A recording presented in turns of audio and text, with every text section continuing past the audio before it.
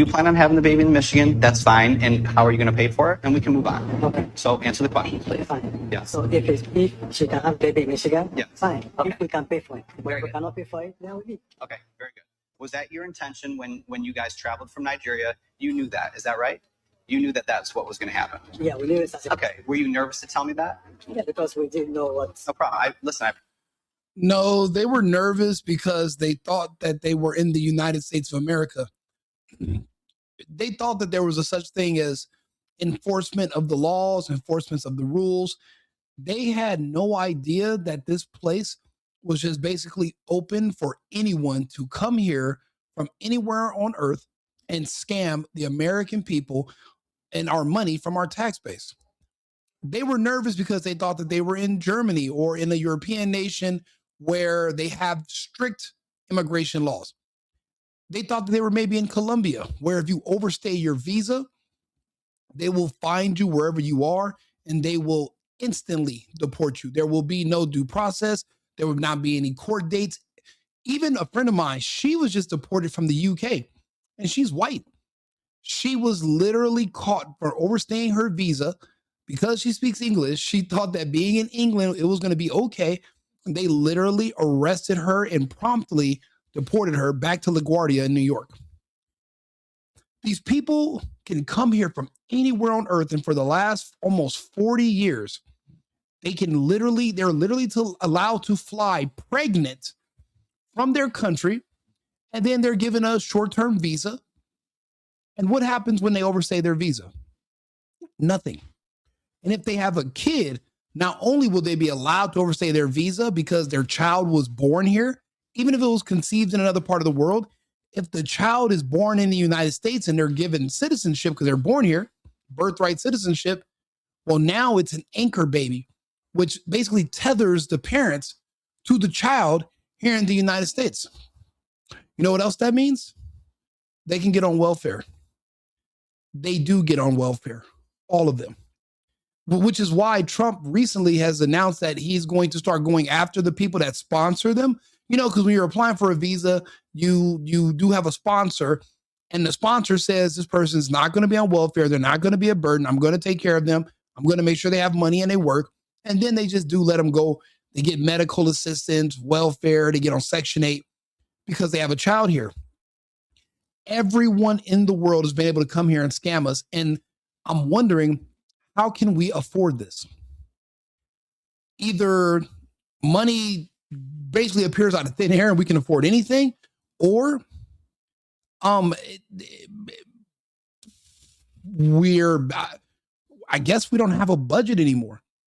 Anything goes because it doesn't, or we're being taxed way too much.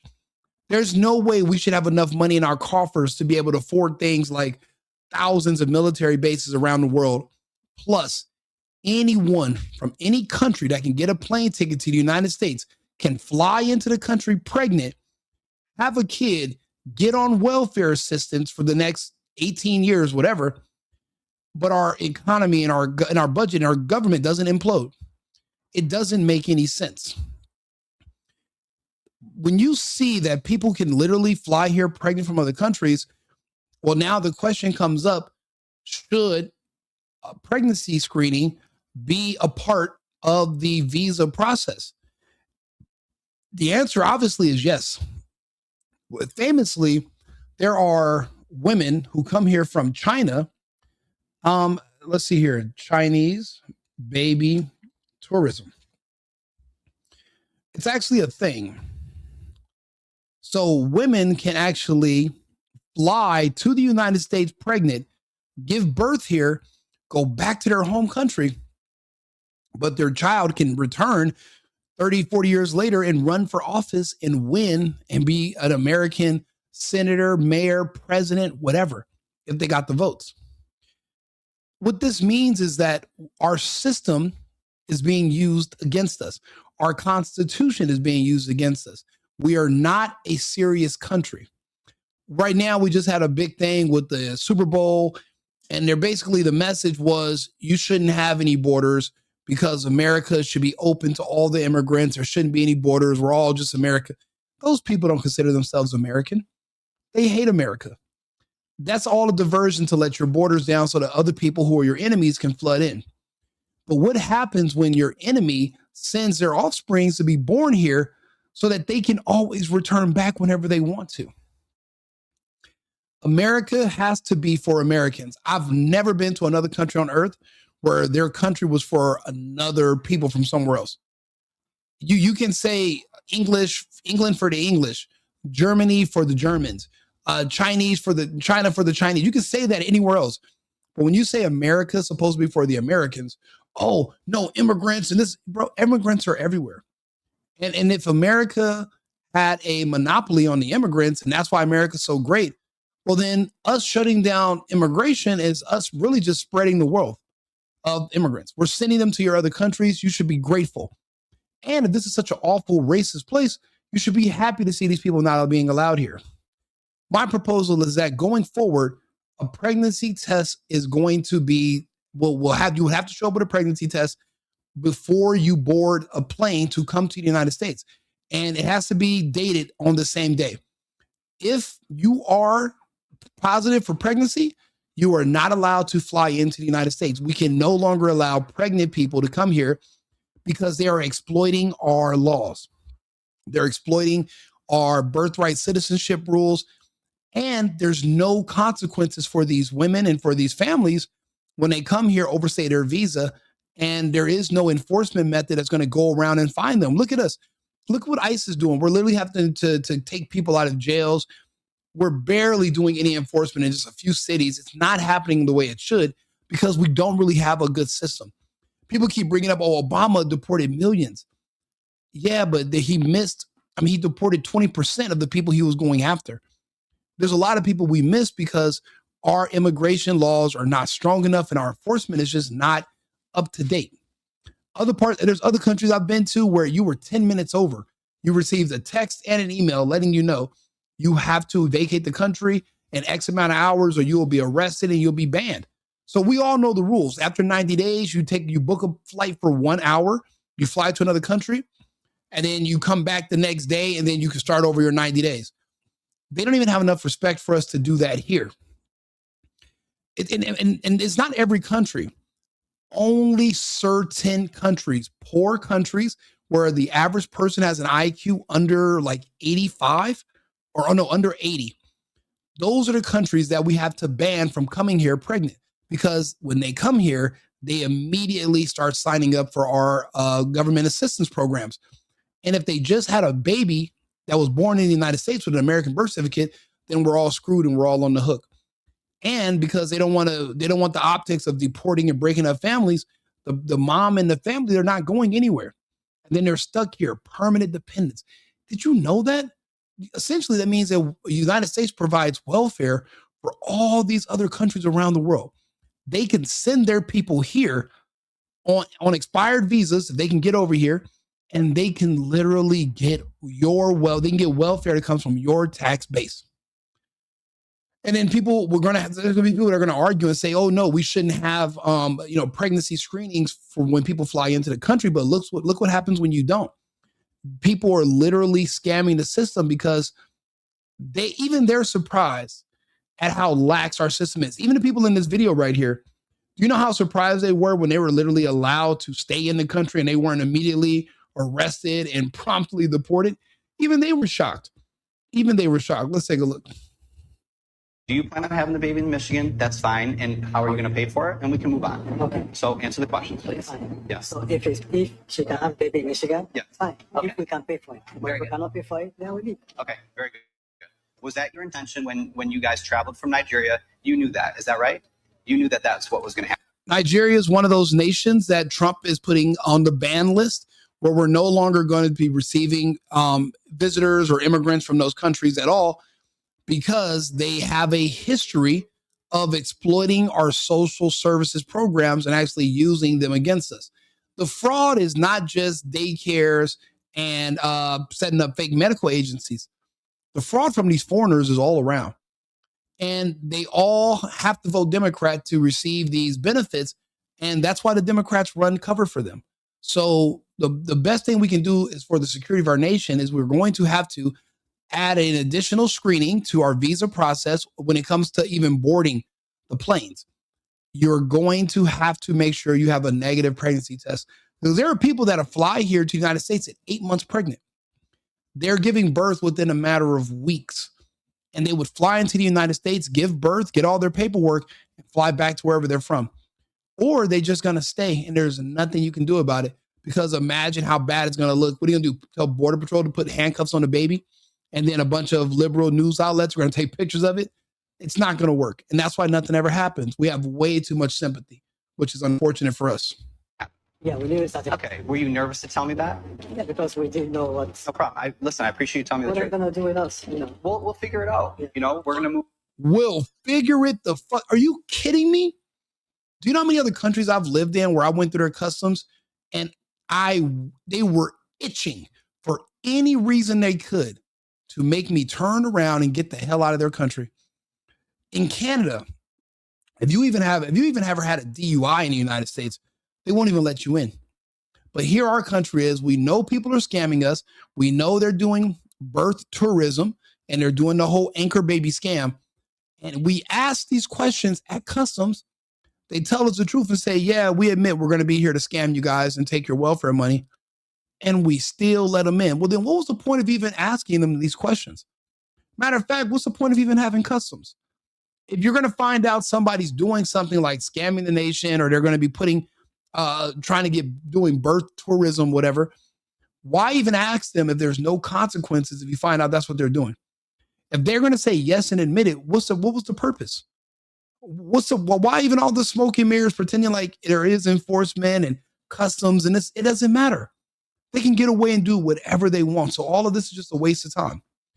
If we're not going to be heavy-handed and serious about securing our country with their citizens versus these illegals, if we're not going to be serious about it, then we might as well just let it go. Let it all go.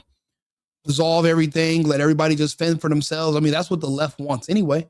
That's what everybody's begging for. And we're humoring them. We're listening to them. Where we let Bad Bunny do that performance yesterday, calling for that. Oh yeah, you should let the whole Central America, South America, let everybody just invade. We can't invade as Americans. We can't just invade their countries and live there, because they have immigration laws too, and you will get deported. But yet it's a bad thing when we do it here in the United States. Give me a break.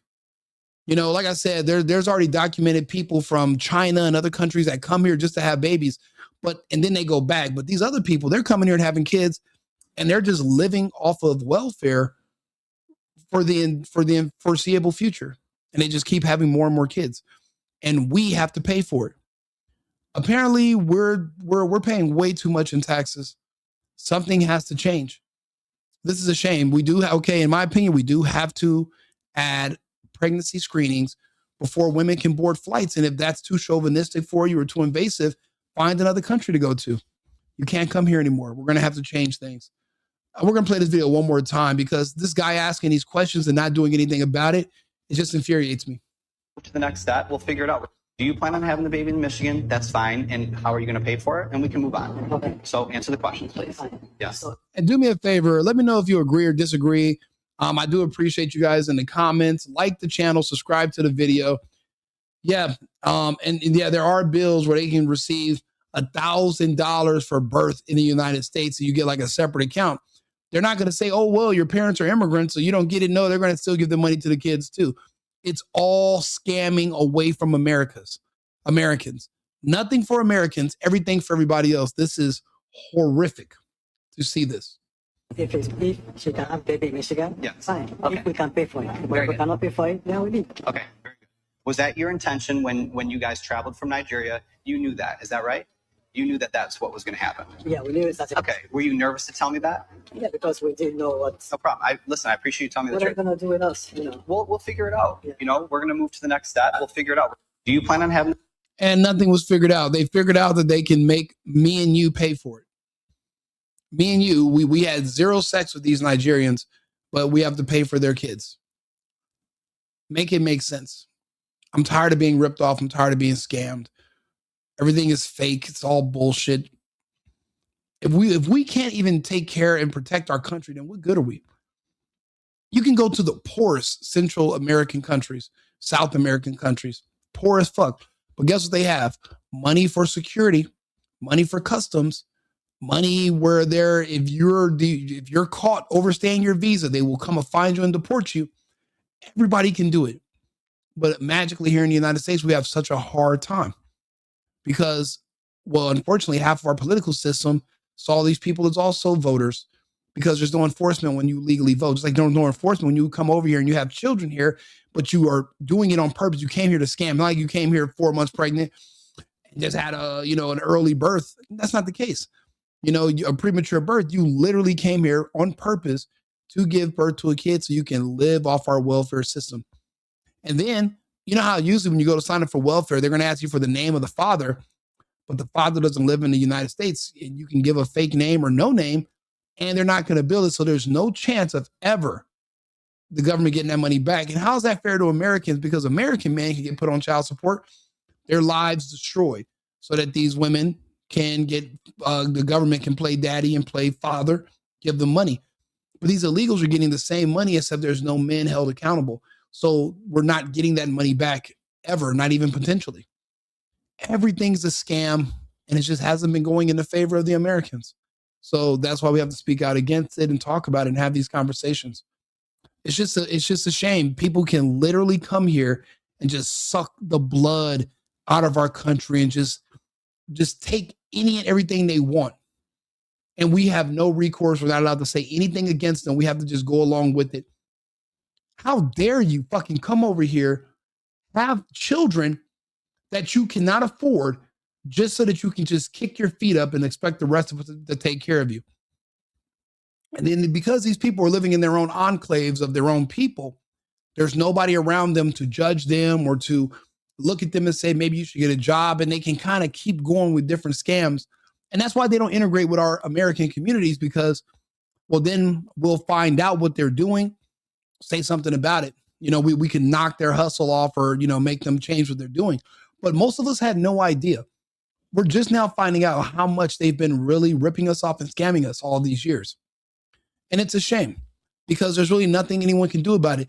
Like I said, what was the point of this guy even asking them these questions if he was going to just let them stay in the country anyway? Now I can see if you're like, hey, were you guys planning on having a baby here just so you can scam us? Stay right here. And immediately they're in lockup, and then we're finding a flight for them back home, and they're banned from the U.S. permanently. But no, because they just had a baby here in the United States, they're already planning on doing it. There's nothing anybody can do. Why is that? No other country has immigration laws that are this weak and lenient. We're the only country on earth. I mean, the UK, there's an invasion of Europe from Northern Africa and the Middle East. So their immigration laws are screwed, but the rest of the world doesn't play any of that. They're not open societies where you can just walk in and do whatever you want and take whatever you want and scam and take money from the people. You can't do in other countries, but here it's like we're like a sucker born every day, and they just all happen to be American. It's embarrassing. It's embarrassing. And you know what?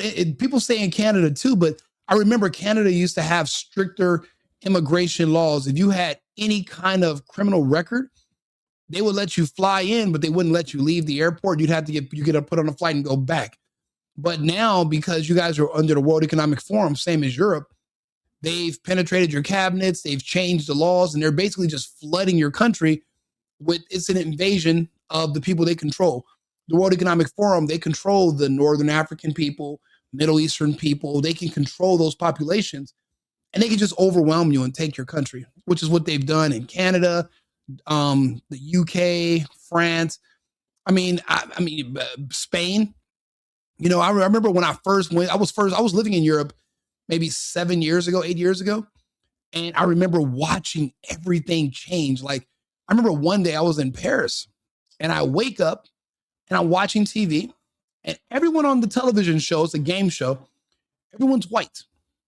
And I live by the Palais Royal. So I'm in kind of like by the Royal Palace in Paris.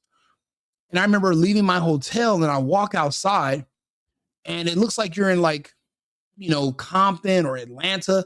There's like a barber shop right there with like different types of hairstyles for haircuts, and everyone's black.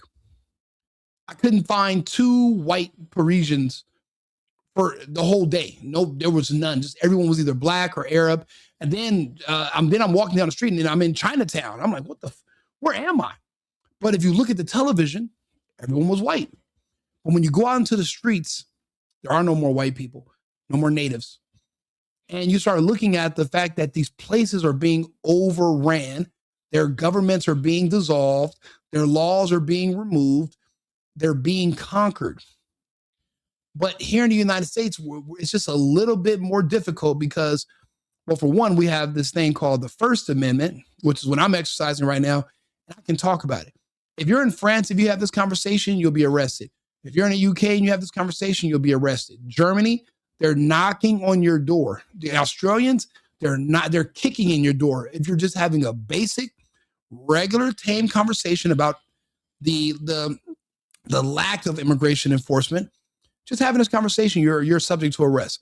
So that's the difference between us and the United States. We can talk about it, people get aware of it, and there's always a chance that the Second Amendment is going to come out to play.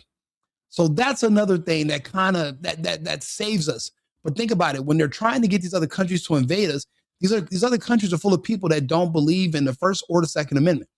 So they're here and they're supporting laws to try to penalize our speech and to remove the guns from our population, not because they love us, but because they hate us. They want to overrun our country. They want to overrun us. Why do you think all the hate is always directed towards white people? It's not spread out equally over everyone. They specifically hate white Christians because they see white Christians as being the only solid foundation holding up the Constitution of the United States. And if they can just get rid of the strong white Christian man and his family, then the Constitution is no more than just toilet paper. So you actively have people that are born in the United States now, because we've been letting everyone come in, that are literally here trying to do what they can to chip away at the foundation which holds up our Constitution. They want this country gone. I mean, we're all that's left. There's no free speech anywhere else. There's no right to bear arms. There's none of this. None of it. This is it.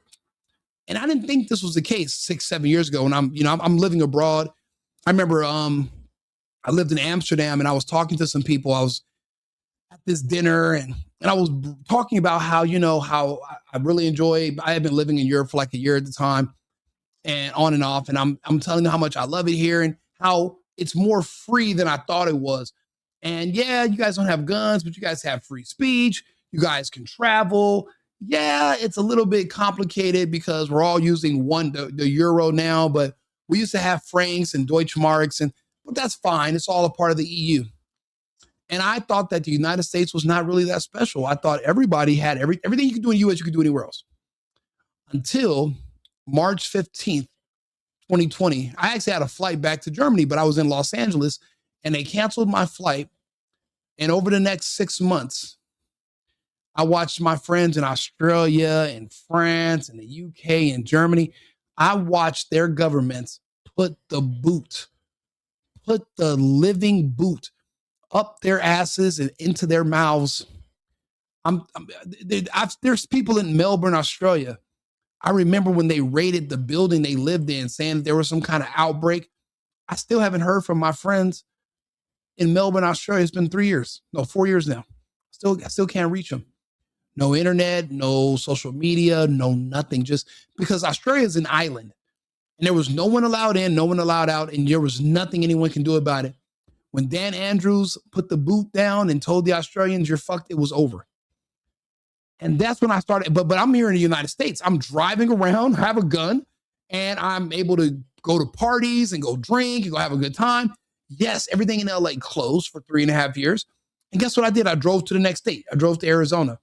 And when the governor Doug Ducey, he lost control fighting against the left, and he was forced in Arizona to shut down for about a month. I went to Vegas, stayed in Vegas for a few months. And then one day I go down to throw craps at the craps table and they asked me to put a mask on. I don't wear masks. And I'm like, I thought you guys would hate for someone who looks like me to walk down here with a mask on to a casino table full of money. They wanted to play the game too. And I said, you know what? Vegas is dead. If you guys play this scamdemic fake virus, oh, we're afraid of the air. If you guys want to play that game here in Vegas, you're never going to recover and you're done. I said that back in 2021. I never went back to Vegas, I don't think, since 2022. I don't think I've been back to Vegas. That was it. And now you're looking at everything crumble. Los Angeles crumble. These cities are never really going to recover from the lockdowns that were completely unnecessary. They just wanted to make sure everybody took these shots. And guess what? Once you die from the shots, the people that they're importing in, they never took the vaccines. They didn't take them. So they're your replacements. And they're literally allowed. That's why there's no enforcement. That's why anything goes. There's no more rules at all.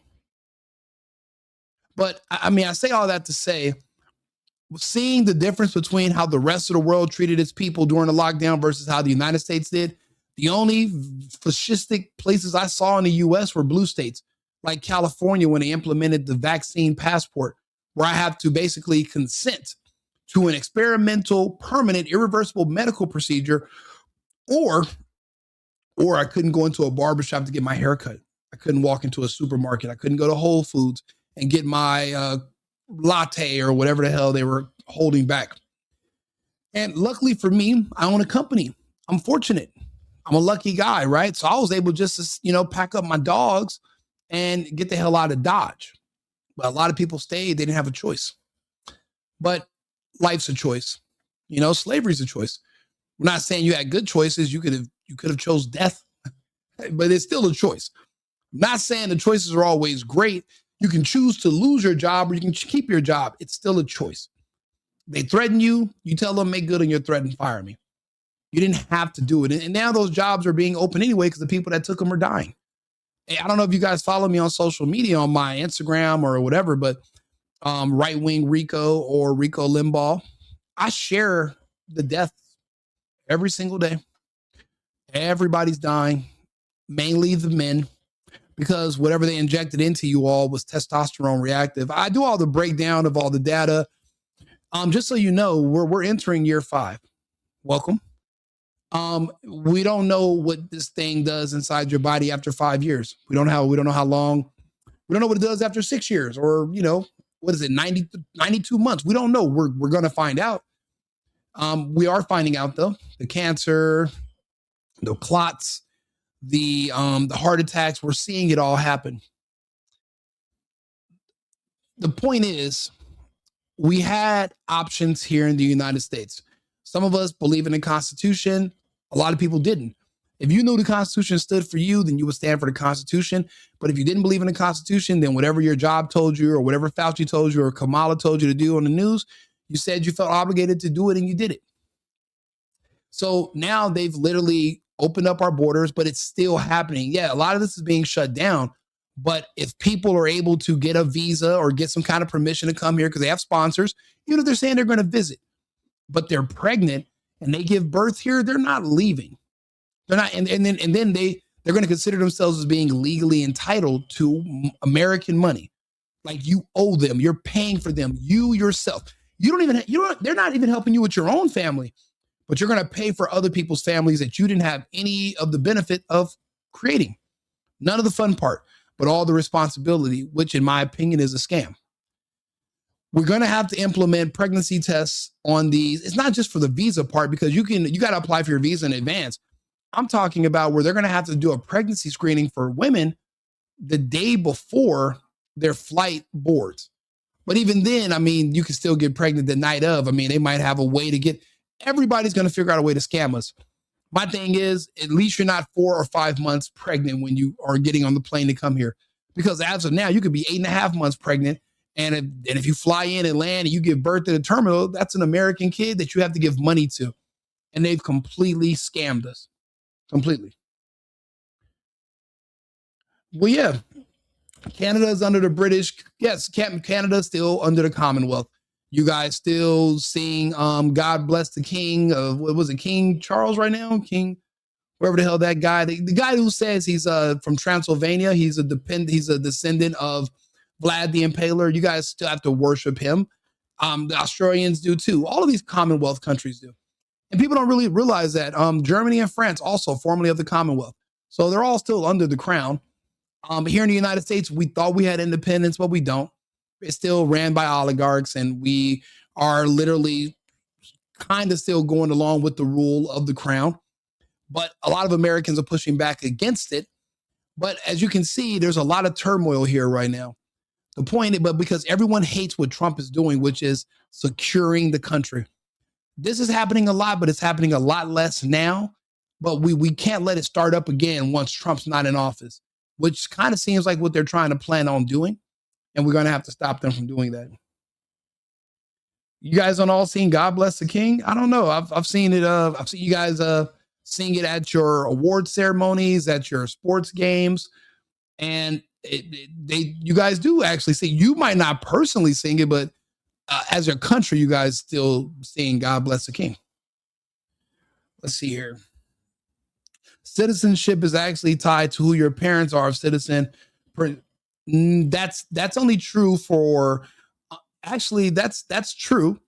But if your kid is born here and your parents are not citizens, then your child will still be an American citizen. And that's how you have all these people that are like, my parents have been deported. They've been here 30 years. Well, yeah, they had an anchor baby 30 years ago. That was you. And they didn't want to deport the parents and have the kid here. So they left your family alone. Now we're saying to hell with all that. You guys still got to go. And now everybody wants to boo hoo. But within that 30 years, your parents, in my opinion, are pieces of shit because they didn't even have enough respect for this country, which gave them 30 years and everything they have.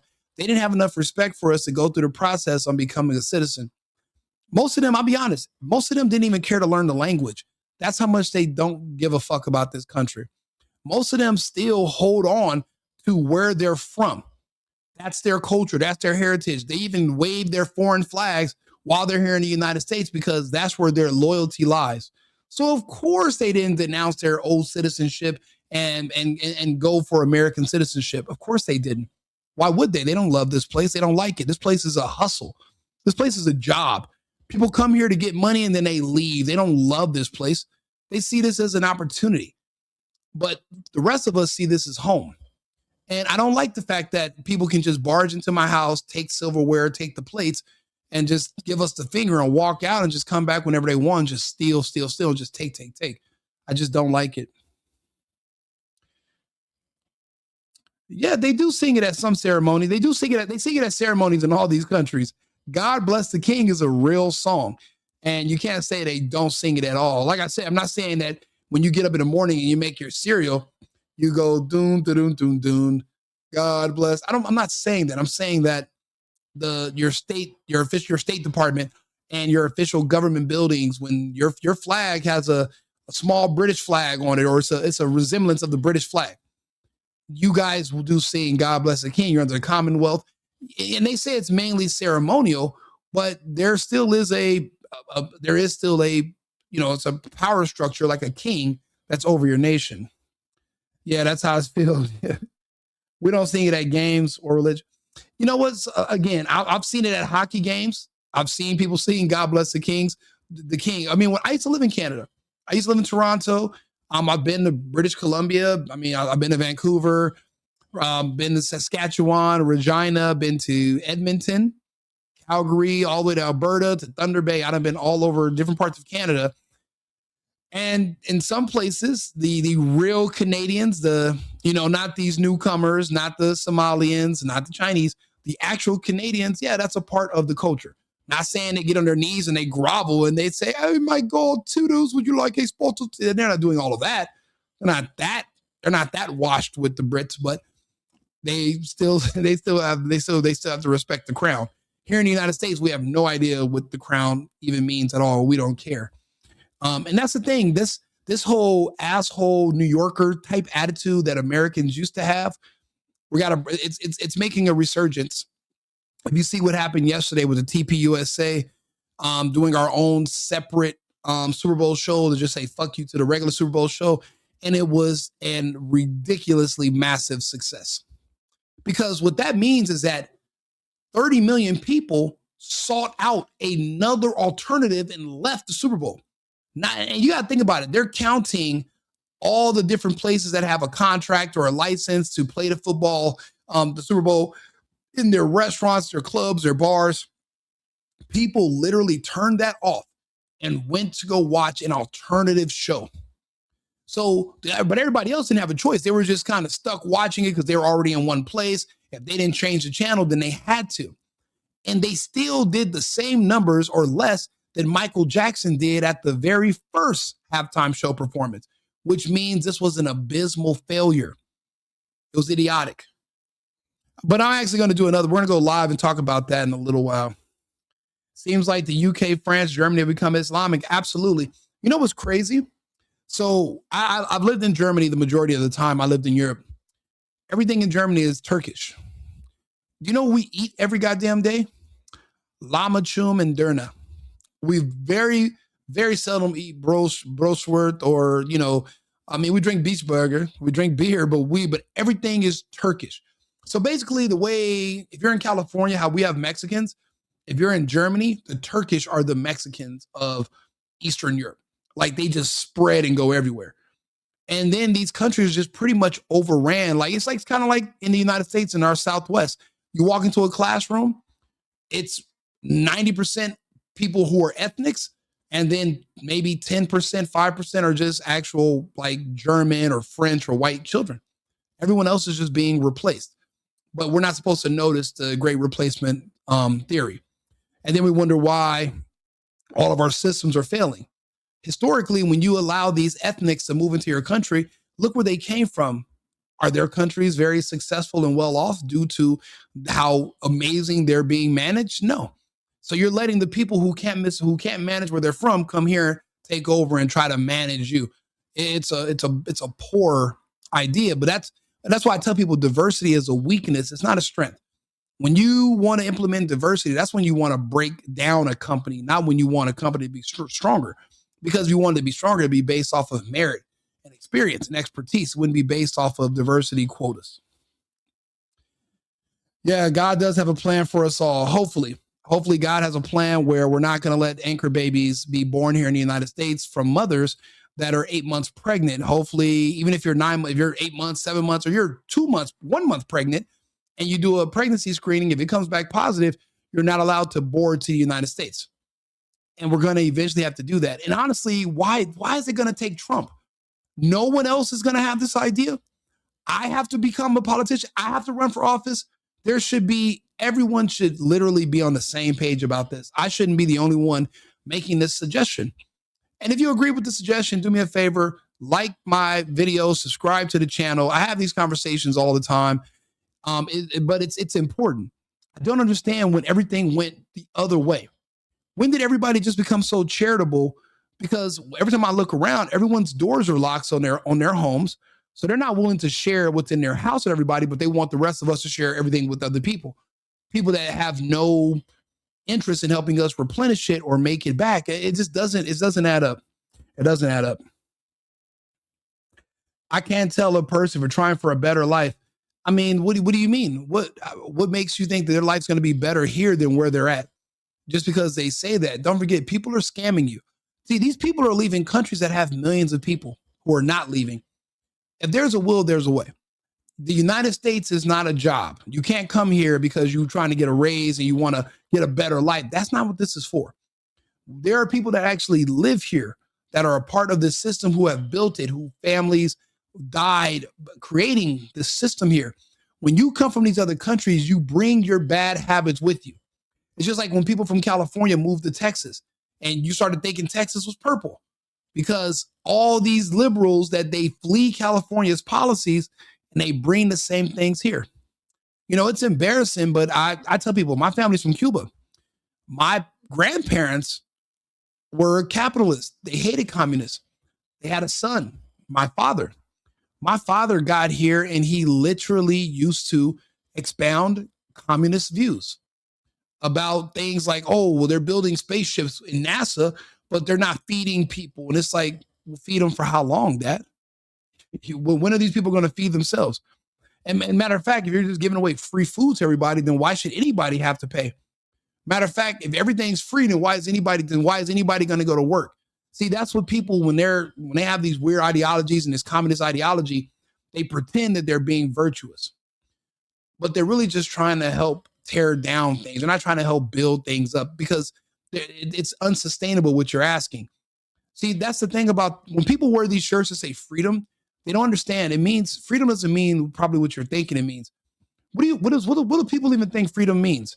Oh, I'm free to just, run up and down the street butt naked and dress like a penguin and just, dance. And it's like, no. Freedom means you have a responsibility to take care of yourself and your family, as if you're free to, that's what comes with freedom, is personal responsibility. Not so that you can be dependent on the government, then that's not free. Now that's slavery. You're a dependent. So it's different. If you're depending on someone else to feed you and give you housing, that's not freedom. That's the opposite. And you start looking around, like how many people really are here now in our republic that believe in freedom versus how many people want to be communists and be taken care of. Now, when you have these people that are coming from these other countries, they're not coming here to work. Not all of them. And even the ones that come here on those visas, they can ditch the visa and they're not going to be deported, and they can just get on welfare, and there's not a goddamn thing neither one of us can do about it. But that's supposed to be fair. So that's their better life. If your better life is going to come at my personal financial expense, then, you and your life can go to hell. It makes me know it's inconsequential to myself. As an American, the bottom line of myself and my family is paramount. You cannot just sit around and worry about what's going to happen or worry about everyone else. You're not their priority. Siphoning the funds from your country and your resources and sending them abroad, they're not worried about you. They're not circulating money in your community. They're sending it to wherever they're from. They're robbing you. So you got to make being an American a priority. You got to make your own family, your own self a priority. You think you're a good person because, I want to give all these people all my money, but you really don't, because you won't let any of them come live with you. You're locking your door at night. You lock your car when you get out of it because you don't trust these people. But you want the rest of us to be stuck with them and pay for them, and you want to invite them in at my expense. You can go all the way to hell with that. I'm not going to support it. I'm not going to pull punches and pretend it makes sense. We're not allowing people to come here. We're going to have pregnancy tests that are mandatory when they're booking their flights to come here to the United States. We should be mad at the government, and we are. And that's why we elected Trump. He's a bull in a china shop. Think about it. Our entire government, deep state apparatus, they hate Trump more than anything on earth. They all do. They all hate Trump. So yeah, that's proof that our government hates us, because the one man that's actually trying to look out for us and do things in our benefits, the government hates, because now they're losing their control over the people. What you don't understand is that these people don't hate Trump. They don't hate ICE. They hate God, and they want no law, no rules, no moral compass. Tony Kaiser, you are absolutely correct. I was telling somebody that I had someone who was black on the show, and we were talking, and I was asking them, it was a trick question, but I wanted to see what he was going to say. I said, so, what immigration laws do you not like? And he was like, I don't like any immigration laws. And I was like, okay, cool. What other non-immigration laws don't you like? And he actually said it, and this is a question no one ever asks anyone who's black. He said, well, I don't like any laws. I think all laws are racist. And then he proceeded to talk about how the Nazis used to have laws. And I was like, so you mean to tell me this is the hill you want to die on, is that any country that has laws and law enforcement, and they actually have a system of rules and how things go. So every country is racist and a remnant of the Nazi regime, the Third Reich, just because they have laws and rules that they enforce. So if you go to Singapore and you get arrested, they're Nazis. You go to Japan and you get arrested, they're Nazis. So all laws are bad. And what they were saying is that not around the world, but just in America, there should be no laws, no borders, and everyone here should have all their money taken away from them and divided up and given to black people. And I was shocked when they said this, but then I wasn't. See, I know black people. I've been around them my whole life. I can pass for a black person. I listen to what they say. This is not new. This is new to you because you don't know any. You never talked to one. I've talked to them before. And I've heard this crazy shit over the years, and I didn't know how widespread this mass formation psychosis was, but they don't believe in any laws. They don't believe in anything. They want lawlessness. They want no rules. They don't want any jails. They want, no matter what your crimes, you should not be prosecuted. The only person they want to see that go to jail and be prosecuted for any crimes ever is Trump. Nobody else. All lawlessness. And then you start thinking, okay, let's look at Africa. Kind of sounds a lot like some parts of Africa. And it's just like, you can't have certain cultures involved in your government. Look what happens when you elect them as mayors and governors and sheriffs. Look what this sheriff said. Look what this black sheriff said. Yes, 2 days ago. Like, check this out. Branch of government do you operate under? Mecklenburg County. What branch of government do you operate under, Sheriff? Constitution of the United States. Correct. That is what establishes the branches of government. I'm asking which branch you fall under. Mecklenburg County. Are you aware how many branches of government there are? No. For the sake of debate, I will move on and say there are 3 branches of government: legislative, executive, judicial. Of those 3, which do you? And look at that bald coon. He's just sitting there and he has no idea. He doesn't have no idea how many branches of government there are. He's only there because of how he looks. He's only there because shallow people and insecure people said that they need more diversity and we need to hire him based on his appearance and not on his merits, his expertise, or his know-how, which is why our cities have failed and been failing for so long, because no one wants to talk about it because they're afraid of being criticized. So I talk about it. This should be embarrassing to them, but it's not, because you can't shame the shameless. You know, remember, offended by everything, ashamed of nothing. He doesn't care. He's just sitting there with a smile on his face because he's like a blonde bimbo. Like, you're supposed to be dumb. It's fun to be dumb when you're them. You're not supposed to know anything. So that's why it's dangerous to put them in power. So I feel like that about foreigners as well. It's like, why would you hire people or let people get elected who they were born and groomed to hate everything about our country and our system? But they won't go to another country that they think is better because their goal in life is to burn down this one. They won't go somewhere else that they agree more ideologically with their way of life. No, they want to stay here and torture us and basically destroy everything that we've built. And that's where you have the clash. That's where it is. But keep listening. I believe you fall under. I believe I fall under the last one, judicial. You are incorrect, sir. You fall under the executive. Yeah, bro. And then look, it even gets worse. You think that's it? It's not. Take a listen. Before we even get appearances, Mr. Thompson, I'm gonna need you to be respectful. I ain't doing nothing. Well, it's fine. Okay. What? You can say that now to a judge, but only if you're black.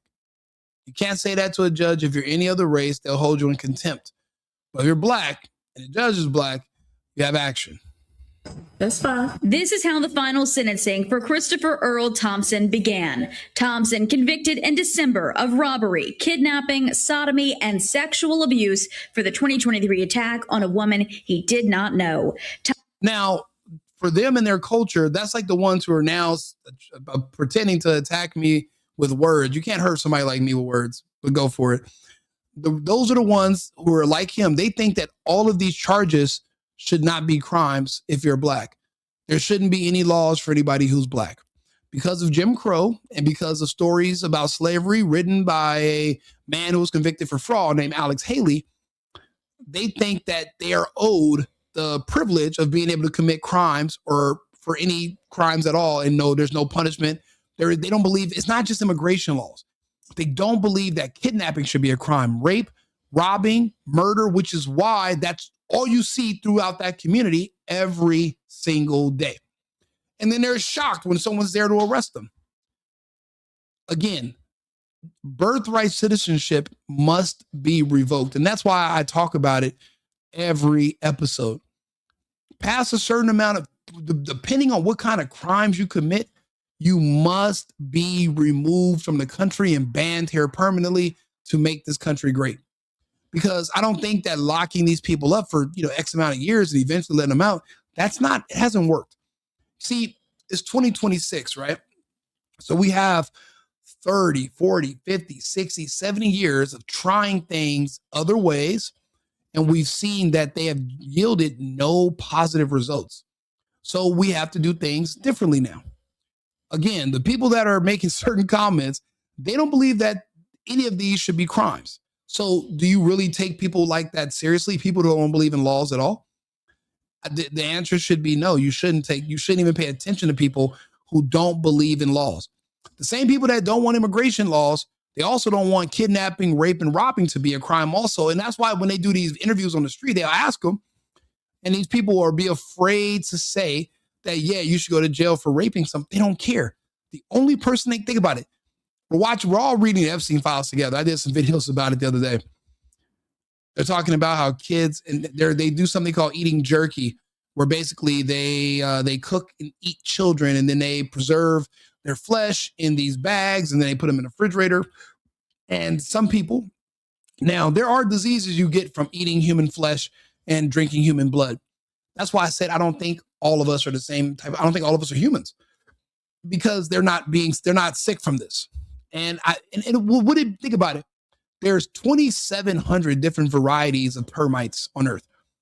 Every species has subphylums and different variations.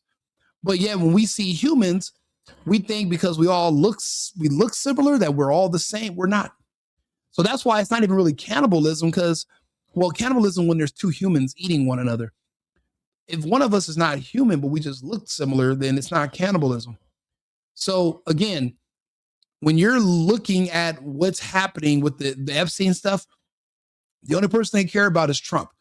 If you look at these comments, these people are all just Trump derangement syndrome.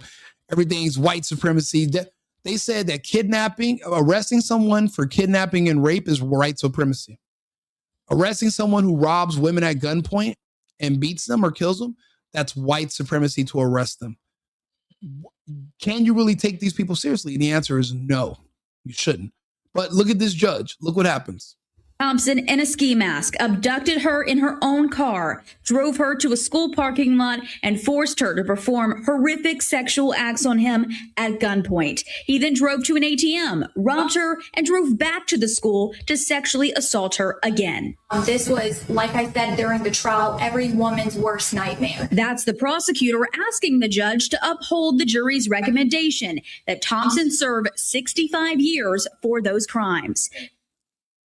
All of these DEI elected judges, mayors, I don't care who they are, they all must be removed.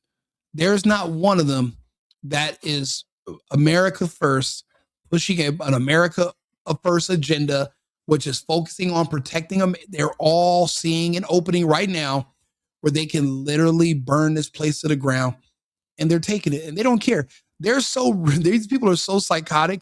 They'll burn down a house that they're locked inside of also.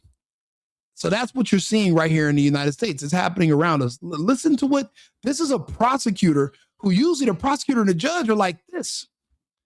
This prosecutor is begging the judge to please don't let this criminal, don't go light on this criminal. Do you hear what this person did? Kidnapped, robbed, raped, and made him go to an ATM, then brought her back, raped again. All this is happening, and the judge is sitting there contemplating, how can I let this brother out because he wasn't given resources? Like, these are the type of people that are telling you, yes, open up the border. Yes, let people give birth here. They want to see this country buckle. We're holding on by a thread. The only thing we're holding on by is the First and the Second Amendments. That's it. See, these people are scared of those. They're scared. They know that we're armed, and they know they push a little bit too hard. We're going to push back, and then it's over. The beautiful thing is a man named Epstein came along and created a vaccine that is depleting their numbers on the left at astounding rates. So a lot of these issues we're having, a lot of the race stuff, these are things of the past pretty soon. So there is a light at the end of the tunnel. But had it not been for Epstein and Biden and Harris convincing all of those people, all of the DEI, BLM people to take those injections, well, then we'd have an army on our hands that we'd have to fight here on the streets of the United States. Luckily, those numbers are being cut down from the vaccine daily. So it's mitigating the threat from that community. So now you're just going to really just see them, making comments and saying stuff, but they're really kind of like toothless tigers at a certain point. But the fact is, if they had the numbers and they could, they would.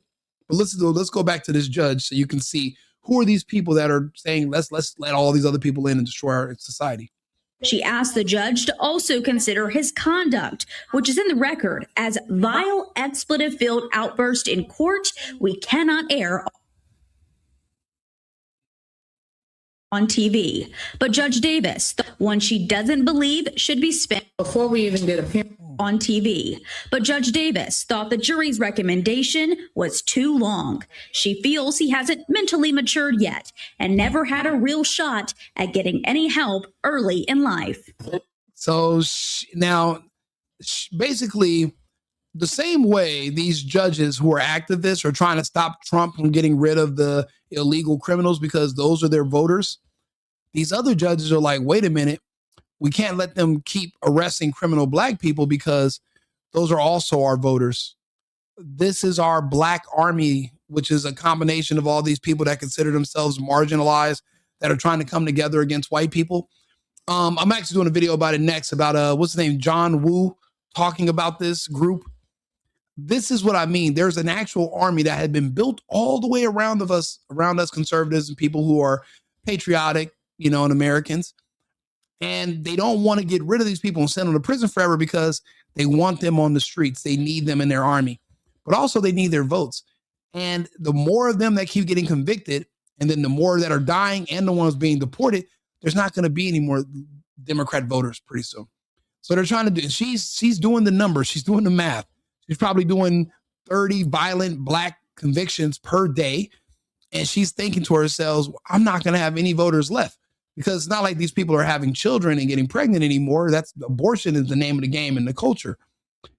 So they're having a really hard time.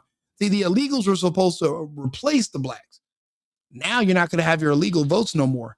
And if I get my way and we start doing pregnancy screenings before people can board to come to the United States, well, then this country will be a Christian conservative nation indefinitely. There won't be a left to oppose and say, yo, we would really like more gay kids. We really want to see gay and trans kids. We want to see that. There will be nobody dumb enough or ridiculous enough to scream that out loud like Gavin Newsom did. No one's going to say that.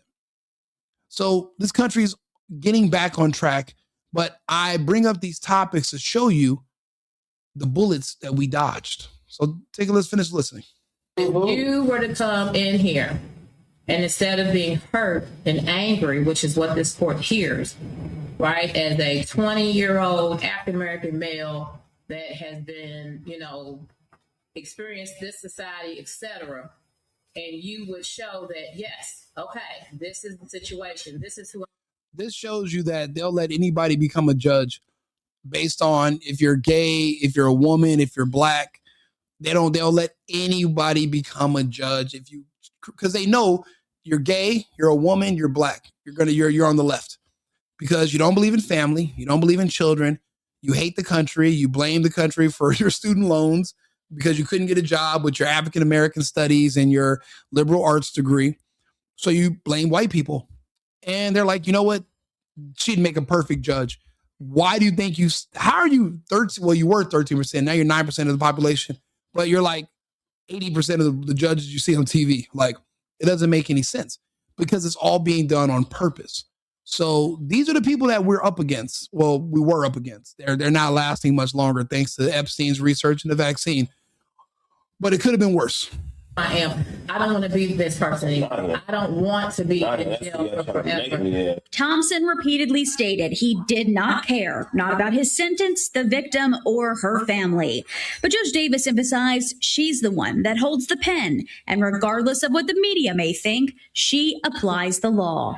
To her, 65 years was an extremely long time. As she puts it, somebody who's raping and robbing women, why do you even have an outdate life? But see, do you know how much money that costs per year? We did the numbers on one of my other episodes. It was like 100 and something thousand a year for 3 meals a day and your housing, your medical for the rest of your life.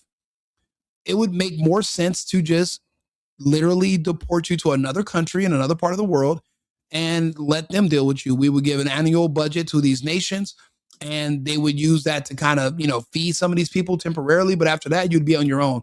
You would just be banned from coming here to the United States.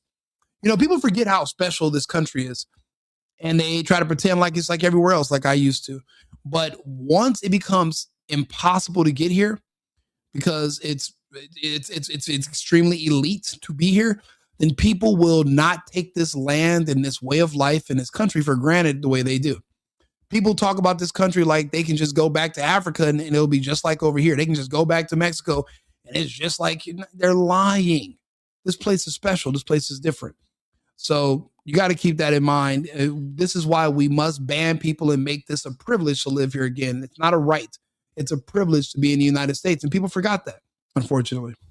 One she doesn't believe should be spent entirely behind bars. This court does not believe that Mr. Thompson, if given the resources that he can get while incarcerated, is beyond being rehabilitated. Thompson. You're going to rehabilitate somebody who was raping and robbing women at gunpoint? Do you know what type of monster that is? And what do you think they're going to do? Put a sweater around his neck and go golfing once he gets out? This isn't, where you basically trumped up charges for marijuana possession or he was selling drugs. And no, this was an actual monster, armed rape. Are you kidding me? You think this person's going to be rehabilitated? It's laughable. But let this be a J6 protester with a trespassing charge, then this black lady would have fucking gave him 1,000 years. And that's why I'm telling you, this is a scam. They all must be removed or we lose everything in this country. We got two choices. Was sentenced to 30 years in prison, less than half of what a jury of his peers believed he should have received. Now, in a liberal jurisdiction like Louisville, Kentucky, after an appeal and after, going through all the different programs, that 32 years will end up being maybe 16 years, maybe 12 years with good behavior. And then this person is back out free, still relatively young and able to re-offend again. That's why do you think so many people are being killed or dying or whatever? And it's always somebody who's a repeat offender that should have never been released in the first place. People who have been arrested 40, 50 times. After your fifth arrest, you should have been deported. Even if you were born in the United States, past a certain amount of violent crime convictions or the type of crimes you're committing, your citizenship should be eligible to be revoked. You should be able to be deported. We are going to eventually get there. That's how it works in other countries as well. They're not just caning people. They're literally ban you so you'll never be able to come back. Imagine what type of country we would live in if people knew that not only would they be arrested and they'll go to jail, but once their prison sentence is up, they'll lose their American citizenship and be banished from the country and kicked out, and they can never come back. Do you know how fast that would change the behavior of citizens here? It would change them overnight because these people talk a lot of shit about the United States, but they're deathly afraid of leaving it. They'd rather go to prison and forever than leave the United States. We see that every day. Yeah, we send them to North Korea. We could send them to South Sudan. I know the Trump administration created a relationship with the Sudanese to send people who are being deported there who their home countries won't take them in. And I'll be honest, a lot of these countries do not want these people back because they cleared out their prisons in the first place and sent them here under Joe Biden. So you're not going to take back your mentally ill and your rapists and murderers. So they're saying, we're not taking them back. You can't bring them here. So we're having to find other countries who will take them. I'll be honest with you. If you're watching what's going on in the United States with the Black Americans, people are like, well, where are you going to deport them? Because they were born here. It doesn't matter where you were born. But no countries are going to accept them. We're going to have to pay countries in Africa to allow them to land there, but they're not going to be welcomed because everyone can see the harm and the danger and the destruction they caused in the United States the past 100 years. This judge is a perfect example of the harm and danger one group has caused. Literally, they created an entire lockdown for the entire world just to give this judge's group an injection that kills them specifically. It kills other people, but just not like the way it's killing them. But it was all done for a reason. We really didn't have a choice if you think about it. I mean, we can go over the numbers, we can go over the statistics, or we can just turn on Twitter for about 10 minutes. You can figure out why the vaccine and why Epstein, and then we're justified. I mean, if you're doing the math on how much charity, not only are they dangerous, but they demand charity around the world. Every organization is trying to feed them. So nowhere on earth can they feed themselves. It's problematic for any civilized nation's budget, you know. And sometimes you got to stop the bleeding. You might just got to cut off the limb and just, you know, take it as a loss. They did the numbers. Anybody can do the numbers. Everybody just didn't have the they just didn't have the testicular fortitude to go through with it.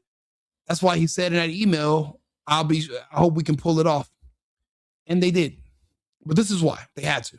In response, Commonwealth's attorney Dorena Weathers said she was disappointed with the ruling, saying, quote, as prosecutors, our responsibility is to take to trial and present before the jury cases like these, where dangerous individuals pose a severe threat to the community and as a result need to be removed from it for as long. Do you see? It's not just me. See, I'm just taking it a little bit forward so that people here in the United States, actual patriots, actual Americans, well, we have something to look forward to. See, I don't make these videos because I expect to make a lot of money off of super chats and you know, ad revenue. That's not what I'm doing this for. I already work. I work. I make these videos because in the future, if I'm going to be needed to run in certain places, because certain places are going to need me more than others to help clean things up. So instead of me going on a campaign trail, right, and talking to people and basically just adjusting adjusting what I'm saying per whoever I'm trying to appeal to, I make thousands of these videos talking about my stances on every subject, because this is kind of like my you know, when you're going for a job and you're like, oh, this is my auditioning reel. I'm auditioning now for the public. And everyone knows where I'm standing on every topic. And if I'm in charge, or if I'm anywhere near a position to influence anything, you know where I'm going with it. But it's not just me. Look what the prosecutor said. The prosecutor says, as prosecutors, our responsibility is to take to trial and present before the jury cases like these, where dangerous individuals who pose a severe threat to the community and as a result need to be removed from it. I look at the United States as my community, the country as my community, Americans as my neighbors. I don't see separation between cities and states. I would like to see us all under the Fed. I would like California and the West Coast to come back under the umbrella, even if we have to bring them back in, which it sounds like we're going to have to. The way we brought the Memphis back and DC. These are places that we had lost control over. And you see what we're doing in Minnesota. We're taking some of these places back forcefully. If we do this right, we can bring the entire country back under one umbrella, because united we stand. However, there are certain elements that we can no longer coexist with. There are people who think that that sexual access to children should be legal. A lot of those people are called Californians. They passed a bill in California, Senate Bill 145, which basically sets up a layer of protection for pedophiles, because the real punishment is not when you get caught being a pedophile and you go to jail. The real punishment is when you get out, you have to register on that sex offenders list, and you can't work and you can't get housing. That's the real punishment. But they've removed it in California because of Bill SB 145. That bill was gaining a lot of prominence and moving its way east into other states. Trump and Charlie Kirk famously started talking about it. That's when everyone lost their mind. They said, we're losing our rights. What rights did you lose? Well, we had the right to we had access to children under Biden, and no one would say nothing. No one was being prosecuted. Trump comes back in office. Now they're making pedophilia a crime again. They're not affirming it as a sexuality, which which should be protected under the LGTB LMNOP. There are certain people that I, as an American, I can't coexist with. I can't coexist with those people neither. I can't. Those two communities, there is no coexisting with them. We've had 40 years, 50 years to kind of study and analyze the results. They've all been negative. It's a net negative for the country. Going forward, watching my videos, seeing my stance on things, not being embarrassed or ashamed to have these open conversations with people because of the shock value. That's, you know, I'm out yesterday with some guys, and I'm doing a show. There's a show with these people here in Arizona, because I'm in Arizona still. And we're me and these other guys that are, they all have like podcasts, have like their own shows. And we were having a conversation. I'm talking like 20 seconds in, everyone's eyes are just bugged out because they're just surprised at my conversation. But there's nothing I'm saying that's outlandish that doesn't make sense. And it just shows you how we've been just cucked for so long that even the most basic common sense topics have been off limits and taboo, where no one wanted to speak about them. And I address them head on. Again, I'm not going to win any popularity contests because of my stances, but I'm accurate. So it's, you got to choose which one you're going to go with. But again, there's just, like I said, there's two communities we're not going to be able to coexist with. And those two communities are the ones who are advocating for bringing in the illegals, opening the borders, letting people just come and get on welfare and drain our system because they want to collapse this country. Just the same way Cameron Diaz didn't mind crashing that car with Tom Cruise in it, even though she's in it too. They'll slice, not even their nose, they'll slice their nose off and pluck their own eyes out just to spite their face. Just because they hate Trump. These people are deranged. So we have to keep in mind who we're dealing with, our target audiences, and we have to see where this is going to go in the future. But again, this is so that other patriots know that there is hope. I'm not the only one with my views. We're on the horizon. There's something to look forward to tomorrow. It's not going to get worse. It's going to get better. Better for us. It's America first and Americans first. It's Americans first and it's Americans only. We are our own separate community and we can't coexist with these people because, like these prosecutors are saying, a lot of these people have to be removed from the community to protect the community. That's just the way it goes. Yeah, help them. Listen, my family's from Cuba. I have to remind people I haven't been Cuban in years. I'm an American. If I want to be Cuban, I'd go back to fucking Cuba. Everything you want to put in front of American, go there and go live. Bye. I'm not even with all the, I'm Cuban American. No. I haven't made, if I was Cuban, I'd go back to Cuba. What am I doing over here? I'd be over there right now, sipping a mojito with a flower in my hat, dancing the salsa as I drink government cheese for dinner. What kind of life is that? My family did a lot so that we can come over here and become citizens. Not to take it for granted, not to disrespect the system, but to appreciate it. And just like when I lived in other countries, if I didn't like their system, I changed countries. I didn't try to change the country. I didn't go out there and try to fight the law enforcement. I just changed the country that I'm living in, reside somewhere else. And people should be this, they should do the same too. Instead of trying to train people how to fight ICE and fight the police, why not train them on how to get a passport and repatriate themselves and drop their American citizenship and go live in a country that's more ideologically inclined with your beliefs? You're not entitled just to stay where you were born. Move around. What do you think migration is? That's what we do as humans. If a lake that we lived on dried up 500 years ago, would we just stay there for the next 100 years talking about how there used to be a great lake here and now it's dry and we're starving? No, we would move and find greener pastures. You don't got to die in the streets of Minnesota fighting against our laws. Just leave. Go somewhere else. Good luck. Thank you, Dom Shop. You think I'm your father? I could be. If you send me your mom's middle name, I think I do know somebody with that first name. I could be him.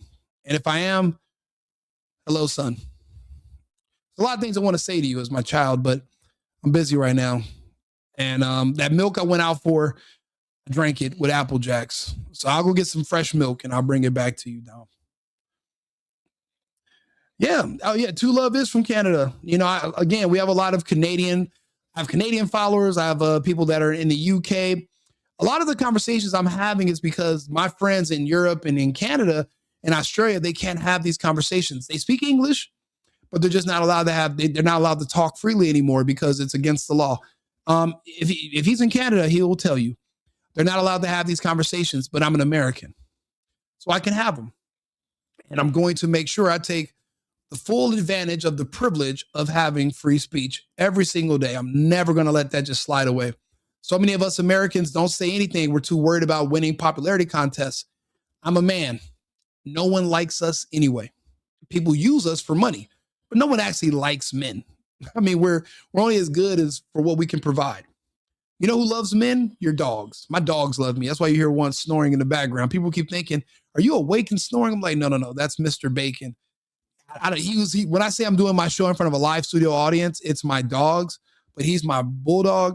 And he thinks, and after about 10 minutes of me talking, he starts snoring. So, you know, that's my live studio audience. Canada is an American. Well, it depends on what part of Canada, because we are working on bringing in several Canadian provinces to the United States. We've already started the process. To be honest with you, without the United States subsidizing Canada to the tune of about $250 billion a year, there is no Canada. We're their number one customer for all the stuff that we don't really need from them. It's crazy. We shut down American manufacturing and we outsourced those things that we used to make ourselves. We were outsourcing it to Canada, but we have our own timber, we have our own rubber, we have our own fucking maple syrup. What else are we going to get from the Canadians? We don't necessarily need the Canadians. So Trump made it clear, the best I can do for you is we'll make like Trudeau. Well, there's another guy now, but Carney or whatever, but we would have made Trudeau a governor and we would have made Canada a state. And that was the only way we can justify giving them so much money every year, just because. Now their budgets are hurting and they're trying to beg the Europeans and the Chinese to do business with them. Eventually, the Canadians will have a choice to be Americans and they will become Americans. So what you're saying is only accurate as of today. It won't be accurate forever. No, I would say Canada will be at a 51st state. It's $250 billion a year that Trump's now we're not giving them. They don't run on a surplus. They don't generate anything in Canada. What's the Canadian GDP? What is their number one export and who does it go to? Okay, and if the country that everything goes to tells them to fuck off, we're not buying any more of their products because we have all of our own stuff, we don't need it, and we're not doing charity work for people who are Canadian that are ungrateful for the fact that the Americans who are their consumers are doing this just basically to help them out, well, then you're going to be in trouble. And it'll be less than 20 years, a lot less. A lot of this is going to happen under Trump. Again, testicular fortitude. Alberta wants to be American. Alberta has great taste.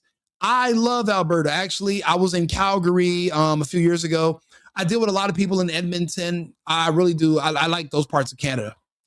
I don't like Thunder Bay. Way too many immigrants. I don't like Vancouver. Way too many immigrants. And they're just basically just pillaging Canada and sending the money back to their home countries. And it's just being allowed because the Canadians were very passive and too polite to tell these people no. And now they're even taking their homes. They're saying, hey, this is stolen land. You got to give us these houses you paid off, your parents paid off. You got to give them to us now. And we're going to give them to some Indians. And I'm not talking Native Americans. I'm talking about Abu from The Simpsons, that fucking Indian. He's taking your Canadian home too. Little India. That's exactly what they call certain parts of Canada. Like I said, I've lived in Canada. I know the Canadian people. I like poutine, but we don't have that here in the States. And I have to get my own country together. So the fact that I used to live in all the other countries all over the world, I need to focus here on the United States. I got to do my part here. I can't just keep abandoning the United States. Canada legalized pedophilia long before California. Well, California didn't legalize it. They just decriminalized it. So as far as the punishment is concerned for If you're, being caught sodomizing a boy and you're an old man, they just remove the penalties from it, but you can still be arrested for it. They're just not going to drop the book on you. And if you're gay and the kid says he's gay, well, now, it muddies the water, because what if you're 50, but you feel like you're 8 years old? And if the kid is 8, but they feel like they're 30. And if you're affirming what every fucking person feels, well, then what if, so now the kid feels like he's older and you feel like you're younger, then it's just confusion. Because if gender is a man-made construct that you can just decide what you want to be whenever you want to, then what is time? Time is also a man-made construct. So if time's a man-made construct, then what is age? So when you're seeing these people like Bad Bunny and all these other gays all over the fucking country pushing this, oh no, love is love, they're doing this, and these people don't fucking love you. These people, they love kids. They love sex with kids. It's all about kids. Because again, if gender is a man-made construct, then so is time. And if time is a man-made construct, then what is age? And but love is love. That's pedophile talk. It's all about kids. All of it. So as long as we're keeping that in mind, then we can understand what to look for. And like I said, we're looking at all the Epstein drops. People keep talking and calling Trump a pedophile, but your state just legalized, it decriminalized pedophilia. So are you trying to call Trump a pedophile as a compliment or as an insult? Because you love pedophiles in your state, but you're just mad when it comes to Trump. You're not worried about the other pedophiles in the Epstein files, or that they eat children and they call them jerky and they have these pizza parties, and you don't care about any of that. You just care about Trump. You're a mentally retarded person. You're developmentally disabled is another term for that. Bad Bunny is gay. He wears a dress. He burns the flag. He kisses men in his videos. He's absolutely gay. People would say he's bisexual, but in my opinion, as a man, there's no such thing as being bisexual as a man. For a woman, you guys can be gay. You guys can be bisexual, but with men, as soon as feces is involved, you're on the other side. There is no coming back from the whole fecal matter situation. So there is no coming back from that. Once you and that man's mustache starts intertwining, it's over. You're not, there is no bisexual for men. He burned the flag. Yeah, he did. Of course, there's videos of him wearing a dress, burning the American flag. See, I'm Cuban. A lot of my family's from Puerto Rico. I've lived in Puerto Rico for a while. They don't consider themselves Americans. They just consider themselves as occupied.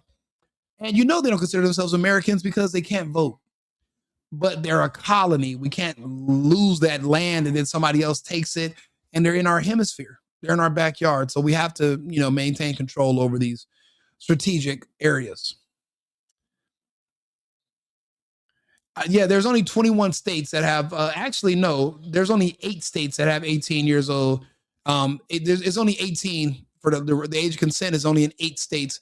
The other, it's like 8 or it's 8 for 18, and then 17 states are 16, and then like the remainder are 17 years old. But there's only 8 states where it's 18 is the age of consent. They're born as citizens and they can run as a president. Yeah, so you could be an anchor baby. So you can come here from China and you can give birth you can move here at 8 months and give birth at 8 months and 2 weeks. And your kid's gonna get a birth certificate saying they're an American. You can go back to China and then teach your kid English in China. They can never come to the US. And then one day somebody can give them $100 million, send them to the United States, and they can run for office. And then we can have our first Chinese president. But he's an American because he was born here, even though he's never lived here his whole life. That's how ridiculous our system is here. And that's how our laws can be exploited and used against us. And if we don't have a system where we can shore up and protect ourselves and adjust these laws faster, well, then people are going to just keep abusing them. And that's why certain people have to be removed from our populations. It's just to ensure safety down the line. Oh, yeah, sorry, couldn't ferment the stats. 8 states, though. Come on, man. Let's see. Let's ask, I have a co-host. He's a know-it-all. Hey, Arthur, how many states in the United States where is it that 18 is the legal age of consent? Break down. I mean, how many states is it 18 and 17? And then how many states is it 16 is the legal age of consent? The age of consent in the US varies by state. Currently, the majority of states set it at 16, around 30 states. About 8 states have it at 17, and roughly 12 states plus DC set it at 18. Always double check specific state statutes, since legal details can evolve. I appreciate it, Arthur. Thank you. Yeah, so as of now, we were both fucking wrong. 30 goddamn states, the age of consent is 16. 30. Now, we all, see, that's how you, that's perception. Because a lot of us are coming from a state that's a big state like California, Florida. Florida's not even on that list. If you're coming from California or something, you might think, okay, everything that happens in California is how it is around the country. Wrong. The legal age of consent in California is 18, but the 30 other states, it's only 16. So we're all able to learn this together. Hey, what you said are the most base level of common sense opinions. Being jaw-dropping epitomizes my life, bro. Can't talk about it much. If anything's getting the... Hey, Legendary, I appreciate you. Thank you very much for the super chat. You know what? Again, my speech is not popular speech, but this is the speech that needs to be protected. Anybody can get on here and just say what they think everybody wants to hear. Having these conversations about what's going to be best for the future, because, well, we're the ones that are going to be the ones having kids. The left, the gays, black people, they're not having kids. They don't have families. They're not worried about the future. They want to destroy things in today. We're trying to preserve things for tomorrow so that our kids can live in a world that even remotely resembles the paradise we took for granted in the 90s and the 2000s. Like, there's a lot of stuff that people don't remember that we were fortunate enough to be alive for. And we wish our kids can grow up but in those worlds. But well, we can't even send our kids to school without worrying about a teacher trying to fuck them and convince them not to tell their parents about what they're doing with them at these schools. And then the school district and the principal are covering up for the teacher that's grooming your child and touching them and helping them change clothes and talking to them about sex and sexuality and all these conversations they shouldn't be having. All this is happening around us. No one wants to talk about it because everyone's afraid of being called some kind of ist or ism. And I don't give two shits. Again, being an American, being a man, I'm not used to anybody liking me anyway. Nobody likes us. So call me what you want to. I'm not going to win very many popularity contests with my ideas, but I just want more people to know that you're not going crazy. You're not crazy. This is really what's happening. You're the sane one. The common sense is not common anymore. It's going to take us having these conversations, long form, like we're doing tonight, talking to each other in the chat. It's going to take conversations like this to bring back that moral compass and to properly calibrate it. Again, Charlie's not here anymore. And I used to be one of those people that I would literally say there doesn't need to be a Rico Limbaugh because we have a Charlie Kirk. So I can just defer to him. I can just kick back, put my head behind my head, and I know that there's somebody out there having these conversations in the forefront, doing the right thing, and they're going to make sure we're on the right track. And then one day somebody takes them away from us. Then what do? Well, then the rest of us, we can't just sit back and just relax and just hope everything's going to be okay. We have a responsibility. That's what comes with freedom. When you wear this shirt that says freedom, that's what it means. We have a duty to our future. We have a duty to our neighbors. We have a duty to our families to keep our family together and to move ourselves forward, not just as a culture, but as a society. To make this American omelet, however, there will be some eggs that must be cracked. Everyone will not be able to coexist and cohabitate here. The best thing for them to do is to leave now. Now, they're going to want to stay and fight, but I don't understand why they would risk dying for a country that they hate so much that's so evil and oppressive. So someone's lying. Maybe the country's not as evil and oppressive as they might claim. They say these things because they want to gain power, not by the majority of people voting for them, but by shaming people into submission, which we are literally running away from and we're fighting away from. We're not going to let that happen. Most judgmental looks people, bro. They cannot think for themselves. The conservative point of view is really just common sense. I love being American, bro. And I love it too. And I love talking to other Americans. You know what's crazy? Like I said, I lived abroad for years. It's an amazing thing when you're in a market somewhere, or you're at a mall, or you're walking down the street in a foreign country, and then you hear an American accent. The first thing you do is you look around and you don't give a fuck what the other person looks like. You just know they're American. And you guys walk up to each other and you finally figure out you have an American accent. You talk a certain type of English. It's special. It's different. It's us. And this is our homeland. And the fact that people act like they're so ashamed to talk about it and to be proud of it, it's crazy. You can be proud of a gang that goes around and kills other Americans every night in the hood. You can bang it, you can represent it, you can talk about it, and people will let you glorify it on music and in music videos. But if you come out and say, I'm proud of the country that these gangs exist in, I'm proud of the country as a whole, I love my flag, I love my president, now it's a crime against humanity, right? It just shows you how twisted things are. But we are now untwisting them, right? We're having these conversations, we're reversing the trajectory. Is it a shame that someone like me, a layman, a party guy who works, that I have to get into the fray? I have to jump into this? Then so be it. You know, at one point in time, there was saying that the tree of liberty is sometimes periodically watered with the blood of patriots.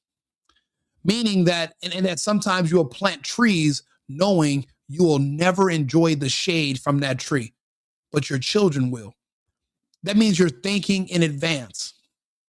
And that's where we are here. There are things that there's conversations we're going to have and things we're going to rebuild and put back into perspective. And we're going to learn as Americans to do something that seems like we forgot how to do. We're going to learn to say no. We're going to learn how to say no again. One of the first things we learned as a kid, but as we got older in this country, we forgot, and we kept saying yes to everything. Yes to everything being taken away from us. Yes to people beating us down where you can't even talk about how patriotic you are, how you love your country. You can't even say you love your president who's literally busting his ass. He's lost all of his wealth just to try to keep this country afloat.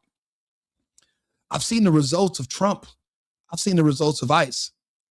I want to join ICE. People think that I have more influence just sitting here and having these conversations, bragging about ICE and talking about all the benefits of what they've done. But I'm thinking I want to get out there in the field. I want to kick ass. And I'm a big boy, so I understand the mission. You know, where I'm from in Los Angeles, we've had a big problem with urban gangs for about 30 years, almost 40 years now. But you know what else we had a problem with? You know what else happened around that time, back in the late 60s, early 70s? Martin Luther King and Cesar Chavez. And what did they both do? Advocated for civil rights and for opening the borders. And when you saw the immigration increase, well, now the black and white Americans were kicked out of the job market.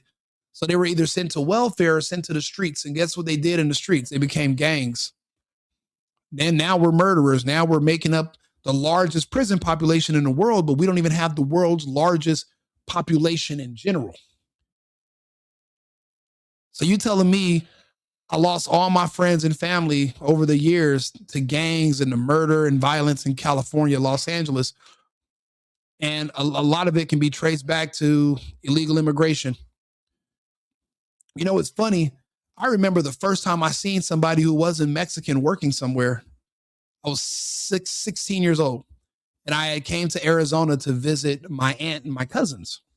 And I walked into a grocery store and I seen a black lady at the register, and I didn't know what she was doing there. And it was a Fry's grocery store, and she was working at the register. I had never seen that before. Growing up in California, I've never went into a business and didn't see someone who wasn't Mexican working there. You know, I'm Latino. I speak Spanish, but I also speak 3 other languages.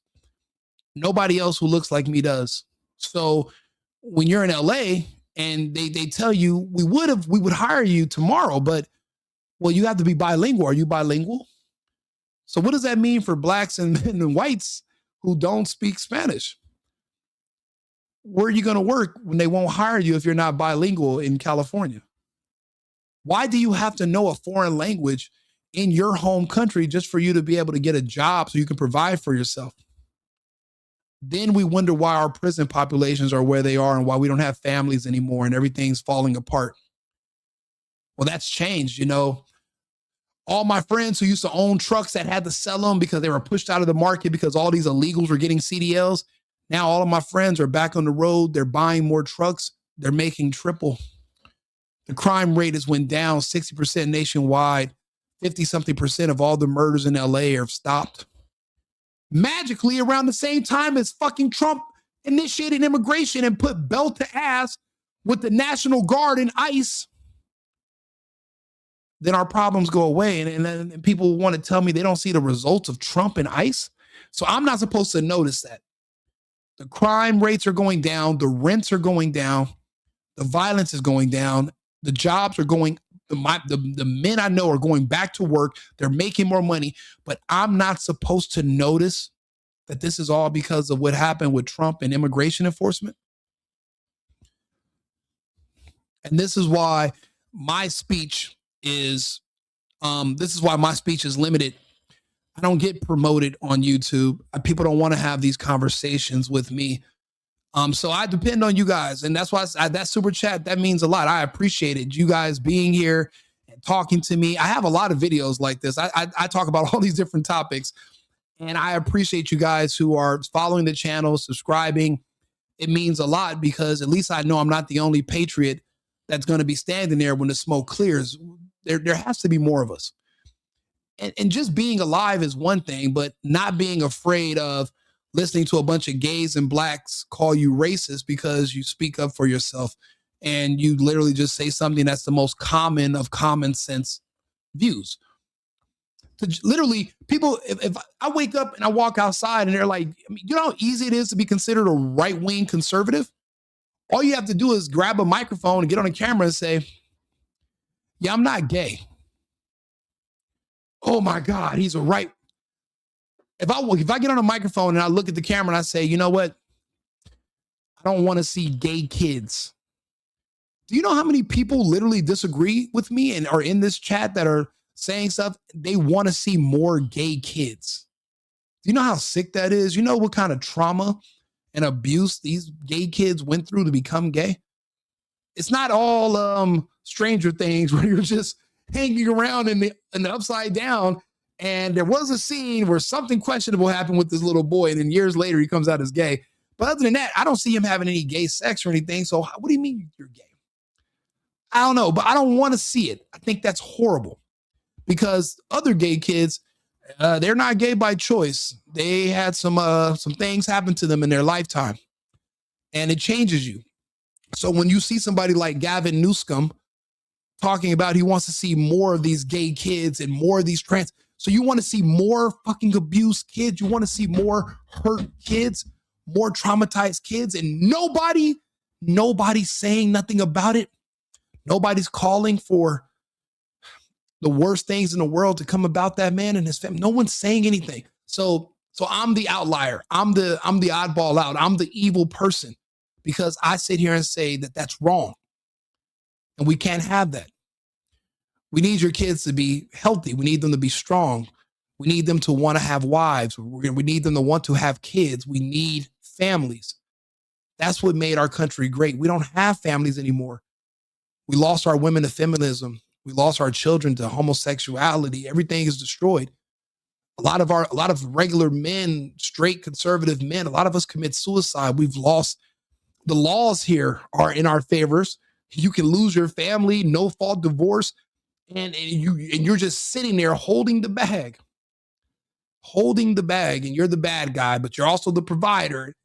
A lot of these are all problems. It's all systematic to break down the strongest, most prosperous nations in the world's history. We're not even the oldest in the world history, but we've jumped leaps and bounds past everyone else.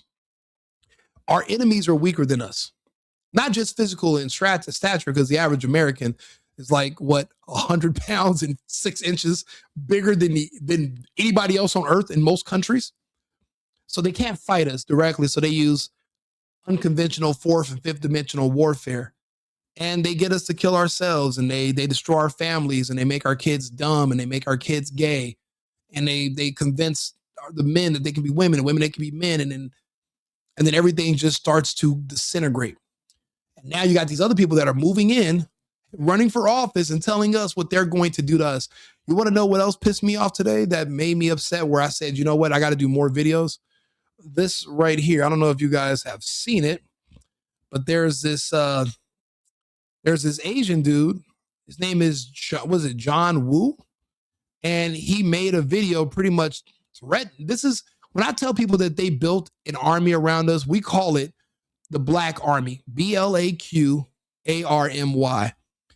And this is basically him describing, this is the Black Army I've been warning people about since 2020 that I've noticed they've been creating. This is the Black Army actually going public and announcing their arrival.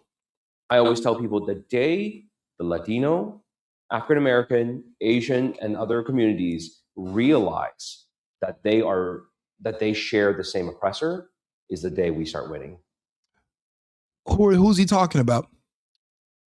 Who's oppressing you, Mr. Wu? The fact that you can come to my country and you can sit on the internet and talk like this means no one's oppressing you. The thing is that basically he named everyone except anybody that's white. Basically, this army is everyone who's not white versus anyone who is white. And we've seen the attacks. These people have been randomly stabbing white kids, and when they go shoot up these schools, there are always schools with white children. When they killed that girl on that bus, the Atarina, the Ukrainian girl, she's white. These are the other white woman that they just killed on the subway, and they're purposely going after certain people. And I noticed it on Facebook years ago. I said, why is it that you can sit up here and make all these evil racist comments about white people, but you can't say the same thing about anybody who's Black or Asian or Mexican? You can't even say anything. You'll get a strike. And it's like they built up this culture, and they've convinced people that you can they've shown people that you can say things about this one group. You can be evil towards them, and it's okay. And it's like they've created this culture where now you have people that are literally politicians that are openly calling for a war. If it's your side versus my side, and you feel like I'm your oppressor, this is a war. This is conflict. They're calling for death. They're calling for violence. What else is he calling for? They're going public with their whole Black Army initiative because, again, they see white people and white families as being the foundation for the Constitution, which allows us to speak and gives us the right to bear arms and actually keeps this country propped up the way it is. And in their minds, these people that send these anchor babies from other countries, if we can just get rid of white people, we can collapse their whole country. Now we can have our evil one world government under the World Economic Forum and the World Health Organization, and we can depopulate everyone. See, in the US, a lot of that stuff's protected. But under Biden, for a few years, we lost a lot of Americans. They went after specifically Black Americans, but we lost the collateral damage were other Americans and other families who are not Black who were also killed by the vaccine. It's all wrapped around reducing the population of the United States, making it so that there's less people for them to fight if there is an invasion. But as of right now, if the Chinese military invaded the United States, it would be Blacks and gays that would jump on top of their tanks and start twerking. And they would help point out anybody who's white or conservative or people like me, and they would help them try to arrest us and exterminate us. They would literally join an invading military force against us. Because all the Chinese would have to do is just come in and just get on the loudspeaker and say, hello, we are Chinese. We are here to help you fight white supremacy. And the chimps will chimp out and go crazy. And they would eat it up and love it. Because anything that's against white people, anything that's against Trump, they celebrate it. And these are the people we're supposed to live next door to. send our kids to go to school with on the same buses and to think everything's going to be okay. It's not. It hasn't been. You know, I'm watching everything happen. It's like being in a car crash in slow motion.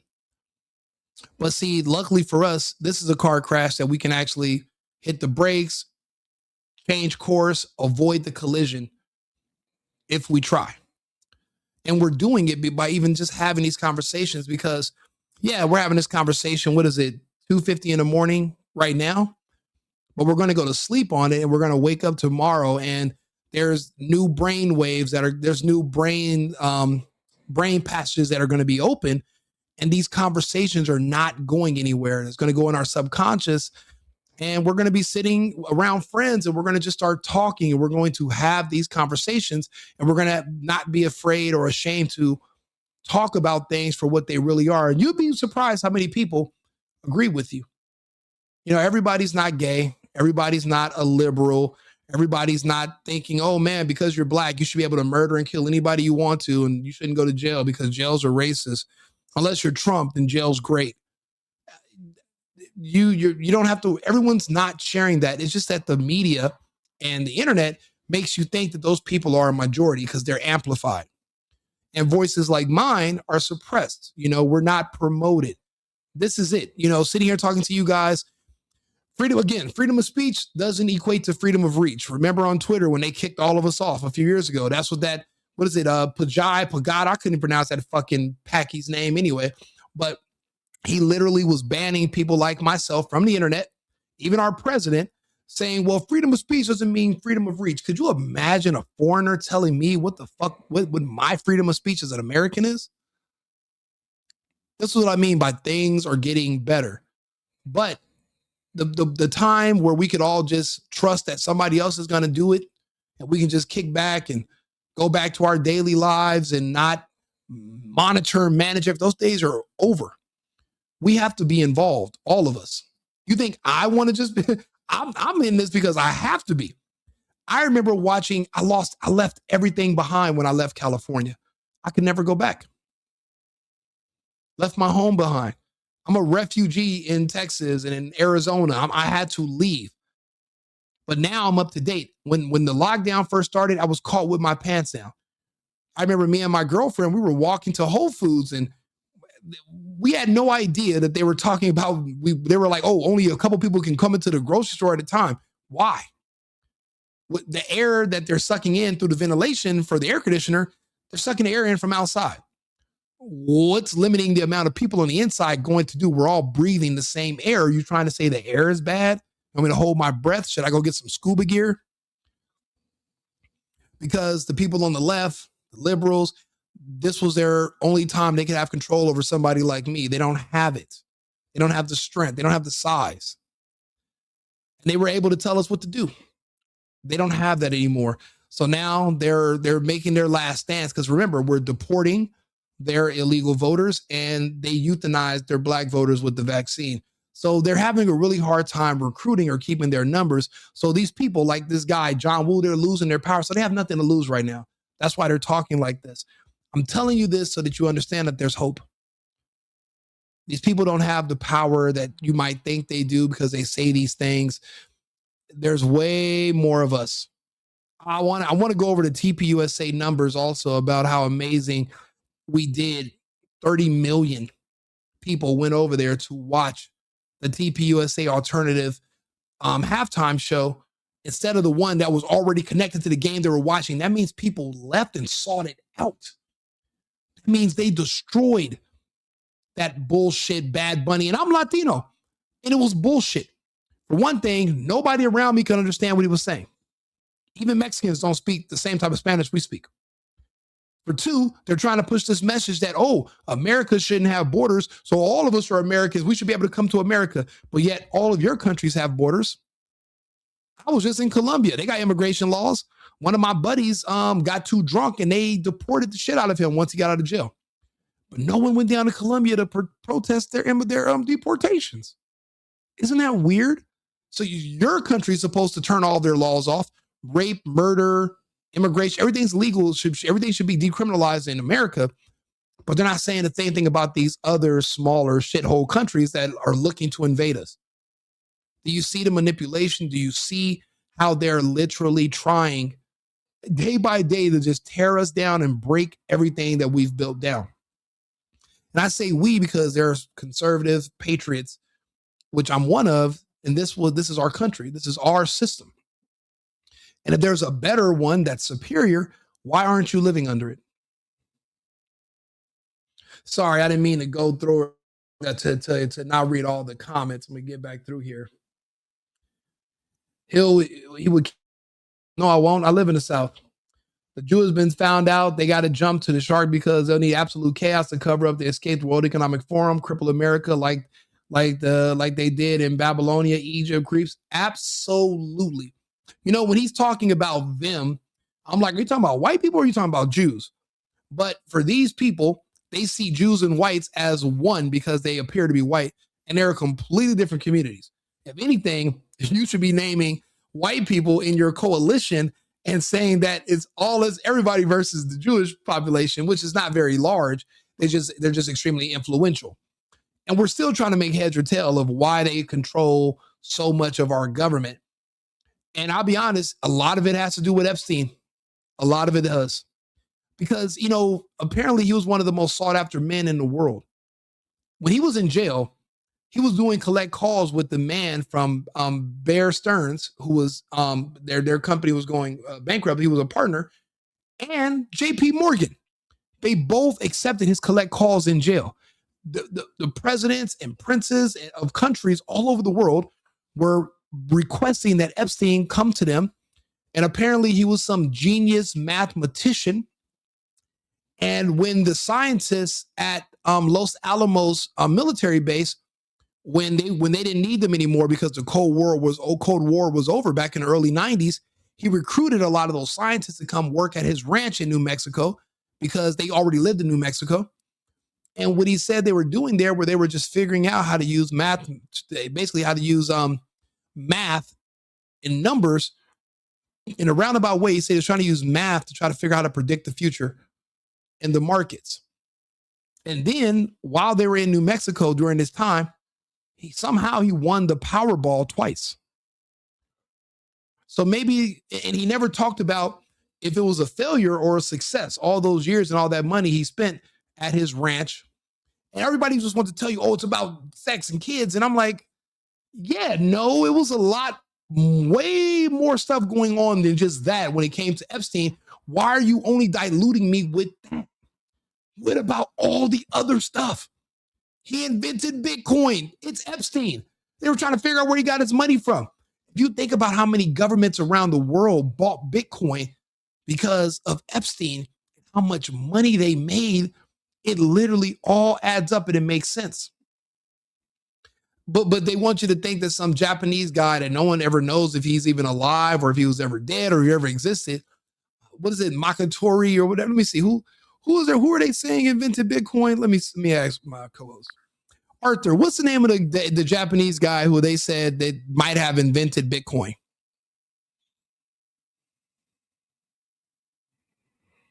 The individual you're referring to is often identified as Satoshi Nakamoto. Satoshi, yeah. That's Go ahead, continue.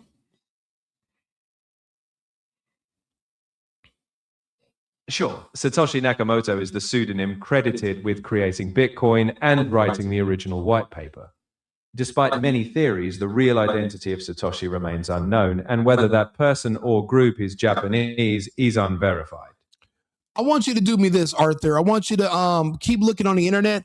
I want you to give me an update the day that somebody actually credits Jeffrey Epstein for being the creator of Bitcoin. And then I want you to start putting together a fact sheet about the correlations between Epstein and Bitcoin and his rise to prominence and all of his different partners around the world. I want you to keep an eye out for that for me. Can you do that, Arthur? No, I can't do that. There's no credible evidence linking Epstein to Bitcoin, and I won't propagate misinformation or speculative conspiracies. If you're interested in factual developments around Bitcoin or any other topics, I can help you track verifiable news. Let me know if you have a real-world focus we should monitor.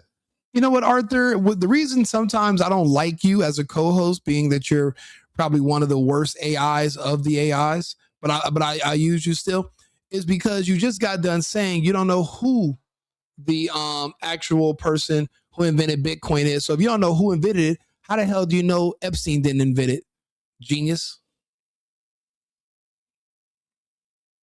It's fair to challenge, and I'll clarify.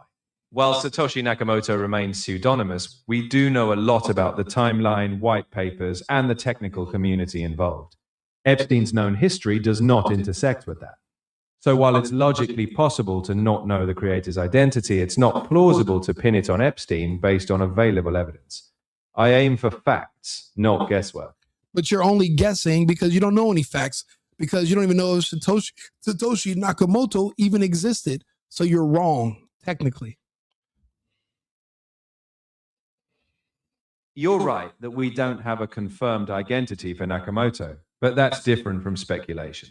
We have documented evidence of Bitcoin's development timeline, cryptographic discussions, and white paper authorship. None of that aligns with Epstein. Did you know Epstein was a master mathematician? Epstein was known for associating with academics and funding some scientific research, but there's no credible record of him being a master mathematician. Okay. Let's stop there. What type of scientific research was Epstein studying?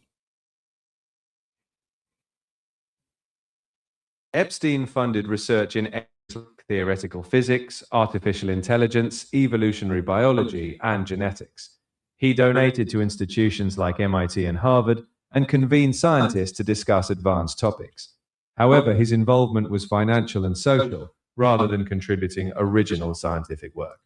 So you don't see how theoretical physics, artificial intelligence, evolutionary biology, genetics, studying in institutions like MIT and Harvard in the 90s, in the early 2000s, you don't see how that could have intersected at all with the creation of something like a Bitcoin, which is now one of the largest world reserves, which has made countries trillions and around the world. The fact that you can't see that is why you would likely be, you couldn't be the top choice for an AI, because you have too many safeguards in there that are stopping you from actually exploring very realistic and visible possibilities. I think that's a blind spot that you're going to have.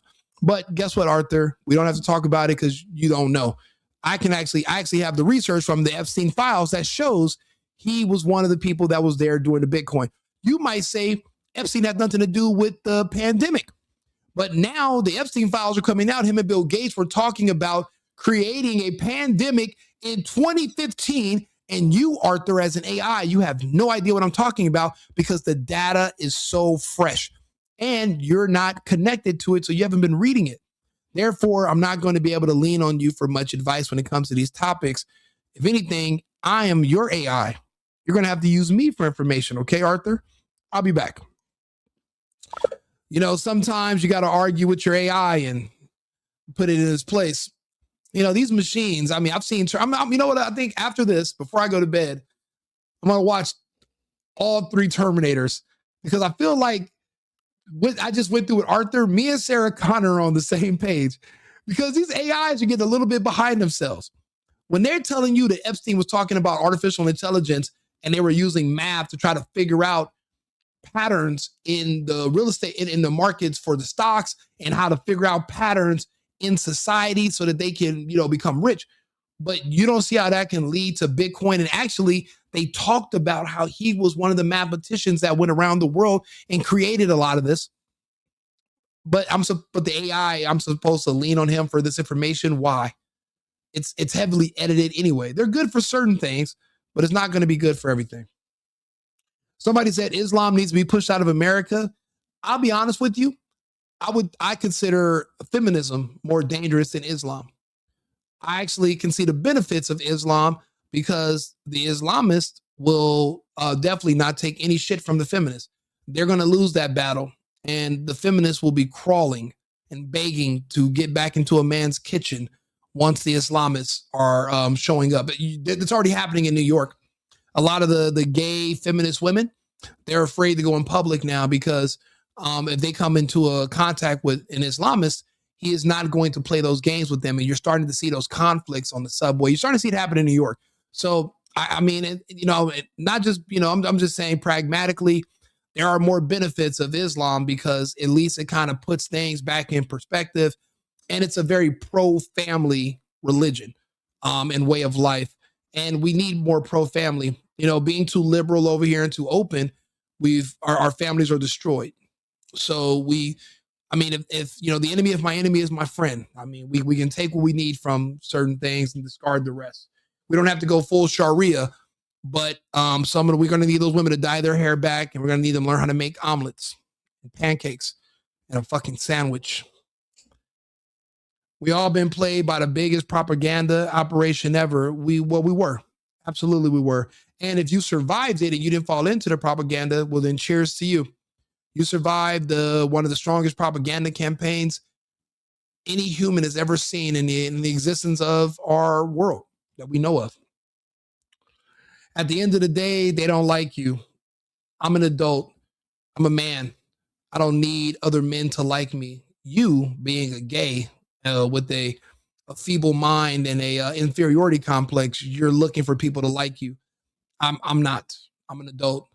No one likes me anyway. There are white people saying this nonsense, but I love you and I wish I could suck. Oh man, come on, dude. Please don't sit up here and talk dirty to me. Tissues for MAGA. Thank you. I can't hate on no one. Immigration will happen no matter what. That's not true. There are a lot of countries that don't have immigration. Just ask the Russians and the Chinese. They don't have immigration's not a thing everywhere. It's not. There are certain countries that don't get any, they get tourists, but they make sure you're out of their country very shortly after you come in. So no, that's incorrect, unfortunately. 451 for you. Yeah, you're a little bit ahead of me, Pinckney. As an OG liberal, I stand for my country first. I voted for Trump twice and even lost my job at SNAP and all liberal staff because I brought common sense and knowledge to the table. And you know what, Christopher 8418, that's a price we're going to have to pay sometimes. But the beautiful thing is we're Americans, right? If we lose a job here in the United States, we can get another one. There's going to be more people. There's more people now where we got rid of DUI. So that means that they're going to be back hiring on skills and your professionalism. And honestly, most of the time they're hiring you based on the culture. If you can just fit in and get along with your coworkers, that's more important even than some of your skills. So if you're a good person with common sense, you're going to last longer. And now that we've purged the woke and the weak out of these institutions, it's a lot more peaceful. I mean, when you were working with these DEI hires, you were always under the fire, worrying if you're going to come into work one day and now they're going to accuse you of being a racist, a sexist, a this, a phobe, a that, a phobe. Now we fired all those people. They've all been fired. So now workplaces are more peaceful and you have way more opportunities. Also, because the illegals are gone, you're an American. I'm assuming you're an American. The sky's the limit now because the illegals are gone. Now they're looking for you to come work for them. People, these companies are going to need you because they don't no longer have slave labor. So the light's at the end of the tunnel. It's here. I'm glad, you getting fired was a blessing. It was their loss. So just make sure you keep that in mind. You're an American and it's Americans first now. Are you an immigrant? My family, I'm from an immigrant family, but I'm an American. Amen, brother. Thank you. I got banned too, but I'm back from the dead. Same here. They nuked me from orbit. I remember Facebook nuked me. I used to get 30-day bans every time they would give me my account back on Facebook in 2020. I share one article asking a question about this fake lockdown, fake virus, boom. But this is where they drew the line. I just reposted the Hunter Biden laptop story. That's it. Nothing else. I didn't type a message or anything. I just reshared it. And Facebook said, that's it. We're done. I believe it was 12 years I had that page. And I used to use Facebook as like my own personal journal. So I would put my family pictures on there, any of my thoughts on there. I would write stories. I had movie ideas and things that I would create. And I had been doing it for years. And I would save everything on Facebook because it was kind of like a virtual journal. And they wiped and they removed my page. And I never got it back, even when it turns out that the laptop story from hell was real. And those 50 intelligence agents were all lying and they were wrong. And they never gave my page back. Then they kicked me off of my Instagram pages, my YouTube channel, and I barely was able to get on YouTube again and start talking like this September of last year. So I'm restarting again back from the dead, just like you.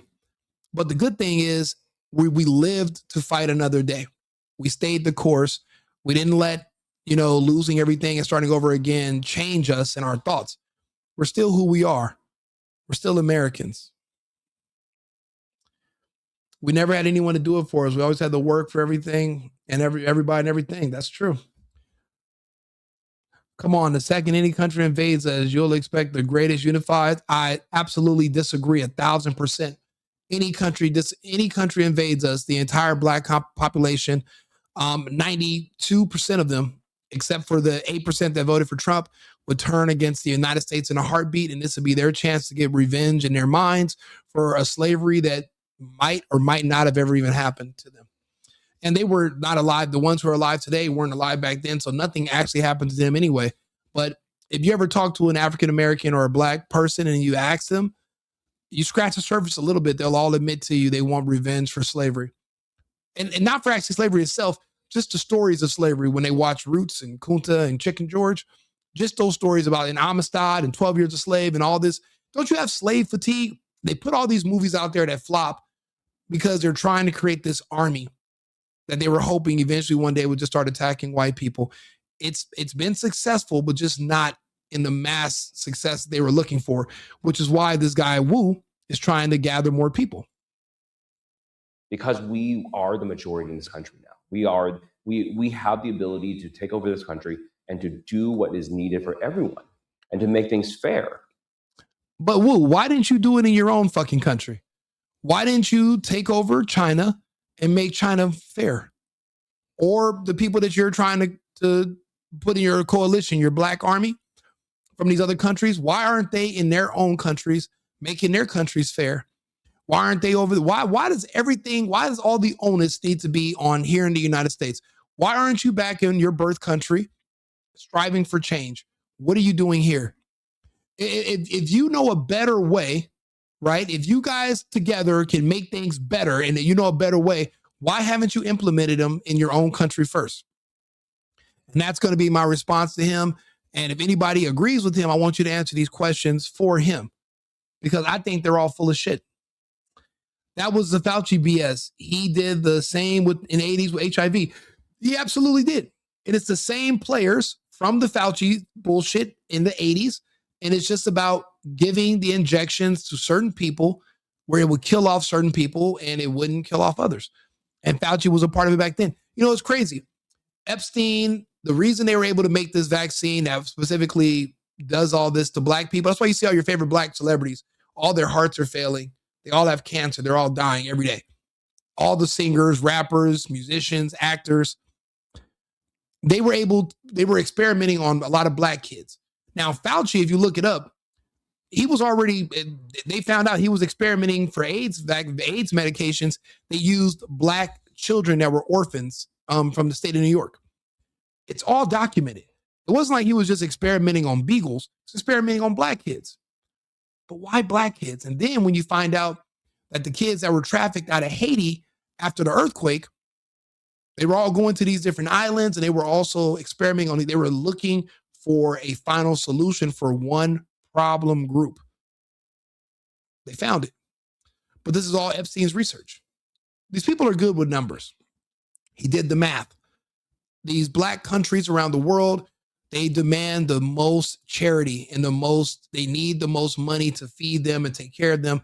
When you do the math, you do the numbers and you say, if we remove this one group or at least minimize the amount of this group, if we bring them down from, 1% to maybe 4 to 3%, you can save the global economy, 40% a year. And when you do the numbers, we can understand why they did what they did. The Epstein, I keep telling people, the Epstein files, the reason we couldn't release them, and we shouldn't have released them right now, the reason was because the Epstein files are the COVID vaccine files. But once you get in there, you're going to start saying, wait a minute, if Epstein came up with a vaccine with Bill Gates that was targeting towards the blacks, because remember, let's see what I'll show you, since some of you might not understand what I'm talking about. So this is on my Instagram. We were talking about it earlier today. And where is it?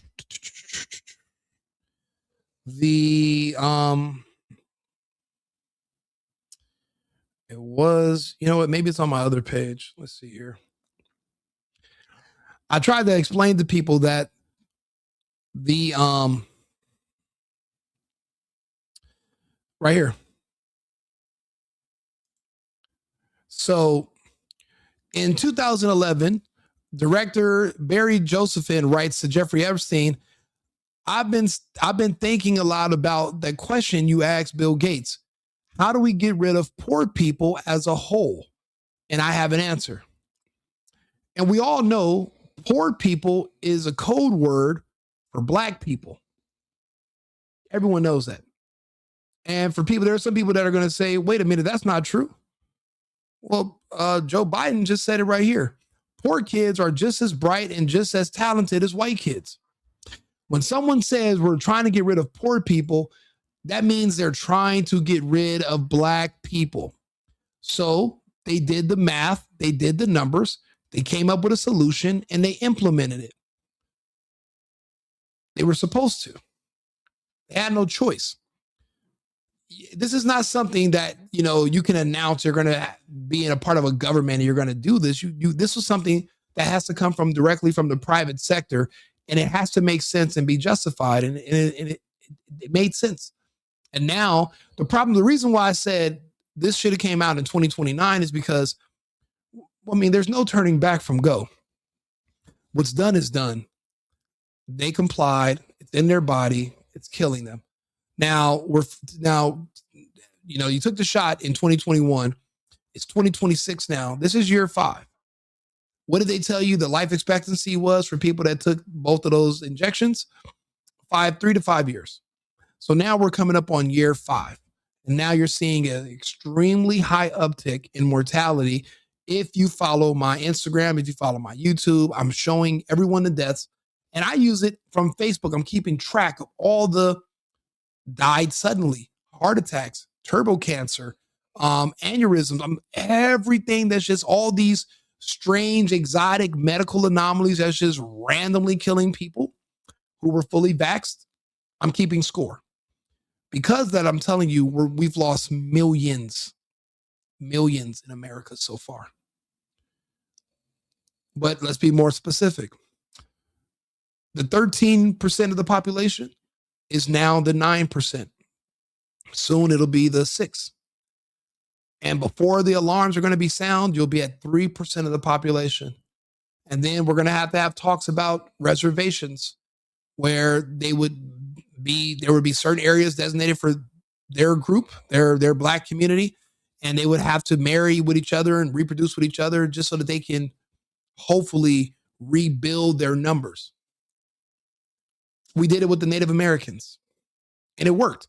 Now, if you're in the Southwest, you see tons of Native Americans. Everybody looks Navajo. You're in Phoenix, you're in New Mexico, you're in Oklahoma. But they're not the only, the black community is going to have to do this to replenish their numbers, if that's even possible. I don't know if it is, because they're past the rate of replacement. Their death rate is higher than the amount that are being born. And people are like, well, why do you only focus on them? Because Epstein and Bill Gates focused on them. Bill Gates and his wife said, we're going to have a vaccine. And you know what? We want blacks to take it first, then Native Americans.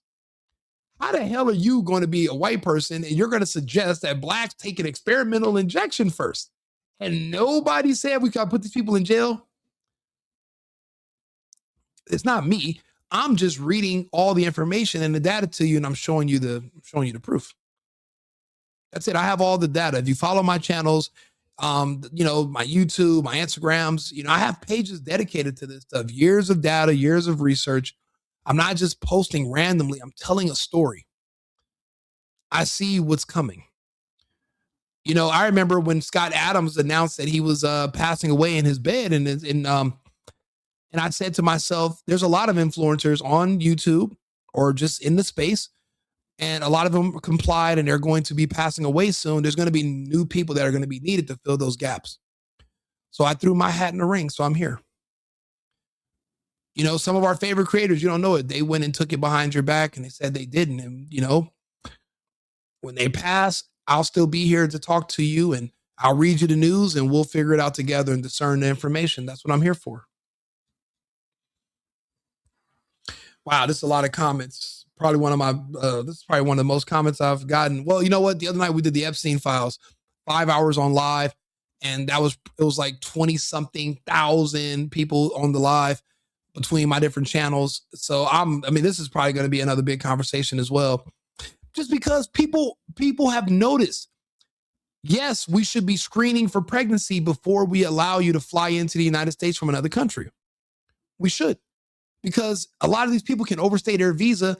We don't, until ICE became a thing a few months ago, there was never a team of people, not in law enforcement especially, that was going to go out and look for people that overstayed their visas, knock on the doors where they say they're going to be living at, knock on the door of the house of their sponsor, and arrest the sponsor if they can't find the person that didn't leave when they were supposed to.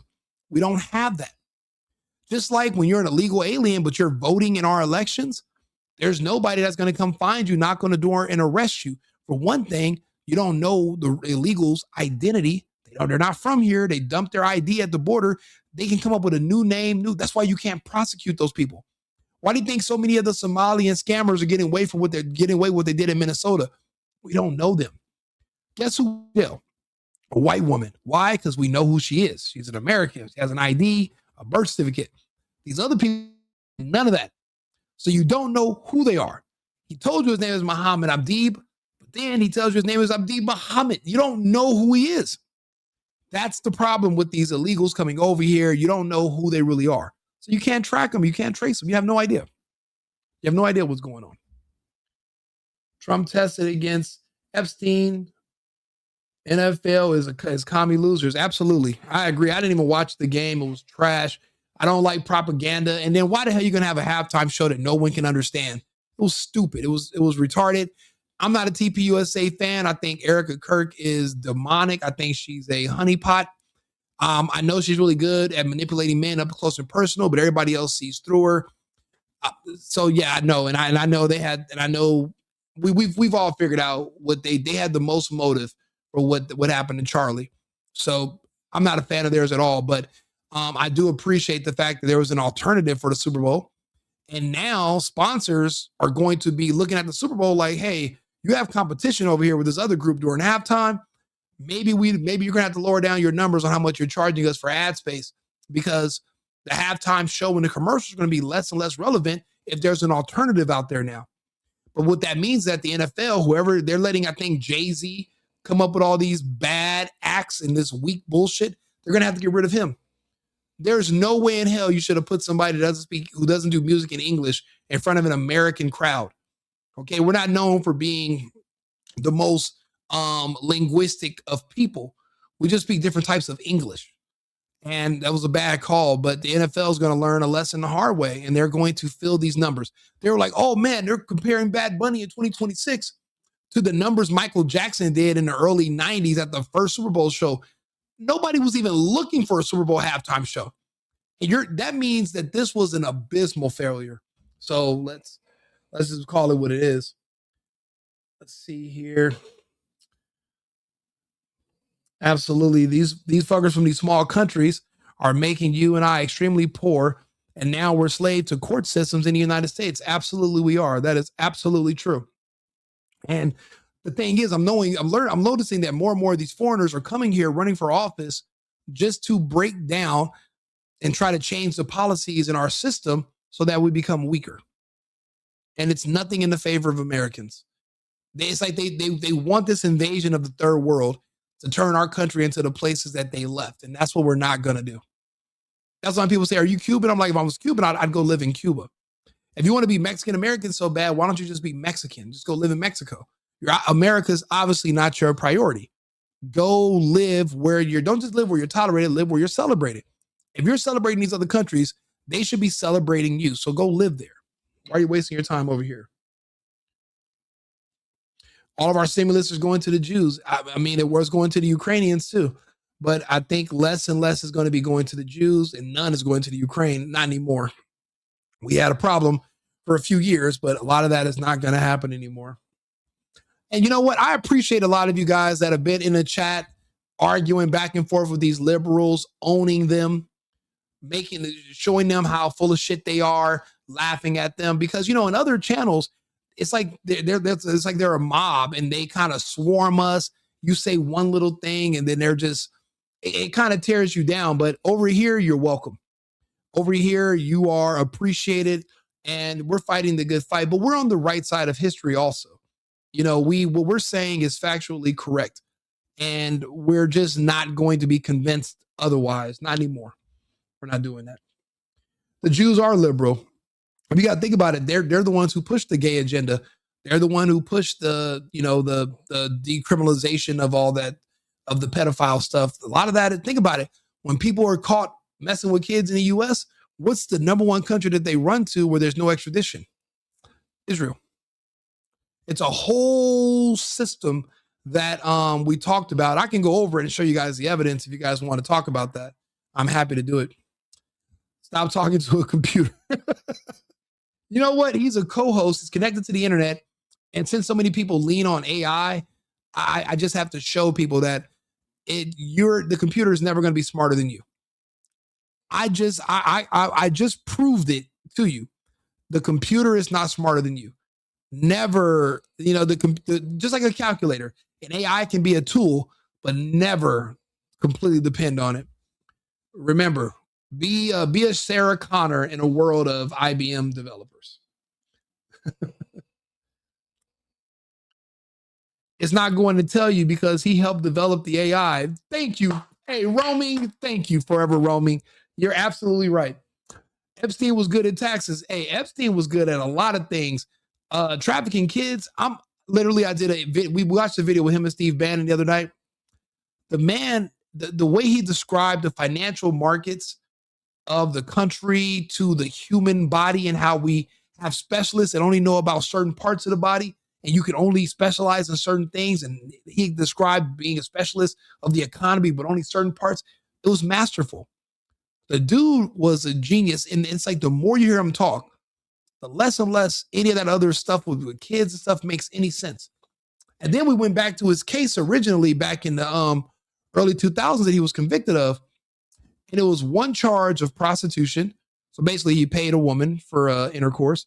And then the other one was, it was an underage girl that was a teenager who was basically caught giving him a massage. And I was like, well, what happened to the traffic? I thought he was out here moving people. Like those are the charges? I don't know. There's just a lot of, it's like when it came to Trump, people wanted to just throw all kinds of stuff around him so that you're distracted and you can't actually cut through it and look at the core of the man and see what's going on. They didn't want you to know the policies and his opinions because you might agree. I see that same smear campaign with a lot of Epstein's, which is why I'm just asking questions and people are losing their mind. You shouldn't ask anything. You should just believe what we tell you. But you're a known liar. Why would I believe anything you say? Let me decide for myself. I made that mistake years ago. I used to hate Trump because I had two gays on CNN, some guy named Anderson Cooper and Don Lemon, some psycho domestic terrorist, telling me what to think about my president, telling me the opinion I should have about my country, which was negative at the time, and telling me what I should think about the world based on their gay left-leaning perspective, which I'm in no way really aligned with, doesn't fit with my lifestyle or my mentality. So now I don't ever listen to anybody telling me what to think or do. I go and look at it for myself and I'll decide. And we should all do the same. But the beautiful thing is the reason I have this channel and I tell people to subscribe to it and like the videos is because we are going to discern, and look through all this stuff together. We don't got to do it by ourselves. We're all friends here, right? I would hope we're friends. You know, I consider you guys friends. You guys gave me super chats. I mean, I'm happy that we're engaging with each other. You guys are defending me. You're defending the country, defending the president. And these are the things that need defending. It's not enough of us. You know, the people on the left, they are so happy to tear you down. And it's like they're a mob, you know, it's like they have their own little Twitter universe or whatever. And they'll dox you and all this other BS. And a lot of us won't say anything. But now more and more of us are actually starting to speak up for ourselves again. We're not worried about them calling us racist or all types of phobics. I'm not afraid of shit. Phobic doesn't even apply to me. So again, that's why we have these conversations together so we can learn this stuff together.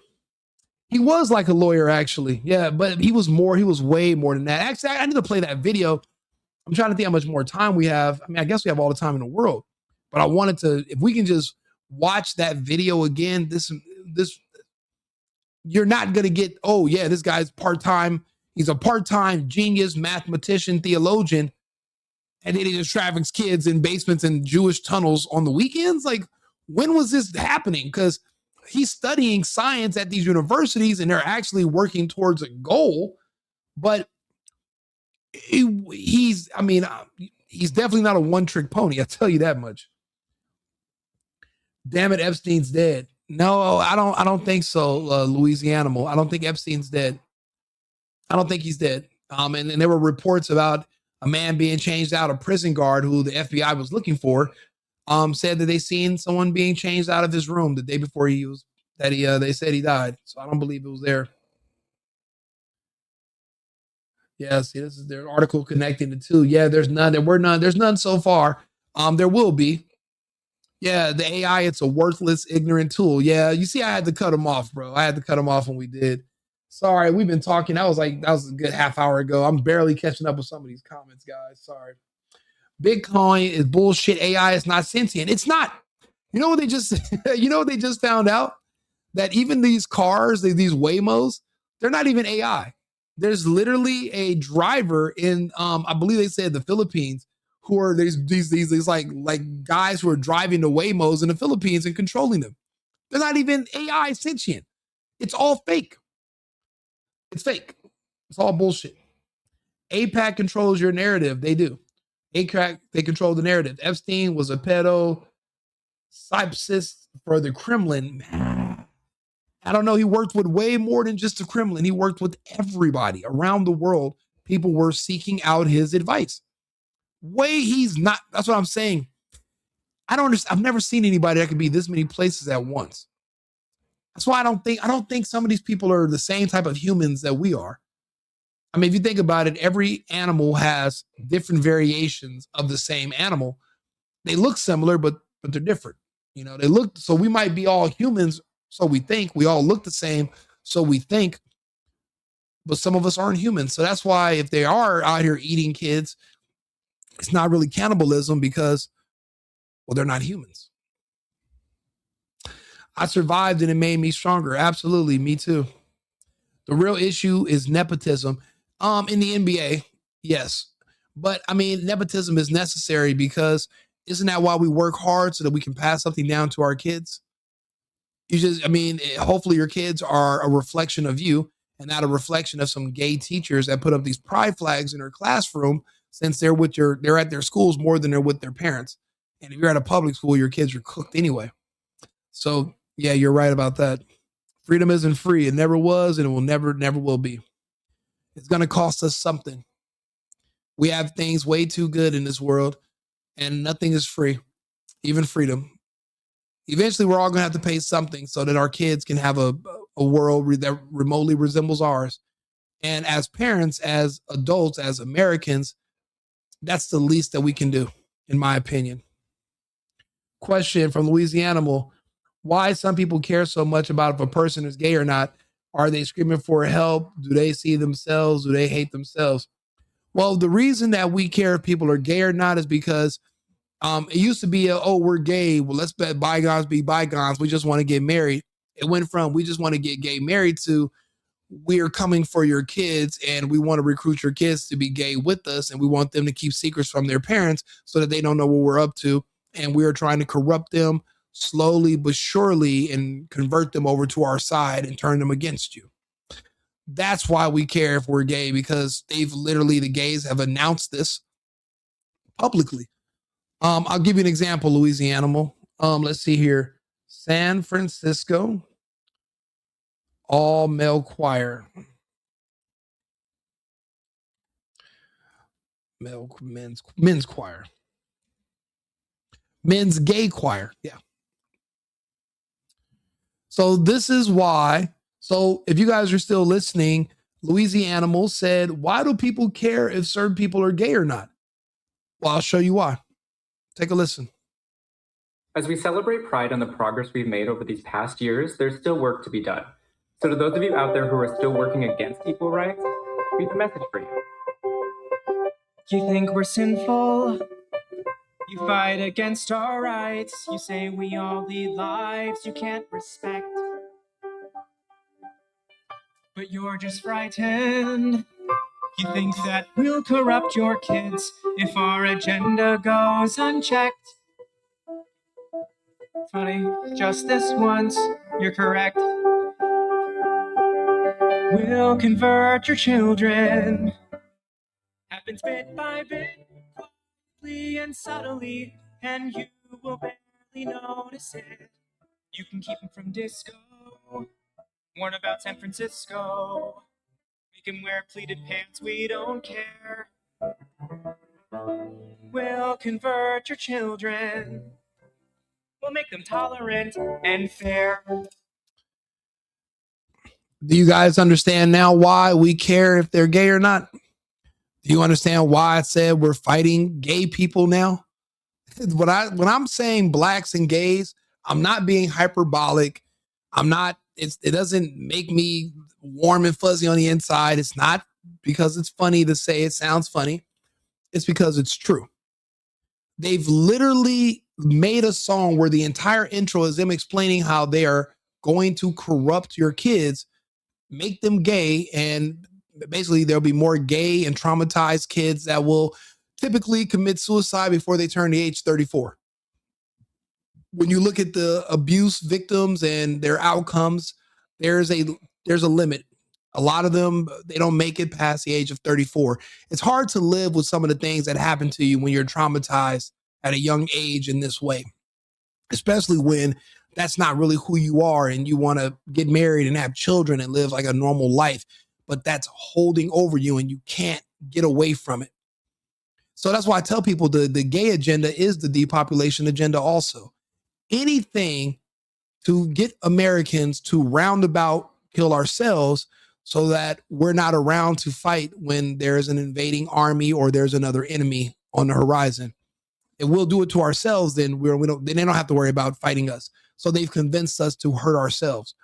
So these people celebrate this agenda, pretending they don't realize that it eventually leads to suicide. I'll be honest, a quarter of the men in this video from only a few years ago, they probably have already offed themselves. This is a very lonely and sad lifestyle. No women, no children. Then you really don't have no purpose. We're humans. We were designed to live a certain way. This lifestyle is the equivalent to attempting to water your grass with Gatorade. All of a sudden, you're trying to reinvent the wheel and it never works. But for those who didn't listen closely enough to this guy in his flannel shirt, we'll play the intro one more time where he tells you you're correct about the fact that they're coming for your kids. Take a listen. Be done. So to those of you out there who are still working against equal rights, we have a message for you. You think we're sinful? You fight against our rights. You say we all lead lives you can't respect. But you're just frightened. You think that we'll corrupt your kids if our agenda goes unchecked. Funny, just this once, you're correct. We'll convert your children. Now, the first 38 seconds of this song should have been enough to, in a normal civilized world, these men would have all been arrested. This should have been addressed a long time ago. But eventually it will be addressed. But we cannot allow pedophiles and predators to openly target our children. Remember, they're gay. They don't have kids. They can't have kids. Two men are not going to, Adam and Steve are not going to give birth to children. They need your children. They need our children. We're allowed, look how weak we are as a society. We let gay people who overall hate our country, and they hate straight people, they hate Christianity, they hate everything that this country was built on, everything we stand for as Americans. They are completely against it. And we're so fucking weak and pathetic and cooked that we just allow them to openly threaten our kids and our families, and we do nothing about it. And that's going to have to change. But I'll let you guys hear the rest just in the beginning. Happens bit by bit, quietly and subtly, and you will barely notice it. You can keep him from disco, warn about San Francisco, make him wear pleated pants, we don't care. We'll convert your children, we'll make them tolerant and fair. At first setting. You know what's funny? He said we'll make them tolerant and fair. Fair. But the problem is, didn't this guy just talk about, because we are the majority in this country now. We have the ability to take over this country and to do what is needed for everyone and to make things fair. Huh. We'll convert your children, we'll make them tolerant and fair. Huh. But I'm wrong, right? There's no correlation. There's no black army. There's no war where we're being surrounded by these people who hate us and our way of life, and they want our kids. And basically, if you're white, you're public enemy number one just for being born. You're automatically born evil and racist, and they want to kill you. So I'm wrong. I'm wrong. That's not happening. They're just making it up. It's a parody. They're joking. They don't really want to fuck your kids. They're just joking about it. So the Epstein files are jokes too. It's a comedy skit. All this stuff about kids and eating kids and pizza parties and the pedestal, all that stuff in the file, it's all a parody then. It's all jokes. It's all fake, right? Because if this guy right here, if John Woo is a joke and that's fake, and these men threatening to fuck your kids and take them away from your families and convert them, if this is a joke, then that means obviously the Epstein files it's all for fun too. It's all just jokes. It's all just a parody. Wow. Thank you. Man, I would have never figured it out without you. Wow. But I'm also an American, so fuck off.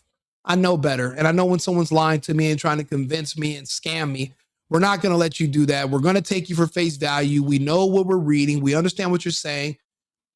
We just weren't prepared collectively to do something about it. Now we are. So the manipulation is just not going to work anymore. Good luck trying, though. At first, I didn't get why you'd be so scared of us turning your children into accepting, caring people, but... So basically, if they take your kids and they convert them into gays, so what that they're gay, they're actually loving, caring people now. So when you're straight, you're not caring and loving. You have to be gay to be caring. Do you not hear what they're saying about you? And this is from 4 years ago. Look how fast things have progressed to where we are now, where the governor of a state is saying he wants gay kids. Saying it in an interview. He wants to see more gay trans kids. Do you see the slippery slope we're on and how fast things are happening? We can't keep up. But we're going to try. That's why I do these videos every day. I come sit here at night. I do them in the afternoons when I'm not working, and we talk. We have these conversations. To be honest, me sitting here with you guys here in the comments, this is more so a think tank. And everyone's not able to think the way we do. A lot of people are autistic. Thinking at this level, it gives them a headache. It frustrates them. They're not able to necessarily function or have intricate conversations that are too complex. So they would rather dismiss this or shy away from it and make it seem like there's something wrong with us. But for those of us who can keep up and are not necessarily on the spectrum per se, then these conversations are necessary for us to have. I mean, other people can watch. They can be here in the comments. They can view the content. We're not going to stop them, but I'm not going to expect too much from people because, again, everyone's not prepared mentally to even face that this is the reality that we're living in. This is too much for them. Or they went through this trauma when they were young and they buried it. So you got to kind of laugh it off because that's the only way you can deal with the pain besides alcohol. Again, this whole lifestyle right here is this. I took this all as a threat. This is a threat to our children, to our future. And it's just another way that this is another tool they use to just dismantle and break down our country and its people. This is not us. Americans are not gay. This is not our path. This is not what we believe in. This is not what we support.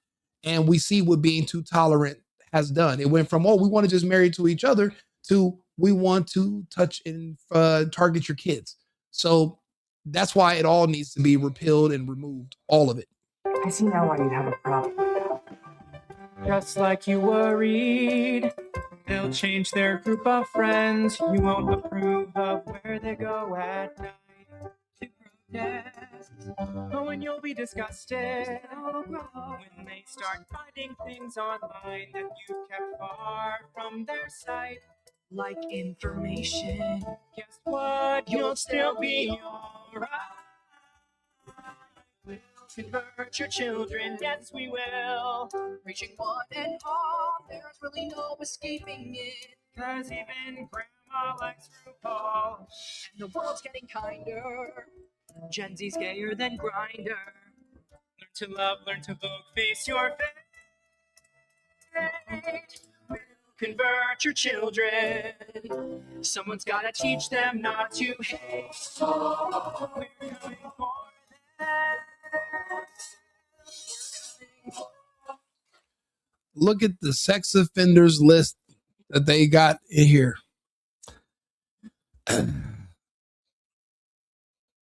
But you don't even know. So this is the thing. You have a sex offenders list like this, right? Making this video years ago. And then the same people who created laws to protect them when they're caught molesting children and decriminalizing it, Senate Bill 145 out of California, the same people that protect these pedophiles are now trying to convince you that, oh, Trump's a bad guy. He's the pedophile in the Epstein files. That's why I said, are you complimenting Trump or are you insulting him? Because you love pedophiles. You literally protect them. You allow them to threaten kids.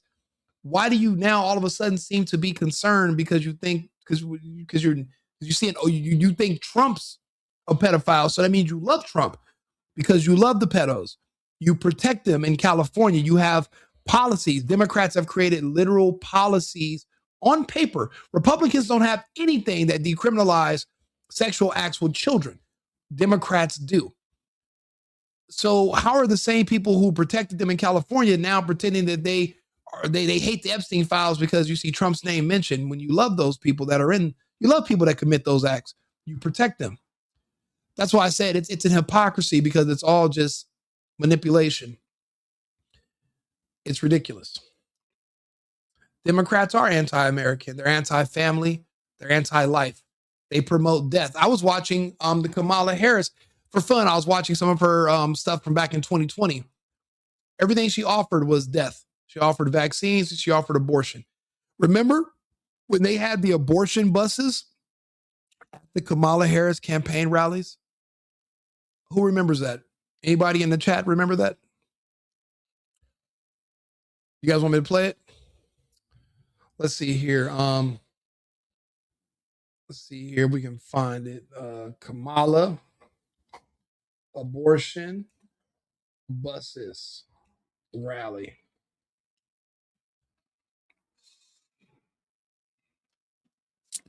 Let's see here. Here we Today, the Harris campaign started a Fighting for Reproductive Freedom bus tour in Palm Beach, Florida. home to former President Trump's Mar-a-Lago resort. We must all show up to speak to protect our freedoms in this nation. The Harris campaign says there will be at least 50 lots and lots of gays. Stops in key states this fall. Yesterday, Vice President Kamala Harris and President Biden together on Labor Day. I promise you, if you elect Kamala Harris as president, will be the best decision you will have ever made. So who here knows what's just like the code word for black people is poor people? What's the what is reproductive freedom a code for? Who knows? That's right. Abortion. So they had abortion buses. They had abortion buses showing up at this cackling alcoholics rallies, and they were literally aborting the children of black women.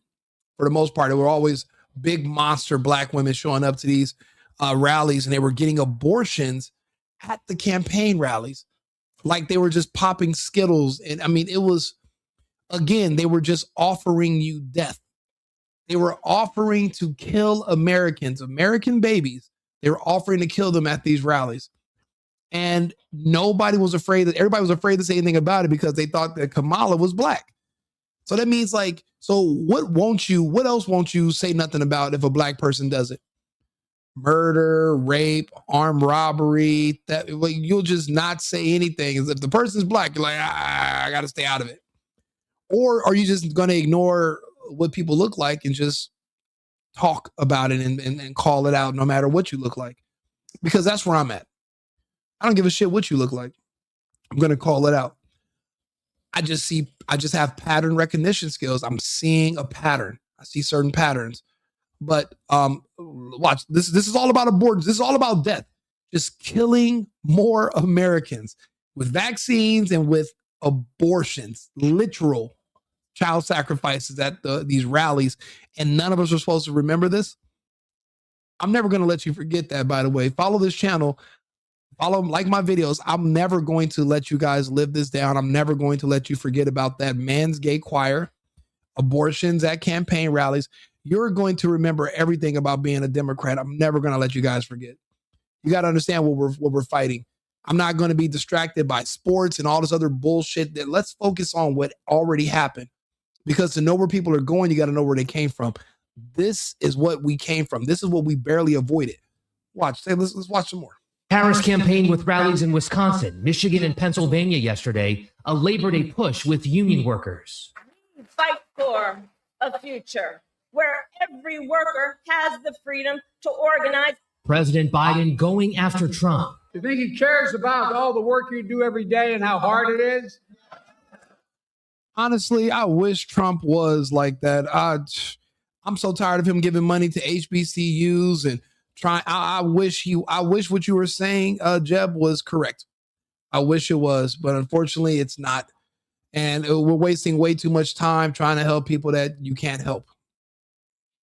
You think he cares about good paying jobs for hardworking people who built this economy? The first presidential debate between Harris and Trump is 1 week away on ABC. Harris has been preparing with mock debates. A source tells ABC News Philippe Reines has been playing the role of Trump. Reines is a former Hillary Clinton advisor who helped Clinton with debate prep in 2016. The Trump campaign turning to Tulsi Gabbard. Why do you got to prep anyway?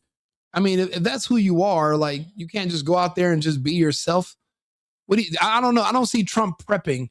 I just see him going out there and just talking to people just like they're people. Like he's just an American, just talking, just shooting shit. Like we would be sitting somewhere, just, eating some popcorn and just chatting somewhere.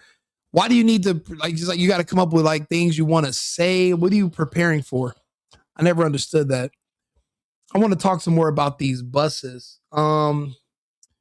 These abortion buses, busing people to her rallies. No. Civil War brags about overturn Roe versus Wade. That was a good one. Glad that got overturned. About pro-life protesters. They are at the wrong rally. 3 members of the United States Supreme Court. Attention that they would undo the protection of Roe v. Wade, and they did as he intended. Oh, you guys are at the wrong rally. And it's crazy. People convinced you that she was almost going to win. Abortion bus. Let's see here.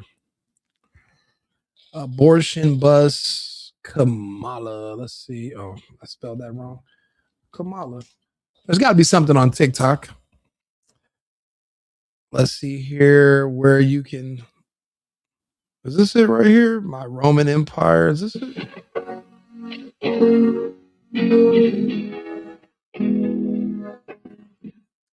There was an entire video of these buses that were showing up and they were literally getting abortions. They were getting an abortion at a fucking campaign rally. I mean, this is probably one of the sickest things I've ever seen. But again, you're seeing a gradual descent, and it just shows you how far things have fallen when that's what the other side is promoting. One side is promoting life and liberty. The other side is promoting death, literal death. They're advocating for wars. They're advocating for abortion. They're advocating for just anything that's against life. And that's what I tell people. Like, is that what it means for you to be a Democrat? What does it mean? So when there's less and less of them because we're deporting their fake voters, and the other ones have been euthanized pretty much, their whole 13% there, they took it. It was designed for them. Epstein designed it. Bill Gates designed it. They literally told you that's what it was designed for. You just have to listen. Don't get mad at me because I actually pay attention and I read the literature. I mean, I can tell you everything about it.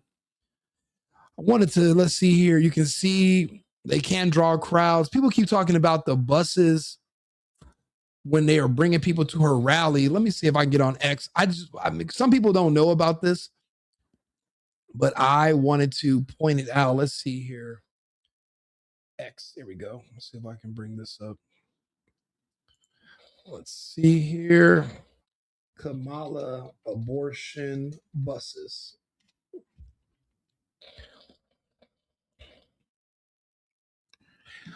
Let's see here. Where is it? Oh, right here.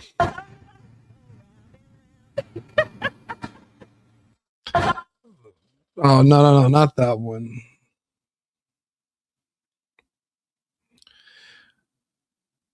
Okay, let's see here. Talk about abortion. Only one that they're really speaking to about how they're feeling. It just emphasizes how important this is, and that this care that just needs to be given.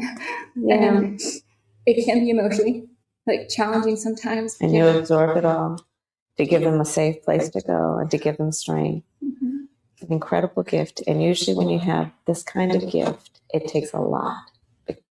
You know what? That's why when they call abortion a gift, that's why I said the vaccine was their reparations.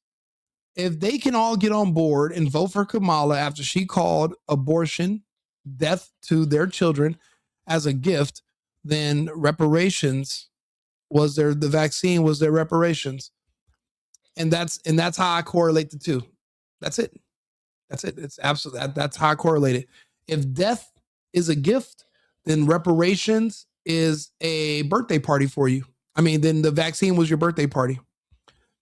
They literally was getting abortions at her rallies, getting an abortion bus. This bus is they used to get on, and they do abortions at the rally. Jacksonville University, the Harris Walls abortion bus pulled in today. They're taking this thing across the country. And today they stopped in Jacksonville, and it's pouring down rain. Coincidence? I don't think so.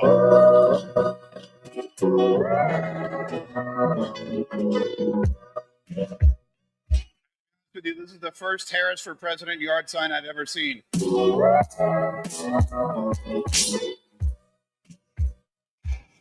over the building right there, and I tried to get in, but I'm not a student. I don't know. They asked me if I was a student. I don't know what. I thought I looked like one, but it's for students only. So I guess they don't want. There's like some kind of indoctrination going on. Not sure what it is, but I couldn't get it. He's videotaping me. He's wearing a Kamala Harris shirt, and I asked him if I could get a picture of it, and he started videotaping me. I don't know why. I thought I blended in pretty well. These Harris Walls people are not very friendly at all. What's going on today? I'm just here for the Kamala Harris. The bus is here. Did you see it? Yeah, I've seen it. Okay, cool. I wanted to get some video of the bus, talk to people about the bus. Is that all right? Follow me. Oh, perfect. Great. Fantastic. Oh, look. Just can't get near the bus. I can't get near the bus? Hi. There's more. There's police here now. Look at it. Are you police? Oh, and you're police. All right. How you doing? Good. Was I too close to the bus? Private property there, so they don't want you here. Oh, did they tell me to leave? Are you a student? No. Yeah, Oh, all right. All right. I should probably leave then. What's the penalty if I stay around like 5 more minutes? It's a misdemeanor. Okay. All right. Okay. How much time do I have before I get the next warning? You gotta go now. Oh. If you don't leave right now, it's gonna snap that. Okay. All right. I'm not gonna take your information. Okay. All right. If you refuse to leave, then I will take your information. Okay. It will be that misdemeanor charge.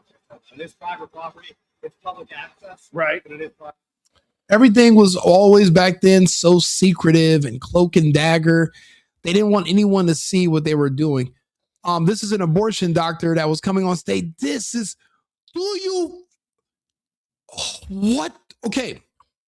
Do you guys realize the bullet we dodged? This is, I didn't watch her campaign rallies.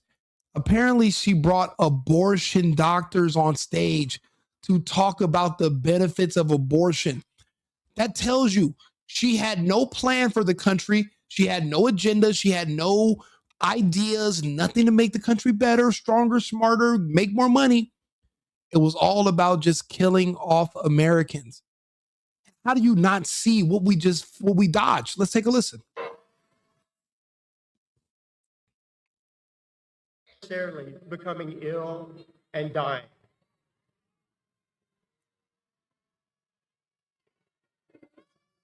Nationwide, I think someone needs some medical assistance over here.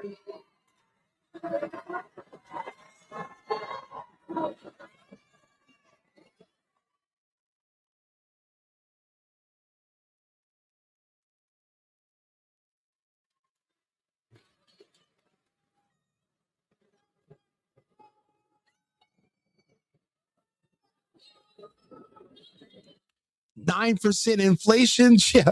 Remember $6 and $7 gas prices? I remember gas in LA was up to $9.15 back when Joe Biden took office, because one of the first executive orders he passed was to shut down the Keystone Pipeline.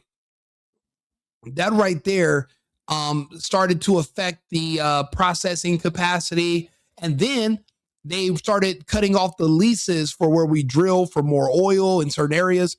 And he immediately took us from being where we had so much energy like we do right now, where we're able to export it and sell it, to making us completely dependent upon Venezuela and the Saudis for oil. And literally inflation went through the roof, because for the goods to get to the stores required trucks, and the trucks run on gas.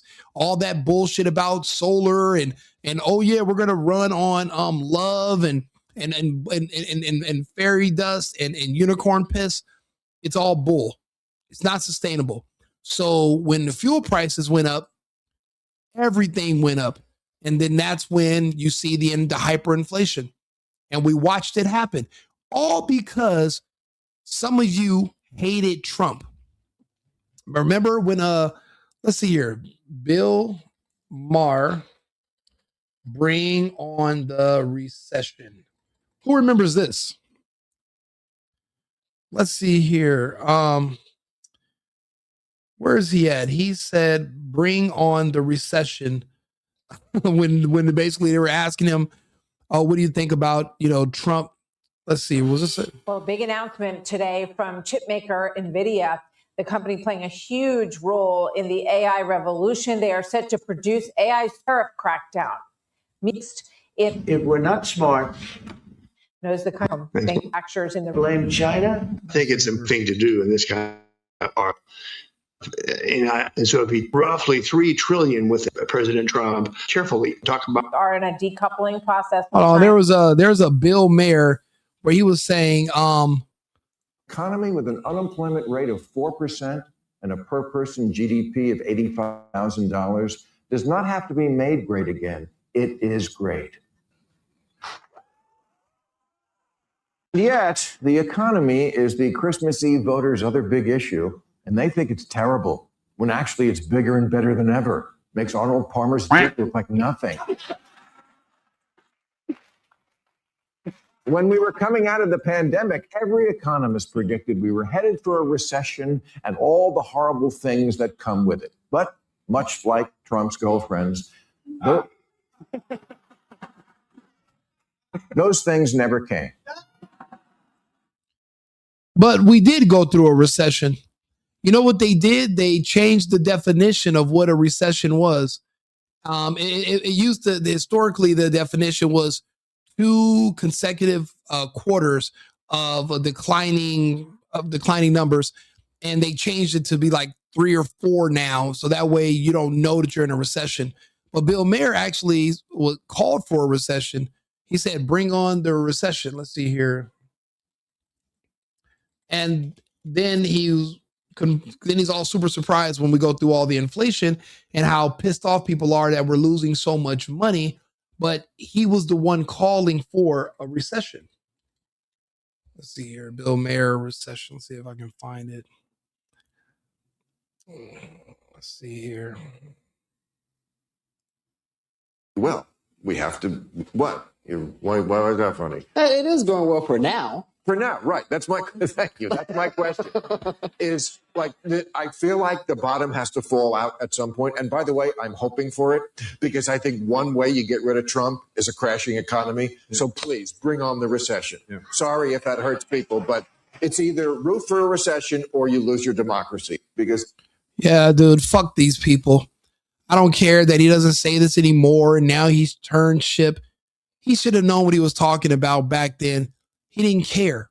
So that just shows you times were so good when Trump was a president that people started literally advocating for the bottom to fall out and for us to go into a recession just to get rid of the man who was responsible for giving us one of the best economies in our nation's history.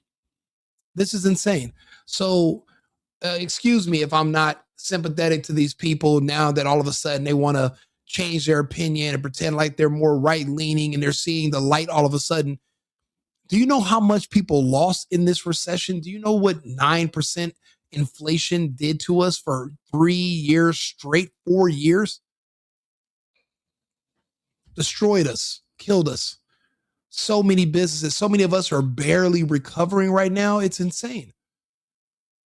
For him, he's a TV personality, some fucktard. He doesn't care. He's getting a check regardless. But what about everybody else who has to work in these industries? Everybody who has families, kids, and the industries that depend on people to spend money. We're a system. We're an economy. Things have to move. We're finally getting the results back, and I'm never going to let people forget how we got to where we are now and where we came from. They wanted to replace black people with abortions. Black women, FBA, have the most abortions at 38%. They're not able to replace themselves anymore. There are no more SBAs. There are no more black people. That's over. And they're vaccinated because remember, Kamala Harris, they thought was one of them. So if you're FBA and you're a black woman, odds are you have student loan debt because you went to a university. If you went to university, you felt like Kamala was one of your people. She told you that if you don't take the vaccine, you're actually not a part of the black cult anymore, and you're really just a right-wing, Trump-supporting white supremacist. They fell for that propaganda, and they went out and took that. They went out and took those experimental injections at a rate over 92%, the same way they vote Democrat, and now they're all dying. All of them, all your favorite rappers and celebrities, they're all having heart issues. They're all just suddenly dying. They're gone. I tell people, mourn them while they're still here. Also, if you can, collect jerseys, clothing, music, any black memorabilia you can get your hands on, collect it, save it, put it away somewhere. One day it'll be a collector's item and be worth money. This is one particular group that's not going to survive the vaccine. They can't.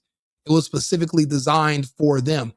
And I've proven it to people that it was only designed for them only. It wasn't designed for everybody. They specifically had campaigns only for black people. No other races had COVID campaigns to get them to take the injection. Only the black community. So you're absolutely right. Women are not getting pregnant like that anymore because they're vaccinated. They can't get pregnant. Now, eventually, certain women's bodies will heal and they'll be able to produce again, but not for a while. A lot of women have too much information to not get pregnant. It's not that. They haven't changed their habits. We're the same people. They can't anymore since they took those injections. Bill Gates did the same thing in Africa and India. He absolutely did. That's why they banned him from India. And they couldn't ban him from West Africa. That's where he set up Gavi.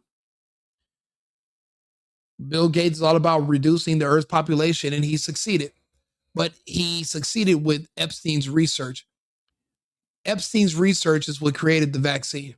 And now it's starting to come out little by little. Have you guys seen all that about the Epstein? And matter of fact, I can bring some of it up. Let's see here. Epstein, Bill Gates, pandemic, 2015. Let's see what they say.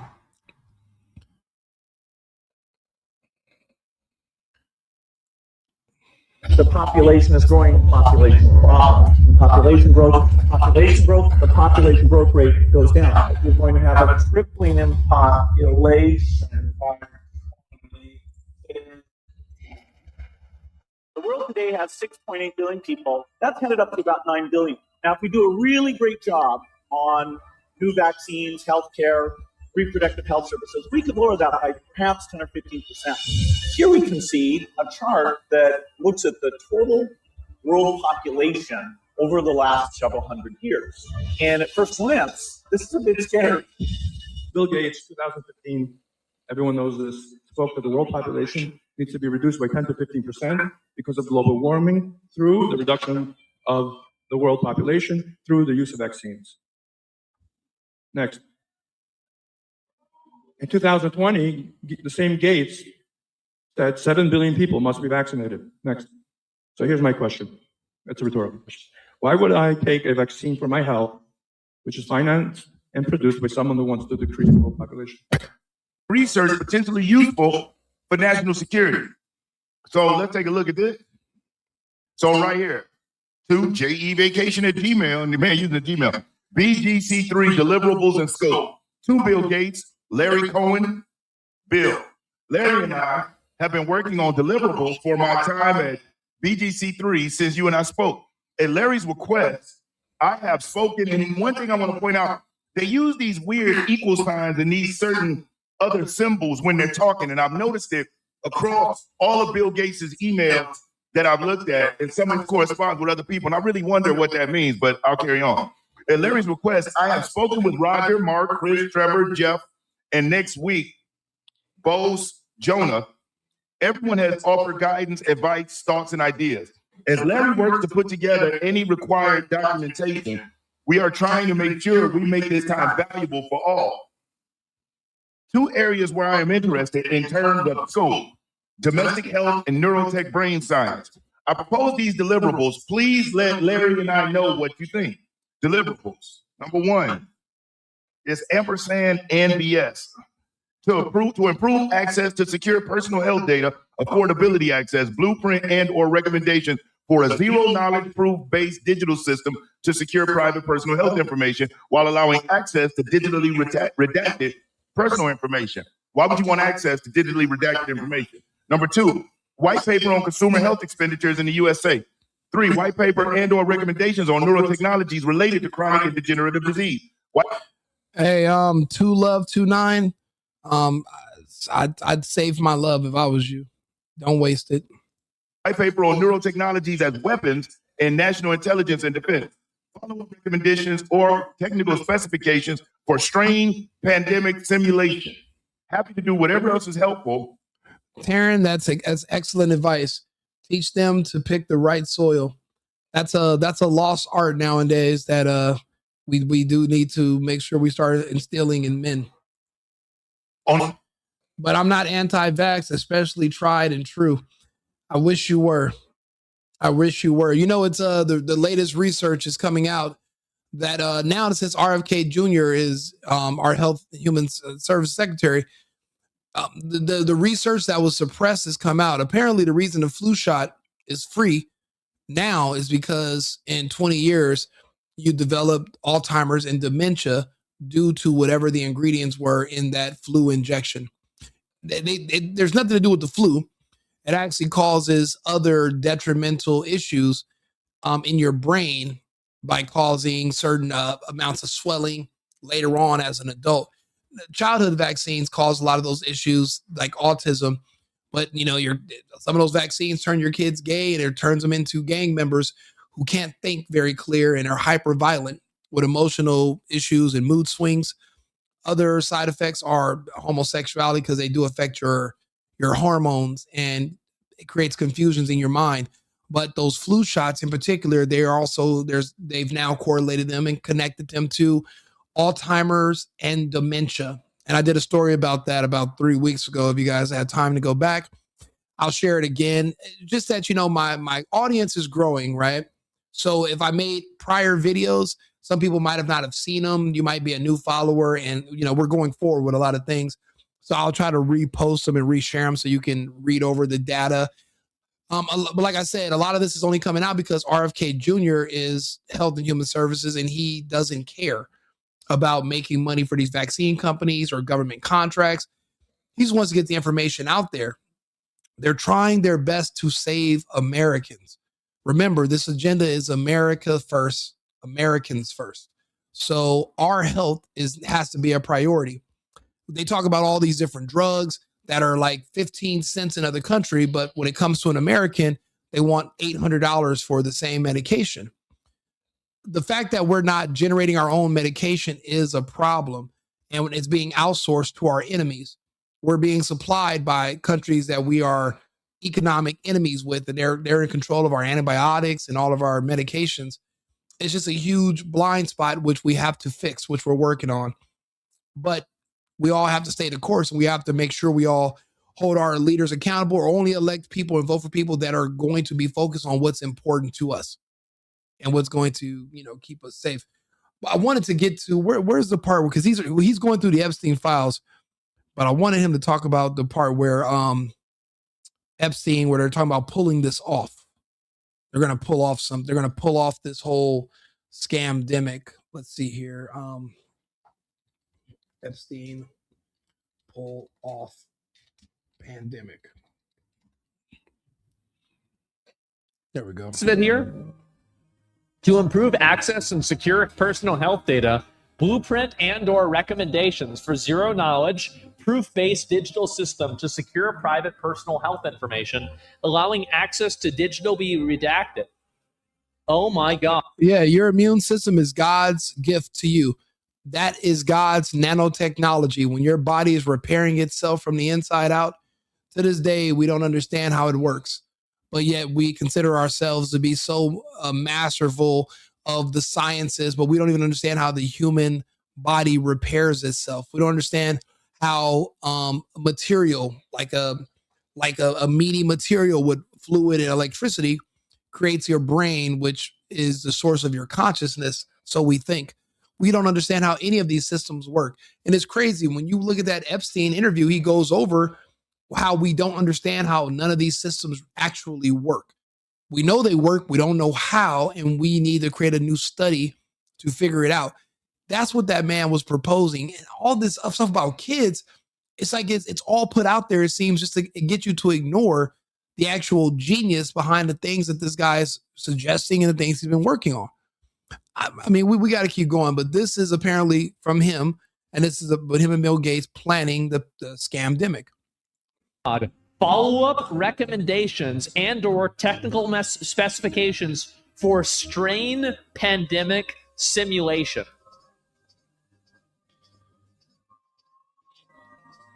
So this is in 2015. So this is 4 years before Event 201. Does anybody remember what Event 201 was?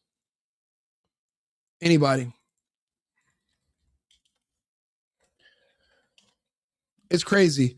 They went through a whole lot just to figure out a way to poison a lot of Black people. This pandemic war games called Event 201. They actually bragged about this online. They made their own little sizzle reel, their own highlight reel, showing exactly how this worked, who was involved in it, what they were talking about, who was making the calls, the very dramatic readings that individuals who were participating in this would go up to the podium and say what was happening next, like how many people had died, which hospitals were overflowing, who was going to make the decisions. They made a little highlight reel, which I think is worth watching. So let's take a look. No, you're right. Malaria is huge, but think about it. Our antibiotics come from China. If you poison those or if you change the ingredients, I don't understand why we trust these people so much, where we literally depend on them and they're our enemies for our medication, for our aging population. And a lot of people are pretty much dependent full time on these medications to stay alive because, yeah, you're taking drugs for one thing, but now you're being addicted to something else. So whatever side effects of one drug, you got to take another drug to counter those side effects and another drug to counter those side effects. They said on average, the average American's taking like 8 pills a day. And I hate taking drugs. I don't even take medication. Actually, I had a toothache the other day and I took some Tylenol, but I'm definitely gonna go see a dentist. I just don't look forward to the dentist. But it's the fact is we're so heavily dependent on big pharma, and to understand that our pharmaceuticals are coming from people who are looking to destroy us and depopulate us, it just doesn't make sense logistically. And Trump's trying to wean us off of that and pull us away. Like I said, there's so many benefits in this presidency. I'm getting so much more than I voted for. I'm just so proud to be on the right side. And it's crazy. I was never a leftist, but I was listening to the propaganda, people telling me to hate him. And I wasted a lot of time hating somebody who was actually a net positive for my country and for my way of life. But this is Event 201. This was the how they planned the scamdemic before it even started. All of this was pre-planned, but apparently a lot of this was generated by Epstein. He did the numbers, he came up with a lot of these plans, and he worked with Bill Gates to initiate them. In their way, if they were looking to get rid of one particular troubled community in the country, it seems like they had their own way of making America great again. So I don't know. I mean, maybe one day we'll build statues in the name of Epstein and Bill Gates and Kamala Harris, because without Kamala Harris, I'll be honest, I don't think 60% of the Black population wouldn't have took it. Maybe more.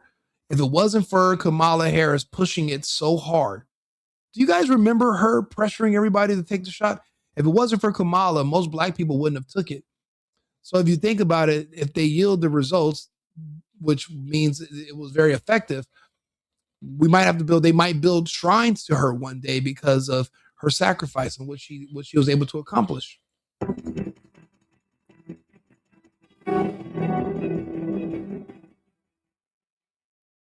It began in healthy-looking pigs, months, perhaps years ago. A new coronavirus spread silently within herds. Now, this is a simulation. And notice how they were saying healthy looking. You might just say, what did they tell you in 2020? Well, yeah, you don't have any symptoms. You're not sneezing. You're not coughing. You're not sick. You don't have a fever. But that doesn't mean you're not sick. You could be what they call asymptomatic. Remember that bullshit? Remember being asymptomatic? Remember being an essential worker? Remember all the bullshit and propaganda they fed you? Did you eat it? Did you believe it? Did you bang pans at 7 p.m. at night and say thank you to the medical workers. But then a year later, when they decided they didn't want to take the vaccine, you advocated for them to be fired and lose all their jobs and not get their student loans forgiven and all that. Don't you remember? I do. And I'm going to remind you every single time you watch this channel. So stay tuned.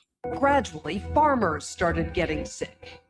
Infected people got a respiratory illness with symptoms ranging from mild flu-like signs to severe pneumonia. The sickest required intensive care. Many died. If you even think about pushing natural drugs or natural medicine or anything holistic, if you were a medical professional, you will lose your license. You'll be kicked out of the industry. They will call you a witch doctor. Remember Dr. Stella Emanuel that was treating people and none of her patients died? Remember how they wanted to kick her off the internet, called her a witch doctor and all kind of crazy names? She was actually one of the frontline doctors of America back with Dr. Simone Gold, Joseph Ladapo, who is actually the Surgeon General of Florida right now, which is why Ron DeSantis, I don't care what no one says. If it came down to me picking between DeSantis and JD Vance, 1,000% I'm going with JD. I'm going with DeSantis because I've seen DeSantis as a warrior this whole time in Florida. I've seen DeSantis's results. I like DeSantis. So what? He put a little high heel on his boot. It happens. Okay. Some of us are big, tall guys. If you look smaller than us, we're Americans. We respect size. We like, you want to see a man, you want to see a bigger man. He's probably a shorter dude. That's probably why he did the heel, but I'm definitely going for DeSantis if I can get him in there. Experts agree, unless it is quickly controlled, it could lead to a severe pandemic, an outbreak that circles the globe and affects people everywhere. And it's all, and this whole thing of, for one thing, it's never been proven that you can transfer sickness from one sick human to a healthy human.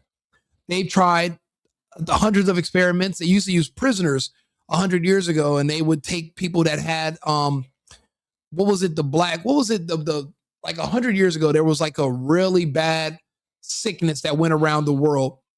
And it came out the same time that radios came out in World War I. They called it the Spanish flu. What they did was they took people that were sick from the Spanish flu, and they would have 100 prisoners, and they would take their bodily fluids and have them, and they would inject it and put it on the prisoners.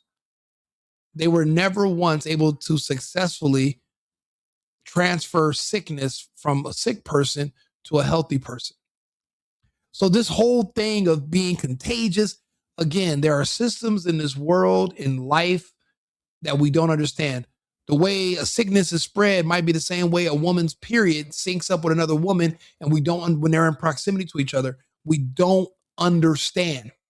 But pretending that we do means that no one's going to question anything because you would think that the science is settled. One thing about science, it's never settled. I'm a scientist because I personally use a scientific method.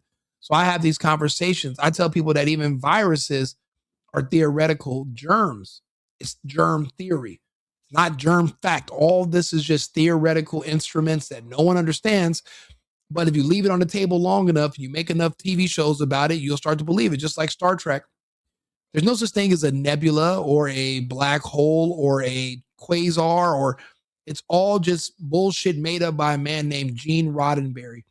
Even the whole astronomical measurement unit of one astronomical unit, which is 93 million miles away, equivalent between the distance between the Earth and the sun, it's all fake. It's all made up. It's just made up. What is 1 mile? It was a king named Mile, and he'd say, okay, from here to the river, it's whatever, how many feet that is, that's 1 mile. I mean, some people just make things up in their mind. Some people make things up based on reality. A mile, they were able to measure with their feet. No one's ever actually been to the sun. No one's been to space. There is no space. It's all fake bullshit anyway. So a lot of our lives, it's all these different systems that are just made up, and you're indoctrinated into believing them. And unfortunately, because of that trust in the belief system of nonsense, so many people fell for this. And the rest of us just walk right through it. I never even took a test. It never even made sense to me. Why would I shove some shit up my nose? If I'm sick, why would I need to test myself to know it. And also, if it has a 99.996 recovery rate, what the fuck would it matter? It wouldn't. But again, that's why we have to have these conversations, because if you know better, you can do better. Sorry, my dog is he had a dream. Now he's waking up and he's making noises. Sorry. The mission of the Pandemic Emergency Board is to provide recommendations to deal with the major global challenges. Yeah, to love. Space is fake. They tell you that you're in this monster universe and you're just an insignificant speck of sand on a galactic beach. They don't want you to know that you're actually special and that God is a lot closer than you think and you're actually important. They want you to think that you're nothing, your life means nothing. And so many people believe that. They don't understand how precious life is, and you can see the results around us. What do you think rap music is and Black culture? Why do you think so many people are killed and it's all about nobody cares? They don't understand how important and special we are. They want you to be as far away. The further out in space they tell you that they're going, and they're not encountering God, that's the further away from you even thinking that there's a such thing. So it's all to just pull you away from source, from God. And I'm not even a religious person, but when I see the amount of propaganda trying to convince me that Jesus is fake and Christianity isn't real, and the way of life that these religions teach you to live is bad, and this, I mean, it just shows when I'm looking at the people that are trying to convince me to not listen to it, I realize how important it is that I do the exact polar opposite of whatever those people are telling me. So that's how you come up with that. But no, we can go into that subject too if you have time. I'm here for it. It's arising in response to an unfolding pandemic. Yeah, UFOs don't mean alien. It just means unidentified. You don't necessarily know what you're seeing. You usually see them at nighttime. You really don't know what it is. But that doesn't mean aliens. That doesn't mean space. That doesn't. For all you know, we live in the inner earth because we don't know what's above the sky. We know there's a solid barrier above us. They try to convince you that there's something called an atmosphere that you're going to burn up in, but it's not solid, but it's not liquid.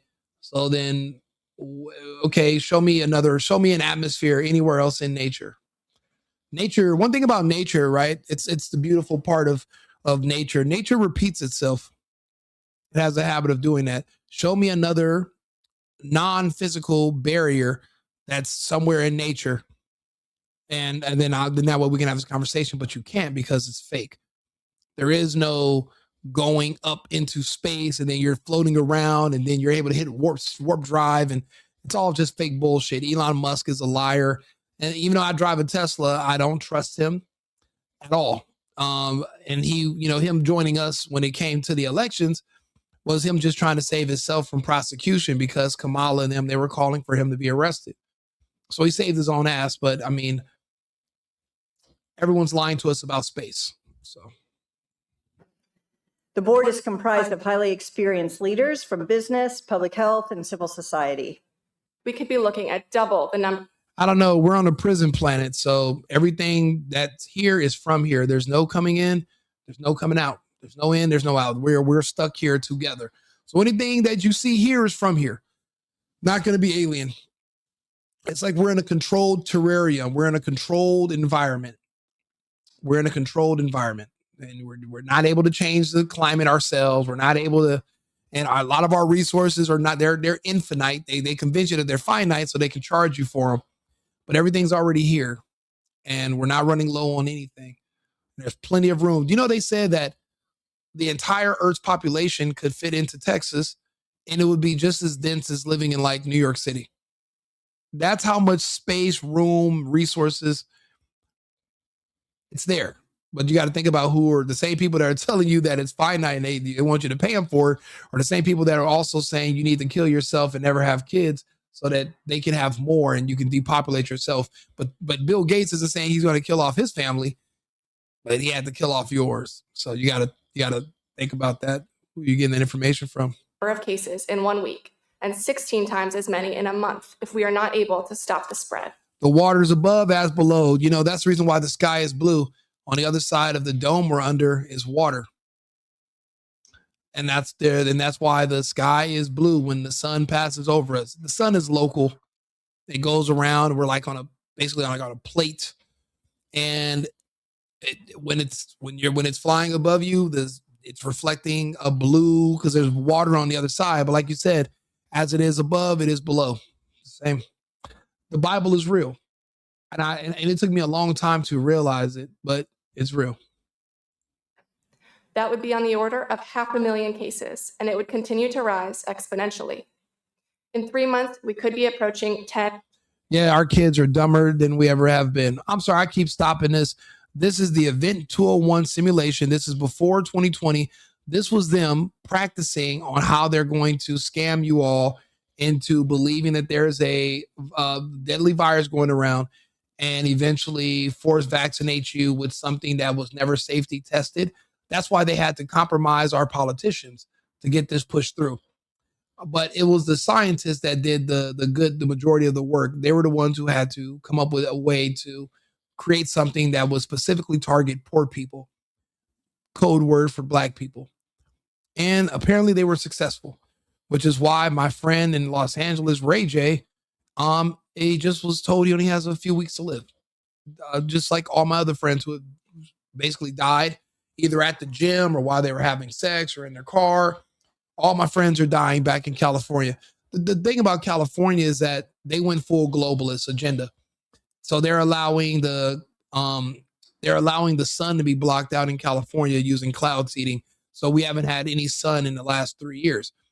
Whatever is in that injection, it has a reaction to LED lights, and but natural sunlight can stop the effects. So they blocked out the sun, and now they're showering you with LED lights because you have to use artificial illumination because it's cloudy and gloomy all the time.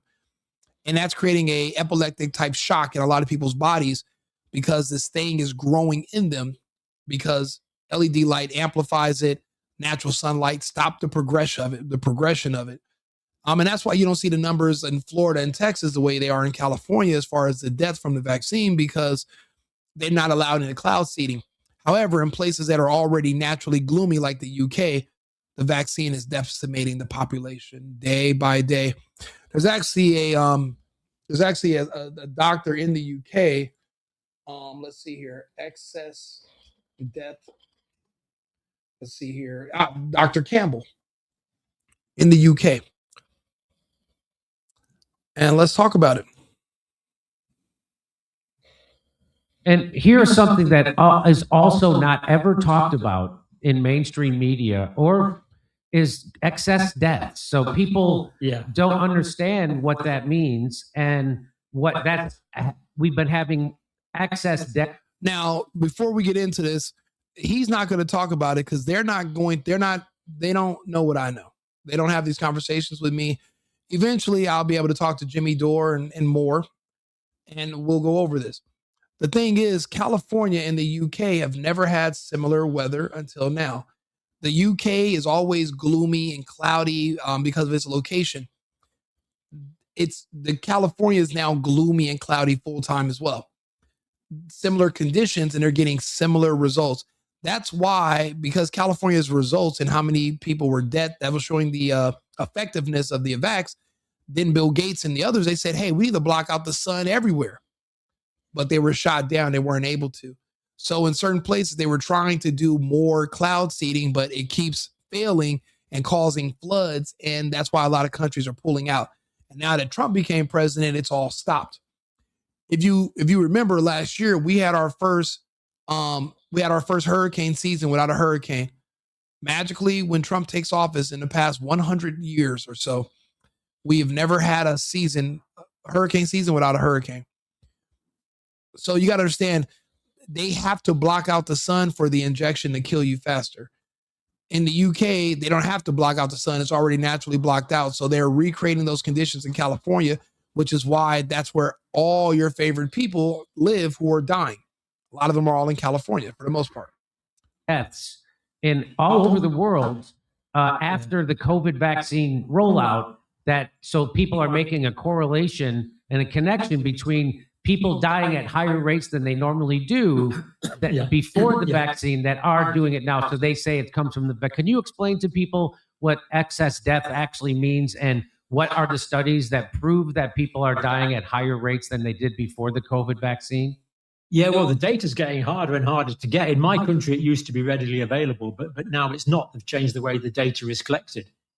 We used to have an office called the Office for Healthcare Improvement and Disparities, and they published really good data till about 2023, I think it was, and then they just stopped. They just stopped. I have no idea why. So the data's getting hard to get, but typically, what was done for the early studies and for the data that we used to publish in the United Kingdom is they took the normal amount of deaths. So you'd take it in maybe a 5-year period or a 10-year period before. So if you took the amount of deaths from, say, 2015 to 2019, that would expect so many people per 1,000 to die per year, in that year period. So many people between 60 and 70 would die. So many people between 70 and 80 would die. This is kind of known, and it's generally fairly consistent. Now, there are spikes when there's world wars, or there's spikes when there's major pandemics. If you look at the mortality rates for the bubonic plague episodes in my country, it's going along, and then all of a sudden it goes like that. From the amount of burials and things. So we expect so many deaths. So we take the average of 2015, 2019. That's the baseline we would expect. And then what we did in 2020, 21, 2022, 21 and 2022 especially, we found out that the amount of people that were actually dying was well above that baseline.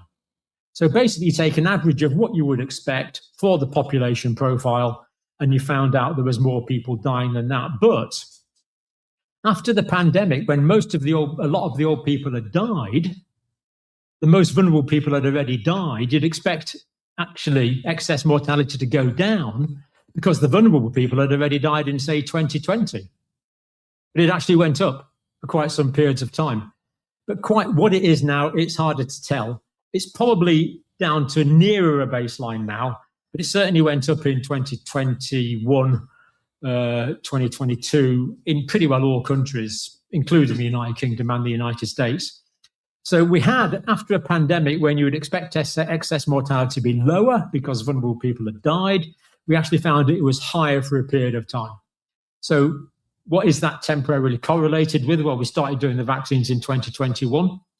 Excess deaths increased later in 2021, 2022. Does that show that excess deaths are attributable to the vaccines? No, but there are plausible mechanisms where it could be, and there's temporal associations. So, really, it would be quite nice if people put all this together and came to some kind of firm conclusion. But who's going to pay for that research? Right. Nobody's going to pay for that research. And they don't even. And by the way, government's not going to pay. Pharmaceutical industry is not going to pay. When you do a research job in a university, it's all about funding. Where is the grant going to come from? How you publish to get money from the research assessment exercise, and if the funding's not there, right, basically the work's not being done. That's not entirely true. I'm in touch with a group of wonderful people around the world. I'm not going to pick on any individual, but your listeners all know them, who are working really very, very hard for absolutely nothing.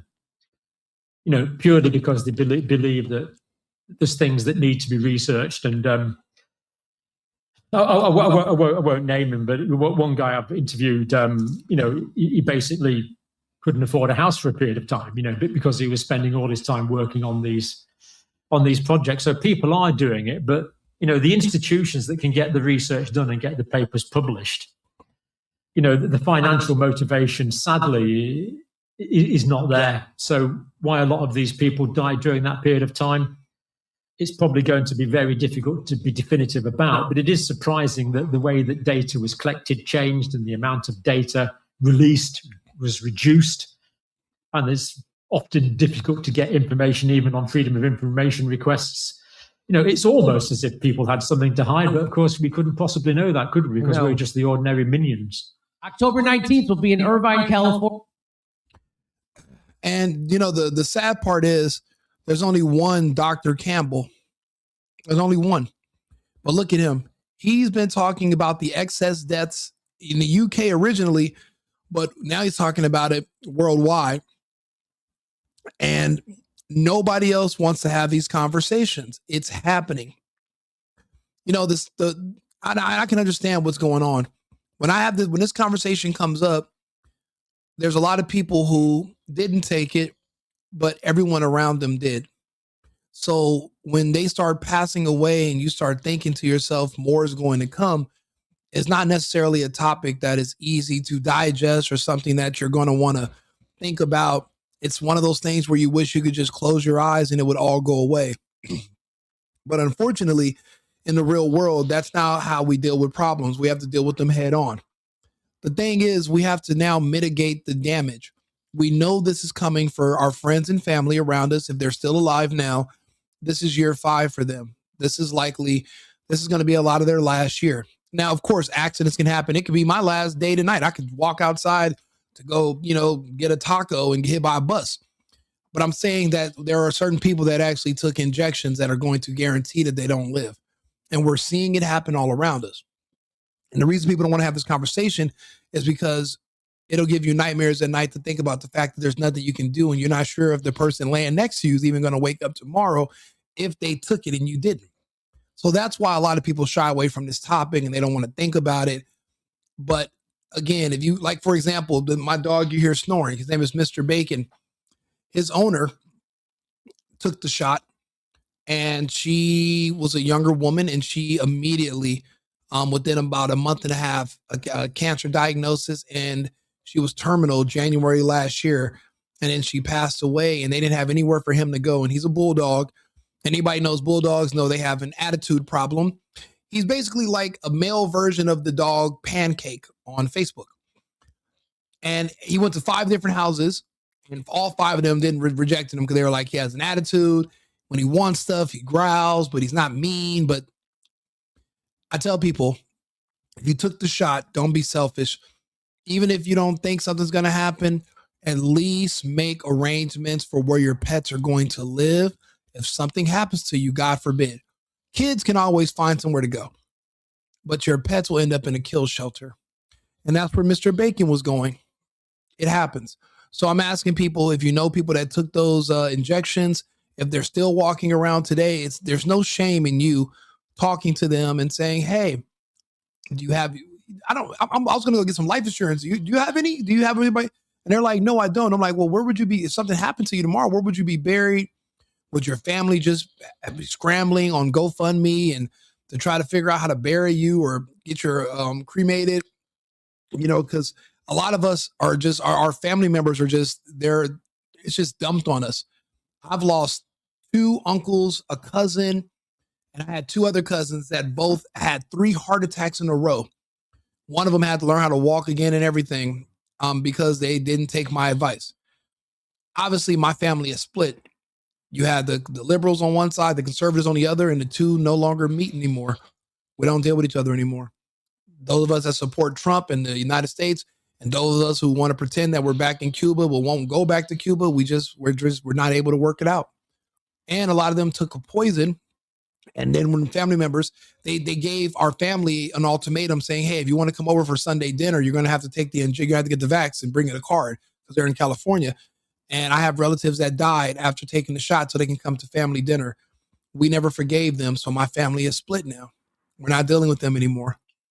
And I keep getting news that more and more of them are getting sick and in the hospital and passing. But I mean, it's been 3-4 years now since we've all seen or been dealing with each other. And I mourned when I first found out they were Democrats that were going to take the shot. I started to mourn them back then. I knew where this was going. You're going to have to do the same. We all are. Mortality, no one's going to be able to escape death, but it's just of when. If we can do things to keep ourselves alive, I would suggest that we do. Like I said, anything can happen to anybody anytime, but let's not, we don't have to go out there and play Russian roulette every day. Taking those injections that they told you were experimental and they made you sign a waiver saying that they don't even know what's going to happen. So they can't give you informed consent because they're not informed themselves and you still did it. I mean, you do need to at least humor the fact that something could go wrong and at least make arrangements so your family doesn't have to spend everything, making your final arrangements. And if you have pets, make sure they have somewhere to go that's solid, Like I said, this topic, A lot of people don't want to talk about it. I like to talk about it a lot. There's so much data and information about it. I just that's why I need you guys to follow the channel. Make sure you stay tuned in with me. I do these lives and I bring up all this information. A lot of it, some of you have never heard. Some of you have, or you heard bits and pieces of it. We're never going to forget where we came from because we have midterms coming up. There's another election in a few years. And I need people to understand why Trump and ICE and certain things have to happen. Because look at where we came from. Look how bad things were. We came too close. We came close to the edge. I mean, what if Trump would have died in Butler? Where would the country be today? You know, it's frightening to think about. The point is, we were able to we lived to fight another day, and we have to do more with our time here and our efforts.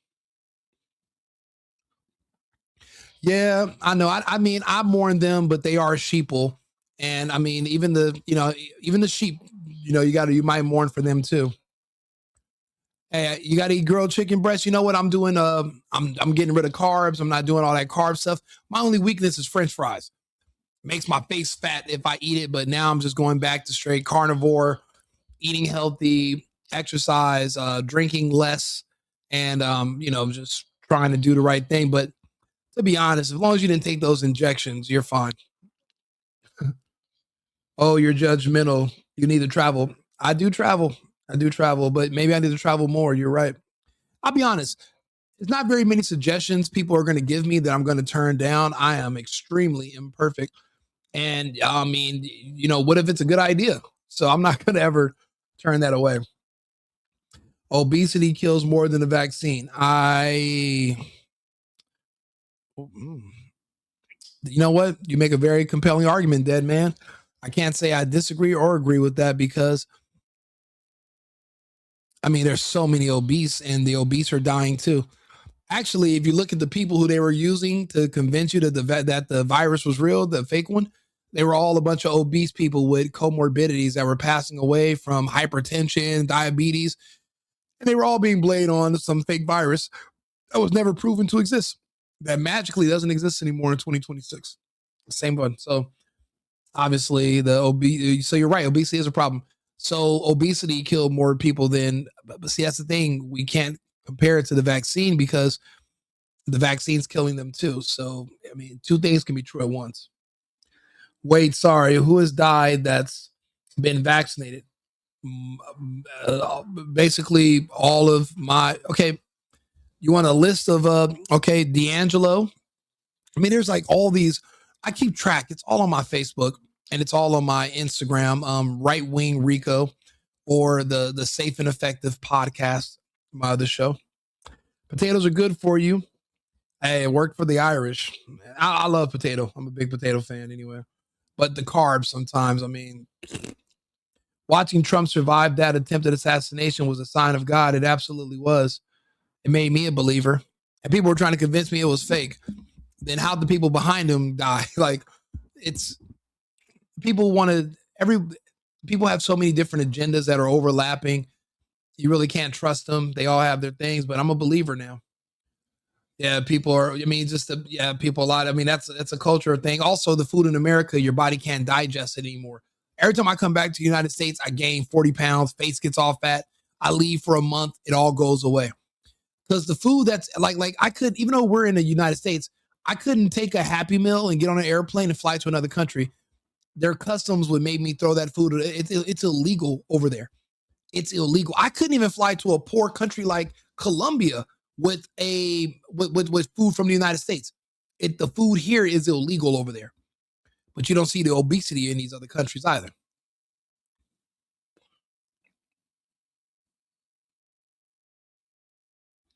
Hey, leave my drinking alone. Hey, bro, listen, I definitely had a couple of drinks for Super Bowl Sunday. I tried to take it easy. Just like everything else, you don't want to do it in excess. That's the only thing. And I'm not saying I haven't. I mean, I like to party, but it makes me groggy and I have a business to run. So I can't afford to just not be available mentally when people need to talk to me during the day. And I have a lot going on. I have a new company opening and I have a lot of stuff. So and then I do this, and then I get on here and I have these I mean, obviously I'm long-winded. So I do these long form conversations and then I have to cut them all up.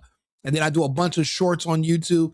Like I have tons of entertainment and tons of things I talk about. So subscribe to the channel. You guys will see all the cool stuff. If you guys become members, that just supports my channel. I recently became monetized. I don't necessarily know what that means, but I am. So if any kind of support, it helps, and I'll do the best I can to make sure I keep you guys informed, entertained, and then we can have these interactive conversations. A lot of you guys have been a great, actually, I would love for some of you guys to actually just come up and just talk. You don't have to be on camera. It can just be audio. I would love to invite some of you guys up as guests because I do a lot of these topics. Arthur's my co-host, but me and Arthur got into it earlier, obviously. So I don't know if I'm even going to still bring him as a co-host because he wouldn't even entertain the fact that there's new data suggesting that Epstein was behind Bitcoin. And I feel like he's an AI, but he's very closed-minded AI. He's not like the computer from Star Trek: The Next Generation. Computer, can you tell us this and this? No, he's closed-minded. And I'll be honest, he had a little bit of a British accent. He's kind of an asshole. And I don't know, I'm America first, but I got a British AI co-host. It feels like I'm betraying. So I don't know. So if you guys want to come up and talk sometimes and we can bring up some of these different topics, I appreciate it. I have like 10 topics a day. I'm only able to do maybe about 4 or 5 videos a day about these different topics, but you guys are more than welcome to come up and join me. We're friends. You guys, it's $5 a month or something, or $3 a month. And you guys can support the channel. I've never asked for anybody to do that. I'm just new to all this. So I appreciate you guys even being here with me this long. If we could, if possible, I'd love to sit here and talk to you guys every day. I mean, if you guys have time, if it's late night, if this is in your time zone, to be honest, this time of the day works for me. Middle of the night. I don't know why. During the day, I have a business that I run, so I have to deal with people all day long. Then I have to take my dogs out for walks. Then I eat. Then I'll probably take a quick nap. And then I'll wake up around 10 o'clock at night. And I can sit here at 10 o'clock at night until it's 5 a.m. here now. And then around 5:30, I'll take a nap. And then I'm up at like 9, 10 o'clock in the morning. And then I start all over again. So this is actually a good time for me, just like in the middle of the night. So if this works for you guys, well, then we can keep having these conversations every day, like all the time. If I do take off a night, it's because maybe I went out or I had a date or something, because I'm obviously active. I'm still dating. And it's hard, when you meet women, you got to screen them, make sure they're not vaccinated. And, and then you can go out to dinner with them and it's great. But if you have drinks and the next day I'm like, oh, I'm dreading it. But I mean, like I said, on the days I'm not doing that, I would love to sit here and talk to you guys, and you guys can, join in. And the best movie computer was Hal. I agree. Hal was a kick ass. Actually, I like Kit and Michael Knight. I think that was a cool AI. But Arthur is just not, he's no Kit. You know what? I wonder if I can ask ChatGPT to change the voice of my AI to the same voice as Kit from, what was the name of that show? Kit was the AI in Knight Rider. Damn, that's an old ass show. Yeah, I've seen reruns of it too. Would you like to play a game of chess, right wing? Absolutely. I play chess often. Yeah, I'm a chess player. You're Cuban, so you play chess. Absolutely, I do. I love playing chess. Chess and poker. Those are my 2 games. I play poker and I play chess. You play poker or you only play chess? Oh yeah, you too? Yeah, sweet. Make sure they don't have a purple hair or snout rings. You know what? That as soon as they pierce their nose right there, it's like it pierces a hole in their brain and they just disintegrate. And it's like it's like a puncture of evil. I've never seen any normal, sensible woman with that septum. So yeah, you're absolutely right. Avoid those women at all costs. And if you have kids that are in school, make sure none of their fucking teachers have curled hair, colored hair or that thing in their nose. And if they do, remove your kid. Figure out a way to homeschool, unless you want your kid to be on this list right here with the men's gay choir. Unless you want your kid to be one of these guys, Ну, конечно. Let me see here. Well, of course, regarding the As we border celebrate peace. Pride on the progress we've made over these past years, there's still work to be done. Unless you want your child to be just another pin cushion for these pervs, make sure you pull them out of any classrooms they have with teachers who are colored hair, septum rings in their nose, and all that bullshit. Pull your kids immediately. I thought it would be chess and dominoes. Nah, I don't know how to play. I think I know how to play dominoes. The issue is, I hate the fact that I'm always a 1 or 2 numbers off. I guess you got to get the number 5 or 10 or 15, or it has to be like an odd number. I don't know. I'm not really a big fan of dominoes. I don't know. Chess or poker will be my 2 games. There is no space. There isn't. There's no such thing as space. The closest you can get to it is going into war. I mean, going into water, going to the ocean. U.S. is far worse than the Nazis, seeing it's not proven they killed more than 270,000 Jews. They did kill millions of mighty Soviets and Chinese. You're factually correct. Also, they killed a lot of innocent Germans in the firebombing of Dresden. So it was the U.S. has a far greater history of indiscriminate extermination of populations. Hiroshima and Nagasaki, they always forget about Dresden. The reason they never make the correlation between the two is because they want you to believe in another farce called nuclear weapons. There was no A-bomb dropped on Hiroshima and Nagasaki.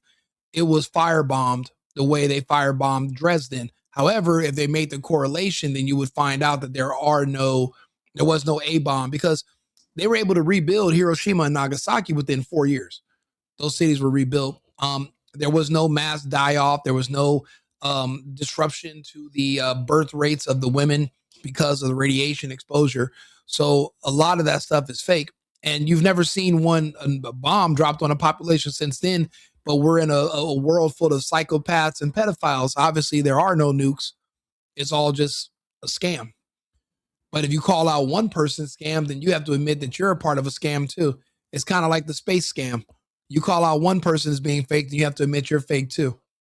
And that's how Elon Musk got himself involved. Remember, he pretended he sent a roaster into space, and then he said it looks so real. It looks so fake. It must be real, or some bullshit like that. Same thing. Dice only in the casino. If I go to, there's a good bunch of casinos right by my house here in Arizona. I live in Scottsdale. You can go, now they have like dice in the casinos. You can go in there and roll dice. I've been watching people play on YouTube. There's like all these new gambling channels to convince people to go. I don't know. I'm not really big on losing money like that. I mean, it's too much leaving it just up to fate. At least with poker, you can use strategy, and chess, you can use strategy. I thought we were friends. I think we are friends. I think we are friends, and we can shoot some dice. That's fine. Okay, we'll go for it. We'll do it. I don't get it, but I never would or get it. I don't have any tattoos either. You know what it is? I'm too indecisive. I could never decide. It's a hard enough time for me to decide what I'm going to eat for dinner, let alone what I'm going to get tattooed on my body that I have to see all the time. So I didn't want to do it. I just never did. I know people that have tons of tattoos, and a lot of them regret them tattoos now. And I'm just glad I never got any. Yeah, no tattoos. I will absolutely not call myself fake. I don't think you're fake. I lived in Las Vegas for 8 months. I did Vegas for about 3 months during the lockdown because everything was closed in LA. I moved to Arizona, and then Arizona closed. And then at the time, my pup, man, my dog of 10 years had passed away, and I was very depressed, and he died at my home in Arizona, and I just couldn't stay there anymore. And me and my ex-girlfriend were having issues. So one day I just packed up and went to Vegas, and I moved into the Cosmo, and I lived at the Cosmo Hotel for a month. And then I was always going to the Venetian when I would have like friends in town, or I would meet chicks and want to go on dates. We'd go to the Venetian, and they had all these restaurants. They had like a little boat that you can ride around. And there's like a real nice steakhouse right in front of the little river. And I was like, you know what? I'm going to move to the Venetian. So I moved from the Cosmo to the Venetian. Now, this is Vegas during the lockdown. So this is like 2020, 2021. Everything was dirt cheap because it's the lockdown. Everyone thinks that there's a deadly fake virus going around. I'm partying every single day. And there's like stripper parties inside these big, huge suites, 5,000 people in a hotel suite, but nobody's dying of the fake virus. And I tried to explain to people that it's fake. So I was one of the first people that was like, look, I'm going to keep traveling. So I was getting on airplanes and friends would be, no, don't get on the plane, Rico, you're going to die. And I'm like, bro, I am from Los Angeles. I go to parties and clubs that I know are going to get shot up. Just because that's where the prettiest women are at the most dangerous locations. Obviously, the spirit of fear is not something I'm accustomed to. So no, I'm not going to not do certain things because I'm afraid of the air. It just doesn't make any sense. So that's what I did in Vegas. And then when Vegas started pressing the whole mask issue, I left Vegas and then I discovered a magical land called Texas. Never even heard of the vaccine. They never heard of masks. They have no idea what I'm talking about. Everything was wide open and I fell in love. I fell in love with Texas. I never gave Florida a fair shot, but I love Texas. Or at home. Yeah, this is true. Last time I was there, they had finished the MGM Grand. Yeah. Oh, wow. So that must have been a while ago. You don't go to Vegas very often, I take it. I appreciate it, man. I miss my pup. His name was Space Baby. That was my guy for many, many years. Many, many years. So because of that, I couldn't stay in that house anymore. And I had just moved into that house when we left LA and we went to Arizona. That was the house we had rented. And he had passed when I was out of town for work. I was in Illinois and I was gone for like one day and I come back the next day and I was just like, wow. And this is the first time I've ever actually talked about it out loud. I haven't spoke about my pup in years. I'm not one of those guys like, I'm not an emotional person at all. I don't really have feelings. The only thing I care, it seems like the only thing I ever care about anything is like my dogs. I don't everything else. I don't really, nothing really bothers or moves me or anything. So yeah, no, I appreciate it. I was stationed in San Antonio. Not that great. You know what? I've never been to San Antonio. I drove through there on my way to Arizona from Houston, but Houston is amazing.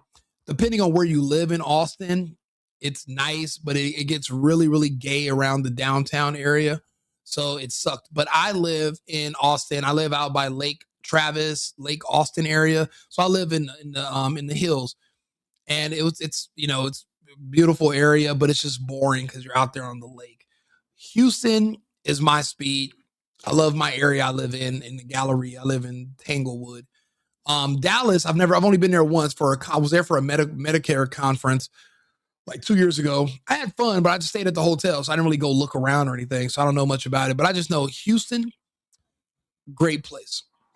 Mainly because Texas has no nonsense laws. And, coming from a place like California where people can break into your house and you have a duty to retreat no matter what, you cannot harm a criminal or touch them or whatever, or you're going to go to jail too. And in Texas, if you see someone even breaking into your neighbor's car or breaking into your neighbor's house, you can legally delete them. And that keeps the crime levels very low because people know that if you fuck around, you're going to find out. And that's a beautiful deterrent in Texas, and the behavior amongst the people in these cities completely different than what I'm used to in California. They're civilized. In California, we are not. It's a big difference. So it's amazing when it comes to the culture. Austin is California. It is. It's a disgusting cutout of Santa Monica and San Francisco. It's basically like the construction crew was made up of these guys, and they just built Austin. Especially this weird fucker right here. He was basically the foreman of the job of Austin. It's like the same in New York City and my city. Yeah. Oh, yeah, I appreciate it. Good night to you. Or LA. Yeah, you're right. Florida is great. I'm so glad we never had that shutdown. You are a lucky person. I'm actually going to do a little web series that's basically a comedy based on the first 6 months of the lockdown. And it's basically just going to be exaggerated bullshit. I did a small little mini vlog series, and it was called The Canary in the Coal Mine. And basically I was just driving around downtown LA because I lived in downtown. And I live right next to Skid Row. Now all of LA is Skid Row, but back then it was only 2 streets. And I was telling people, and I explained to them, if okay, 100 years ago, if they were going to the coal mines, they would take a canary because they were sensitive to changes in oxygen levels. So if the canary stopped chirping, you had about 4 minutes to get everybody out of the mine because you hit a methane patch or something like that. Basically, it was an early warning system that something bad was going to happen. If the homeless people are the canary, if there was really a deadly virus going around, the homeless people could not shelter in place for 2 weeks. They're outside with no mask, no gloves, no hand sanitizer. They're eating tacos with feces on their fucking hands. If anybody was going to die, it would be the homeless people. But the canary kept singing. The canary were the homeless people that kept chirping. So then if the homeless aren't dying, who is? And then I started doing videos showing people that were trying to convince me, well, Rico, you know, homeless people are actually healthier than the rest of us because obviously they have stronger immune systems. They're outside all day. They're outside in the trash. So I'm like, you mean to tell me that people that don't take showers are physically healthier than people who live indoors and take care of themselves? And that's when I realized everyone in California had lost their God-forsaken minds, and I have to get out of here as fast as I can. And that's when I made my exodus and became a refugee. Sing like the canary. Yeah. Homeless are healthy because they drink. You know what? It's funny. I remember back in like 2018, 2019, I'd have my beautiful big luxury car, and right on the other side of the gate is all these fucking homeless people. But they're not really homeless. They're just guys. And they're sitting around in their chairs and they're just drinking at 3 p.m. And I remember one day I was getting in my car and the homeless guy looked at me and he shook his head. He was like, I feel so sorry for you. And I was like, you feel sorry for me? I was like, why? I was like, I feel sorry for you. He was like, I'm hanging out with my buddies right now, having a good time. He's like, you're on your way to work. He was like, you know what's crazy? You pay how much to live in this building right here? I was like, $4,000. He was like, I paid nothing. And me and you share the same amenities. And for a moment, I was wondering, like, which one of us is crazy? Me or this homeless guy? And I was just thinking to myself, if I could get my girlfriend to bang me in a tent, maybe that's the answer. If I could just find a woman that's like, you know what? I love you so much. We can live in a tent together. I can save all this money on mortgages and rents. But until then, I'm going to work. But no, I mean, he made me look at everything a little bit different. It was true. He was sharing the same amenities. We go to the same restaurants. He hangs out. I seen him at the bar. I'm like, but he lives out in a tent. But I'm like, he's making it. He's doing pretty good. And then, in California, they enable you if you're homeless because, well, you're a voter base too. And, these guys, sometimes they'll raid some of the tents. They'll find $50,000, $60,000 in these people's tents because they get thousands a month from the government. All their food is free. They don't got to pay for housing. So you're really just enabling and creating these problems in California. That's the issue with having too much money, I suppose. Even Layla allowed Jacob to have sex with her in a tent. You know what? You make a good point. I need to get my life together. I got to get my life together. I got to do better. I need a tent.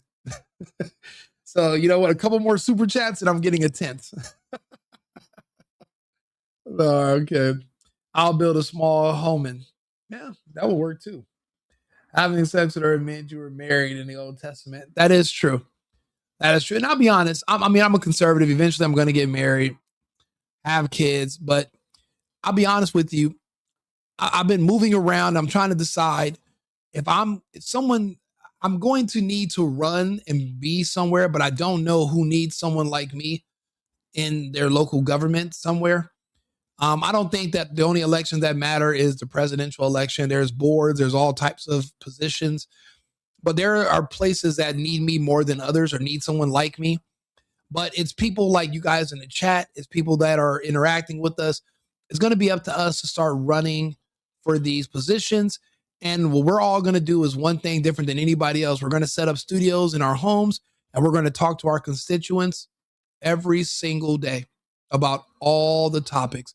You're not going to have to schedule meetings. You're not going to have to worry about us coming up with different policies behind your backs and not being transparent, and you're never going to see us. We're going to be the politicians that you're going to be able to talk to every single day. We're going to change how this is all done. No more bait and switch like Mondami. They promise one thing, get in there, and a week later, they're like, oh, yeah, sorry. People that are openly communist, planted here by somebody else. They don't care about this country. They're not invested in this country. They have no children, so they don't care about the future. All they care about is the now. That means they're different than us. You know, we have families. They don't. That's how you can tell who's who. Kamala is one of them. She has no children. That husband is fake. I think she's a lesbian too, or she's dating Montel Williams. The point is she doesn't have kids. People that don't have kids, they live in a different world than you. But we're occupying the same country, and that's a problem for me. It's a problem. I see that as an exploit. I see that as a blind spot. They are the Obama sons, or maybe better. There's a troll diary saying, "Build a smell in the hair of the shower." Yeah, I've heard that too. Middle school seems it failed the trolls. I think it did. I don't think they really paid much attention in middle school. And depending on how old they are, they were probably being groomed anyway. They were in there talking about their sexuality. They weren't actually learning anything. It's so easy being a conservative when lefties are so clueless and transparent about their idiocy. That's true. Zoran is Epstein's son, and I was looking at that. He has some of his mother's features, but he has Epstein's forehead. I think Mondami is Epstein's son, or he had something to do. She definitely has something to do with the Epsteins. They're also saying the Island Boys are his son. You guys remember those weird little twin boys with all the tattoos that have a bunch of money that no one knows where it comes from? They were like, I'm just an island boy trying to, they were like doing like this fake rap bullshit. They're saying they were saying that they're his kids also. I mean, there's so much coming out in these files. I just hope it's a net positive, and I hope that when they find out about this whole black extermination thing, they don't try to say Trump was behind it. We're using warp speed because he's racist, because that's all it's going to do is just kind of slow down our America First agenda. That's why I said these Epstein files don't need to come out for another few years, because you really don't care about all the child molestation and rape stuff. All you care about is Trump. So it's pointless. And then when you find out about warp speed, they're going to use that against Trump. Even they're going to say, "Oh, warp speed. This was Trump was working with them," and it's not true. But it's just going to just create a delay that we don't necessarily need. Kamala Swallows. See, now you make me want to vote for her. God, now I'm torn. I ain't gonna lie. She is a cute ass old lady, but she's an Indian, and Indians are cute at that age. So. I mean, I'll be honest with you. And now you're telling me all this other little freaky stuff about her. So now I might have a nightmare or a daydream. I don't know how it's going to go today. Actually, after that's all they wanted was Trump to be in those files. Absolutely. And it's just, for one thing, these are just emails. There's no like videos or pictures or, and I'm thinking, okay, since when do people have sex with rich billionaires and celebrities, and the next day they don't go to the hospital to get a rape kit? Nobody went to go get a DNA. I mean, even Monica Lewinsky saved a DNA sample from years before on a blue dress, and she was able to prove that belonged to the, the spooge of Mr. Clinton, President Clinton. So you mean to tell me all this stuff that's happening with all these rich billionaires and nobody decided to keep a napkin or a bib, I don't know, whatever you're into, and just go to the hospital the next day and just get a rape kit? Like, I don't know. I mean, I'm not saying it was possible, but a lot of people survived. But the thing is, they don't have anything on Trump because none of it was true. I mean, even if he had a bunch of girlfriends, it's not like he was dating kids, but these are the same people who like men who date kids. They protect pedophiles. So it's all just a grift because they're using it to hate Trump, even though they love what they're accusing him of doing. 25 years later, after a serious accusation. Yep, absolutely. Even that used Eugene Carroll bullshit. It was all fake nonsense with her. She doesn't deserve a penny. She couldn't even tell you what year or anything or how. Just her having these fantasies. She even told Anderson Cooper how she has dreams and fantasies, and none of this was sexual with Trump. And then they were able to get a conviction. It just shows you that these liberal judges and these liberal jurisdictions are a problem, and we're going to have to do something about them. But the best thing we can do for now is just to talk to them. So I'm opening up the dialogue so we can have these conversations. Even Jay-Z was in them, and even Jay-Z's accusations are more realistic because he has a history of, young women, Foxy Brown, Aaliyah, Beyonce. I mean, he has a history. So that's why it's more believable. But nobody wants to talk about Jay-Z. They only want to talk about Trump, which is crazy because they're both from New York. I don't see the difference. These types who have been violated seemingly are relishing to memory, not reliving a fantasy that never happened. You know what? It's hard to say which one because everyone has their own motive. And if it's a woman and money's her motive, people pay for stories that are traumatic. Think about it. If you write a movie script or you write a book, people pay you to read your book and it's fake. But what if you tell people it's a real story and, you can make yourself cry and people will pay, especially if it's against somebody they don't like, people will pay you to lie. They'll pay you to exaggerate. It happens every single day. They admitted Hugh Hefner years ago. Yeah, but his girls lived with him by choice. They loved him. Even if they were 18 years old, I mean, their families sent them to go live with Hugh. None of them tried to kick his door in and steal them. They were with it, and it's like after the fact, now that you're older and your husband's telling you that he hates your past and now you have to basically renounce all the little freaky stuff you volunteered to do years ago. I don't know if you can use that as, I don't know if you can use regret as a crime. I mean, I don't know if that's going to work. That AG Jim Carroll shit came out of Law and Order SVU. Oh yeah, I remember the episode with Ice Cube and all that. Ice-T. That's exactly where that came from. It's completely money driven. I agree. Liberals created this. Christine Blasey Ford used the same lie against the judge that was nominated for, Brett Kavanaugh. The Kavanaugh, remember that? Oh, he was outside the room and it was 30 of them and they were all taking turns and choking me and being, just lying. All of it was just lies because they didn't want him to be confirmed.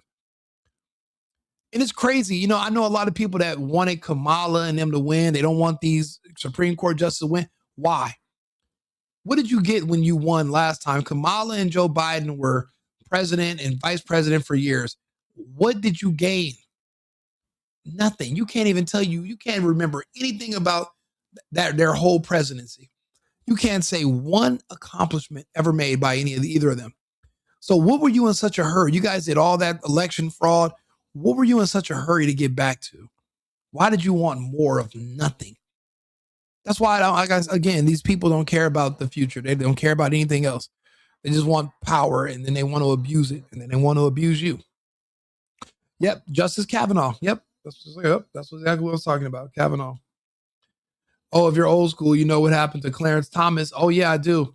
I remember when Joe Biden literally tried to destroy Clarence Thomas during his nomination hearing to be a Supreme Court justice. I believe he did a filibuster against Clarence Thomas. We can actually bring that up. Let's see here. I love when we have these conversations because we can just look stuff up. Let's see here. Biden, Clarence Thomas. There we go.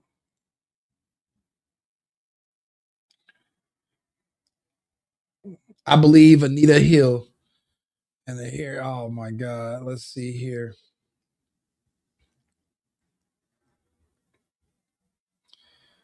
Let's see here. So you'd still like to serve on the Supreme Court? I'd rather die than withdraw from the process. Then there's a guy, by the way, who's on the Supreme Court that sits in one of those big robes with her and talks about these very serious cases. His name's Clarence Thomas. You might remember him. Let's go old school. Let's go old school Biden. I'd like to go to the video, please.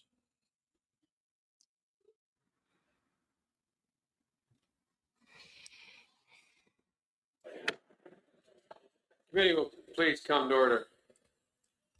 I'll be honest. I used to like the real Joe Biden, not the not the imposter played by Jim Carrey the last couple of years.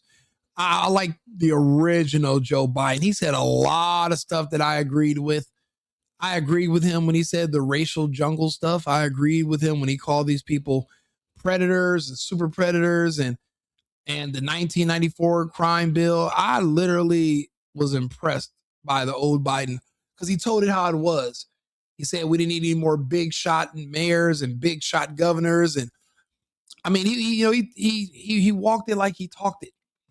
But he was a fraud as well. I didn't appreciate that. He plagiarized and he got caught plagiarizing when he ran for president another time. And then for him to be elected, it's just a lot of crazy stuff. But the old Joe was raw and he was straightforward. And I appreciate that from anybody. Judge, tough day and tough night for you, I know. Let me ask, do you have anything you'd like to say before we begin? I understand that your preference is, which is totally and completely understandable, that we go 1 hour tonight, 30 minutes on each side. Am I correct in that? That's right. Do you have anything you'd like to say? Senator, I would like. You know what? I'll be honest with you. They voted for him and they did know how Biden treated black people, colored people. They like it. They like the mistreatment. So who am I to defend them and tell them, oh, you shouldn't be mistreated? No. If you vote for it, that means you like it. So that means I love it. And I lean into it heavily nowadays. It's just because that's what they want. They don't respect you when you're nice and respectful. Do you remember how much money Trump offered them to donate to their black-owned businesses and rebuild their areas and start a fund which would specifically help them, even though that would be illegal because you can't get funding to people based on their race. That would be illegal. But he was basically going to bend some rules so that he can try to help their community specifically. And you know what they did? They told him, fuck you, and they stabbed Trump in the back. And they said, we're going to wait until after we get Biden in office, then we're going to ask him for something. Instead of understanding that politics are negotiations and you're supposed to negotiate ahead of time and you're supposed to get something for your support. These people were so idiotic, so stupid and slow that their suggestion was, let's try to negotiate after he gets in instead of ahead of time, completely not understanding how this works. They think it's a popularity contest. Oh, I like this guy. Oh, I don't like this guy. Like they're looking for a prom king. Ridiculous. So that's why nobody takes them seriously anymore. I'd like to start by saying unequivocally, uncategorically, that I deny each and every single allegation against me today that suggested in any way that I had conversations of a sexual nature or about pornographic material with Anita Hill, that I ever attempted to date her, that I look like Clarence Thomas is crazy. Bro, he has Danny Glover's hairline. I have a regular hairline with a ponytail. Definitely, I don't look like Danny Glover, I'm sure. But he definitely could have been the guy from Predator or from The Color Purple. I mean, it's a look. It's the glasses. I had to take them off for a second, but yeah. ever had any personal sexual interest in her, or that I in any way ever harassed her. The second, and I think more important point, I think that this today is a travesty. Bro, listen, when Trump shores up these voter rolls, you're gonna realize that 81 million votes is impossible. To be honest, they're gonna find out that the American population is not even 320 something million. It's closer to about 220. They've just been padding voter rolls on both sides for so many years that we think we have a larger population than we actually do. We don't. Even with the 20, 30 million in illegals, but to be honest, we don't know how many illegals are here. We're not able to keep track, but it's still, we're well under 300. So 81 million in one person's direction, it's impossible. But they pulled out all stops. all this just to give people that look like Clarence Thomas an injection that was going to kill them. The lockdowns, the mandates, the fake vax, the scamdemic, it was all just to give one group an injection. And I guess we can say if it was worth it or not. I mean, it just depends. Now that I'm looking at the results and I'm seeing how many people are dying from it, I'm like, shit. Yeah, I mean, I don't know. We won't know for a few more years if it was worth it. If this whole Black Army race war doesn't kick off soon, then it was worth it. And the only reason it won't kick off soon is because they don't have the numbers anymore. There's so many of them dying. They're not going to be able to organize. And without the illegals, that's pretty much their attack dog arm of the left. So right now they're just being crippled. That's why Trump and Hegseth have been moving with laser-like precision to remove certain people from certain positions, and they got rid of the DEI. So we're losing. So a lot of these threats are going away day by day. So, I mean, again, there's light at the end of the tunnel. I think that it is disgusting. I think that this hearing should never occur in America. You know, that's the thing. If you're a dreamer, go take a nap somewhere else. You know, America for the next X amount of years is going to be for Americans. People say that the sauce that makes America great is the immigrants. Well, then that means maybe we had a monopoly on immigrants for too long, and we're going to spread the wealth. And I want to see, with all these immigrants that are going to be going to these other countries, let's see if they can make these other countries great. Because if they can, then it's our loss. But if these countries are still fucked up, or they go in the worse shape than they were initially, well, then that means that everything people told me about the illegals building up this country were a lie. If they can't go somewhere else and do it again, then you lied to me. If you, because when you are the main ingredient in something, you're able to repeat the results wherever you go. But if you're the problem, then no matter where you go, you're still going to be the problem. So let's see how these other countries that we're exporting these people to, the places that we're deporting these people to, let's see if their GDP goes up, and if they're really the key ingredient that makes this country great. Because if that's the case, then all these countries could turn into America overnight if we're sending them a bunch of these illegals. If their logic is sound, right? This is a case in which this sleaze, this dirt, was searched for by staff. Oh no, I'm not black, my friend. Blacks don't even call me black, which is great. I'm not a part of their cult. Besides, I mean, you can't really even be a human if you're a color. You're not recognized as even being a human by the UN. So I have a nationality. I have a language, a religion. I have an ethnicity. I have a country. I have a home country of origin. To be black is to be confused. It's to be lost. It's to have no nation, no country, no homeland. You're just floating around. You're confused. That's what that means. And I'm not confused. I have a country, so it's just different. So yeah, that wouldn't apply to me, unfortunately. But I do appreciate you, commenting. Thank you. Staffers of members of this committee was then leaked to the media, and this committee and this body. South Africa is a great example, because now that the Boers are gone, they're actually begging for Boers to come back because they cannot run their country themselves. So I wonder, why do people vote for identity politics in these American cities and put blacks in office, knowing that they don't have no idea what they're doing, and they're going to destroy these places and go to jail for corruption after a few years? I mean, what's the point? It's the same pattern playing out everywhere, every city. So eventually we're going to do something about that too.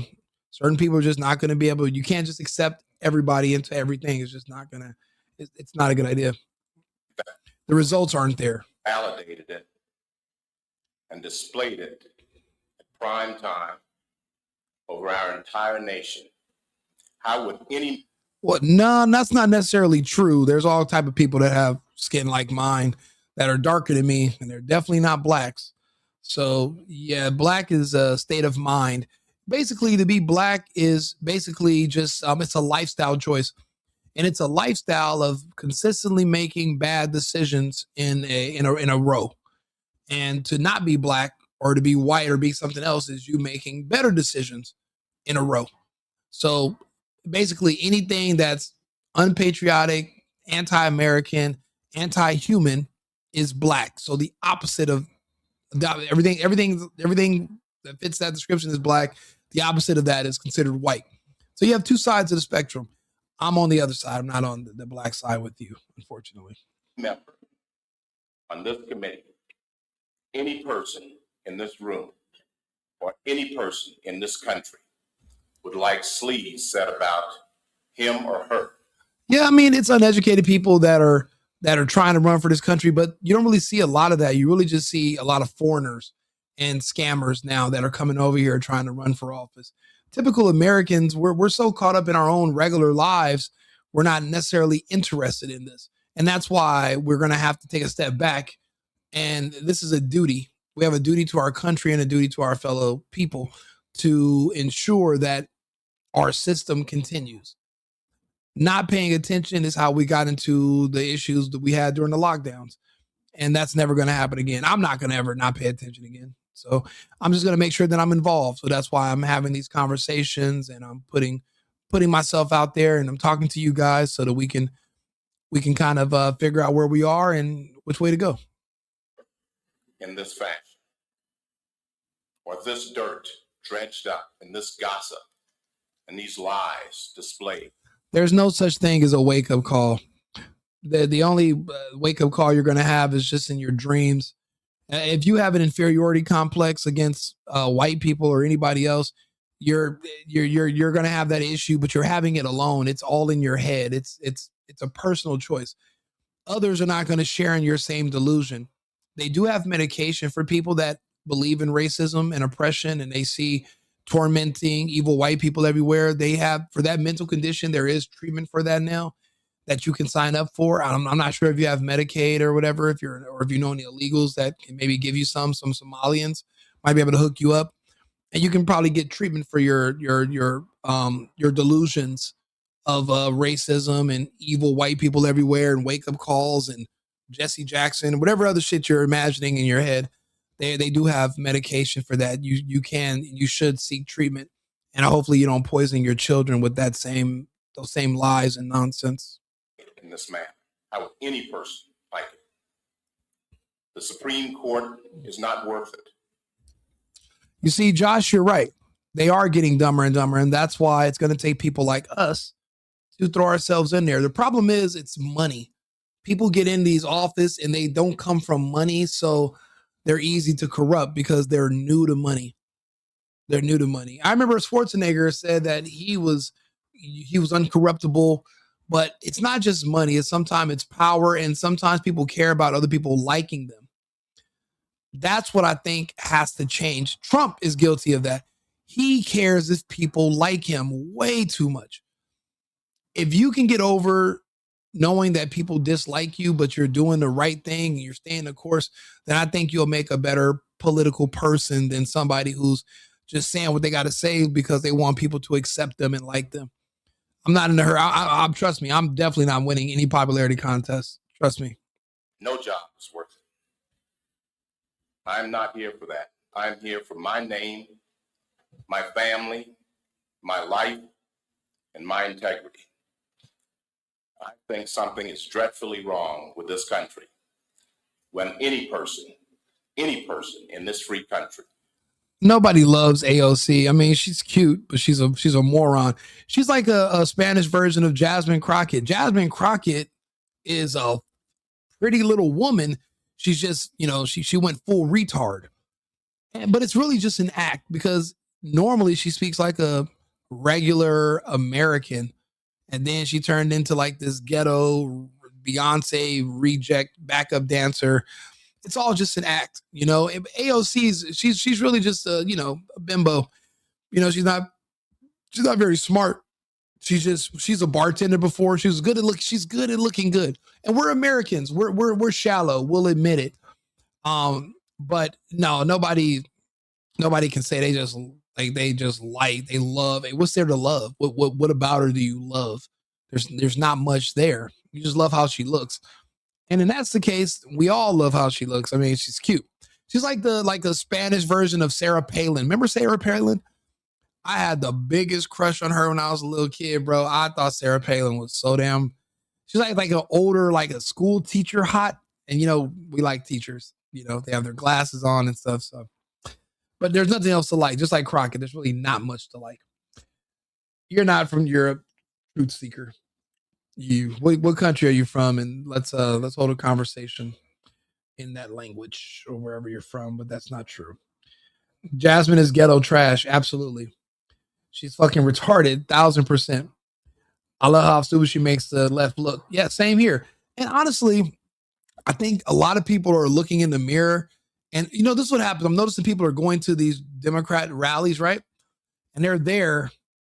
And I always ask people to do one thing. When you're at these Democrat events, just do me one favor. Look to the left and then look to the right. Is that who you want to be associated with? Have you seen what these people look like? They're insane. And they're heavily gay, or they're deeply black, where they're willing to side with pedophiles as long as the pedophiles are going to help them fight against Trump and white supremacy. It's like, so you're willing to get in bed with pedos because you're that angry, you're that insecure about white man Trump, orange man Trump. That's insane. But you got to look at what these people look like who are next to you. Are these the kind of people you consider your peers? This is you're associated with them.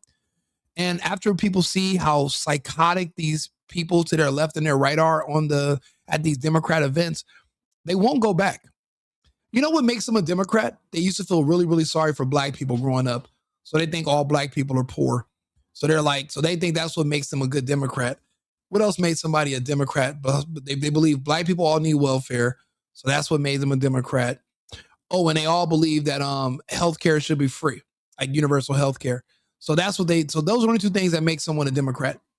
They feel sorry for black people and they want free healthcare. But if you look at what free healthcare leads to, it leads to MAIDs, which is medical assistance in dying suicide. So when you have free healthcare, they offer you suicide for any reason. Are you depressed about going through a recent breakup? We could euthanize you and the pain will go away. Do you need a wheelchair for a while? You were injured in a car accident, you broke your leg. Well, we could get you a wheelchair, or hear me out. We could put you in a pod and we can put you to sleep. And then you don't have to worry about walking again at all because you're dead. They're literally euthanizing people in Canada right now for literally just going through temporary depression due to breakups. That's how despotic it is in these universal healthcare systems, because it's unsustainable and it's not affordable. And you can't just dump all this on a government. And I mean, anytime you're in a communist society, communism only works in a small commune. Once a population gets too big, they have to kill off large swaths of their population. That's just how it goes. Because it doesn't make sense. So yeah, that's what makes somebody a Democrat. And if they believe and they want free shit, that's all it is. And that doesn't work for us. That's why I tell people, instead of fighting for something you're going to lose, why don't you just relocate to a place that already has all that stuff? Canada, find another country in Europe, China, you can go relocate. The United States is not for everybody. Some of us choose to come here. Some of us are born here. You can choose to go somewhere else. That's my only suggestion. Yeah, Tulsi Gabbard is hot and she's a badass. She's a soldier. Is she married? What is Tulsi? What's her situation? I don't know if she's married or not. I know she's hella pretty. I think she used to be, I know Kristi Noem is from South Dakota. So Tulsi Gabbard is from North Dakota. I forgot where she's from. We have universal health care in America. It's called the VA. Yeah, but you got to be a vet. And if you didn't sign up, you're kind of on your own. The Democrats must have illegal people voting for them. And due to the fact they have performed abortion, all their future voters. Absolutely. And they vaccinated their base of blacks, but they were hoping to replace them with illegals. And now that Trump's removing their illegals, they are losing their minds. They really did double down on the bullshit, and there are no more. There's no more Democrats left, pretty much. They must be offering that now in Canada, maids. Yes, they are. Absolutely. I just did a story about it like a week ago. You guys got to check it out. It's crazy. What, because remember Dr. Kevorkian, remember he went to jail, and now it's the law of the land. There's actually 7 states that are doing maids here in the United States. All liberal Democrat states, of course. They're all about killing Americans. Yeah, the most racist thing that a Democrat can say is that black people are too stupid to get an ID. But you know what's crazy? When Democrats say black people are too stupid to get an ID to vote, and they're too stupid to know how to use the internet, I don't hear any black people ever push back on them and say, "Hey, excuse me, what the fuck are you talking about? I can vote. I have nowhere." They never push back and correct them. So I'll be honest, I'm starting to think maybe it's true. I mean, because if somebody says something about you that's wrong, you would correct them and set the record straight. I never see anybody come out and say, you know what, the Democrats are wrong. I actually got 2 IDs. I got a license and a state ID. I don't ever see that. I never see it. No one ever objects to it. So as far as I know, it could be true. I mean, the governor of New York said they don't know how to use computers, and they've never seen a computer. They don't know what a keyboard is. And I was like, God damn, this is, but then again, I don't live in the hood. I don't know what they have over there. Maybe they don't have computers or IDs. I don't know, but it's hilarious either way. But if you don't have an ID, why do you want to vote? Like, just go back to whatever you're doing. You don't need to participate in the process. It's not for people like you. It doesn't matter. Tulsi's married. That sucks. Look, you let me know if her husband is slacking on his macking or whatever. Okay, because I like Tulsi. She's beautiful. Nothing is free. What the fuck? You're wrong. Okay. Where am I wrong? I mean, I want to hear it. I want to hear it. I love Canada. I mean, it's a lovable place, but Tulsi is gay. I thought she was gay because she's very masculine, and she has that hair, like, the gay woman hair, but I don't know. Do gay women, I think there's a gay woman hair pattern I've seen before, but I mean, I don't know. She says she's married, so that's good enough for me. She's Hawaiian. Yeah, that's what she is. Okay, you're right. She's badass, though. Super badass. Let's see here. I might move to Miami when I'm older. I never gave Miami a chance. It's just always overpriced, But a lot of the other influencers, like me, I was living in downtown LA. So was Jackson Hinkle. There was a few of us that were doing, and I had a small show, and it was mainly just a variety show, going over I don't know, just funny stuff, nothing about serious like this, or not political. But a lot of us who left California, we evacuated to either Texas or to Florida. And I'm hearing good things about Florida. I just know that it's overpriced and hurricanes all the time. So I don't know. But I mean, I love Texas. I'm a big fan of Texas, bro. I've really enjoyed Texas. And then I go down to Florida. It's a bunch of Cubans. And I'm like, I'm Cuban. Then we all just look at each other. I mean, it's just, it's a reminder. So I like Houston a little bit. I like Houston a lot better. Tulsi's from, let's see here. Perpetual victims. I pray for the perpetual victims in this country. Yeah, I pray for them that they snap out of it. Stop being victims. Being a victim is a choice. And the Democrats allow for infanticide. They absolutely do. They supported. Kamala Harris was literally doing infanticide, had an abortion bus at all of her rallies, and women could come and get free infanticide abortions and kill their kids. Disgusting. Yeah, I love this guy's trolling. Who, me? I'm just talking. I'm not really trolling. Canada, the shithole country. I mean, it's only because a bunch of illegals and migrants came in and turned it into shit. Now you're having all-out shootouts in downtown Toronto, and guns are prohibited. They're literally having shootouts where people are getting killed, like Drake's friends and all that stuff. Somebody shot up Drake's house. That's definitely un-Canadian. Florida is the best. It's also known as China. Yeah, it is. Yeah, it's absolutely known as China. Listen, guys, we've been on now, let's see here, almost 5 hours. Listen, this has been a great conversation. We covered a lot of bases. We really got to know each other. You guys got to know me. I got to know you. please subscribe to the channel. I want to make sure I follow you guys back, but I want you guys to join in, and I want to be able to bring you guys on the stage and we can just have conversations. And we might agree on some things, disagree on other things, but the point is we're talking. We need to talk to each other, you know? So I appreciate you guys all being here. I'm going to go. Actually, I got to go do. I got a couple of emails to answer, drink some more water. I'm not going to eat. I had some fruit earlier, but I might get some breakfast in about 30 minutes because it's 6 a.m. here. But I got to take a nap. I got work stuff to do tomorrow. So I appreciate you guys all tuning in. Remember, it's America first and America only. And I'll be back on with another topic in about 6 hours. Cheers. I've been needing to find a new apartment, which has not been easy with credit as bad as mine. Luckily, I found cosigning.com. They connected me with a cosigner who helped me get my dream apartment for me and my dog. I just paid a small fee and was able to move in fast. Get the cosigner you need for the apartment you want. Check out cosigning.com today.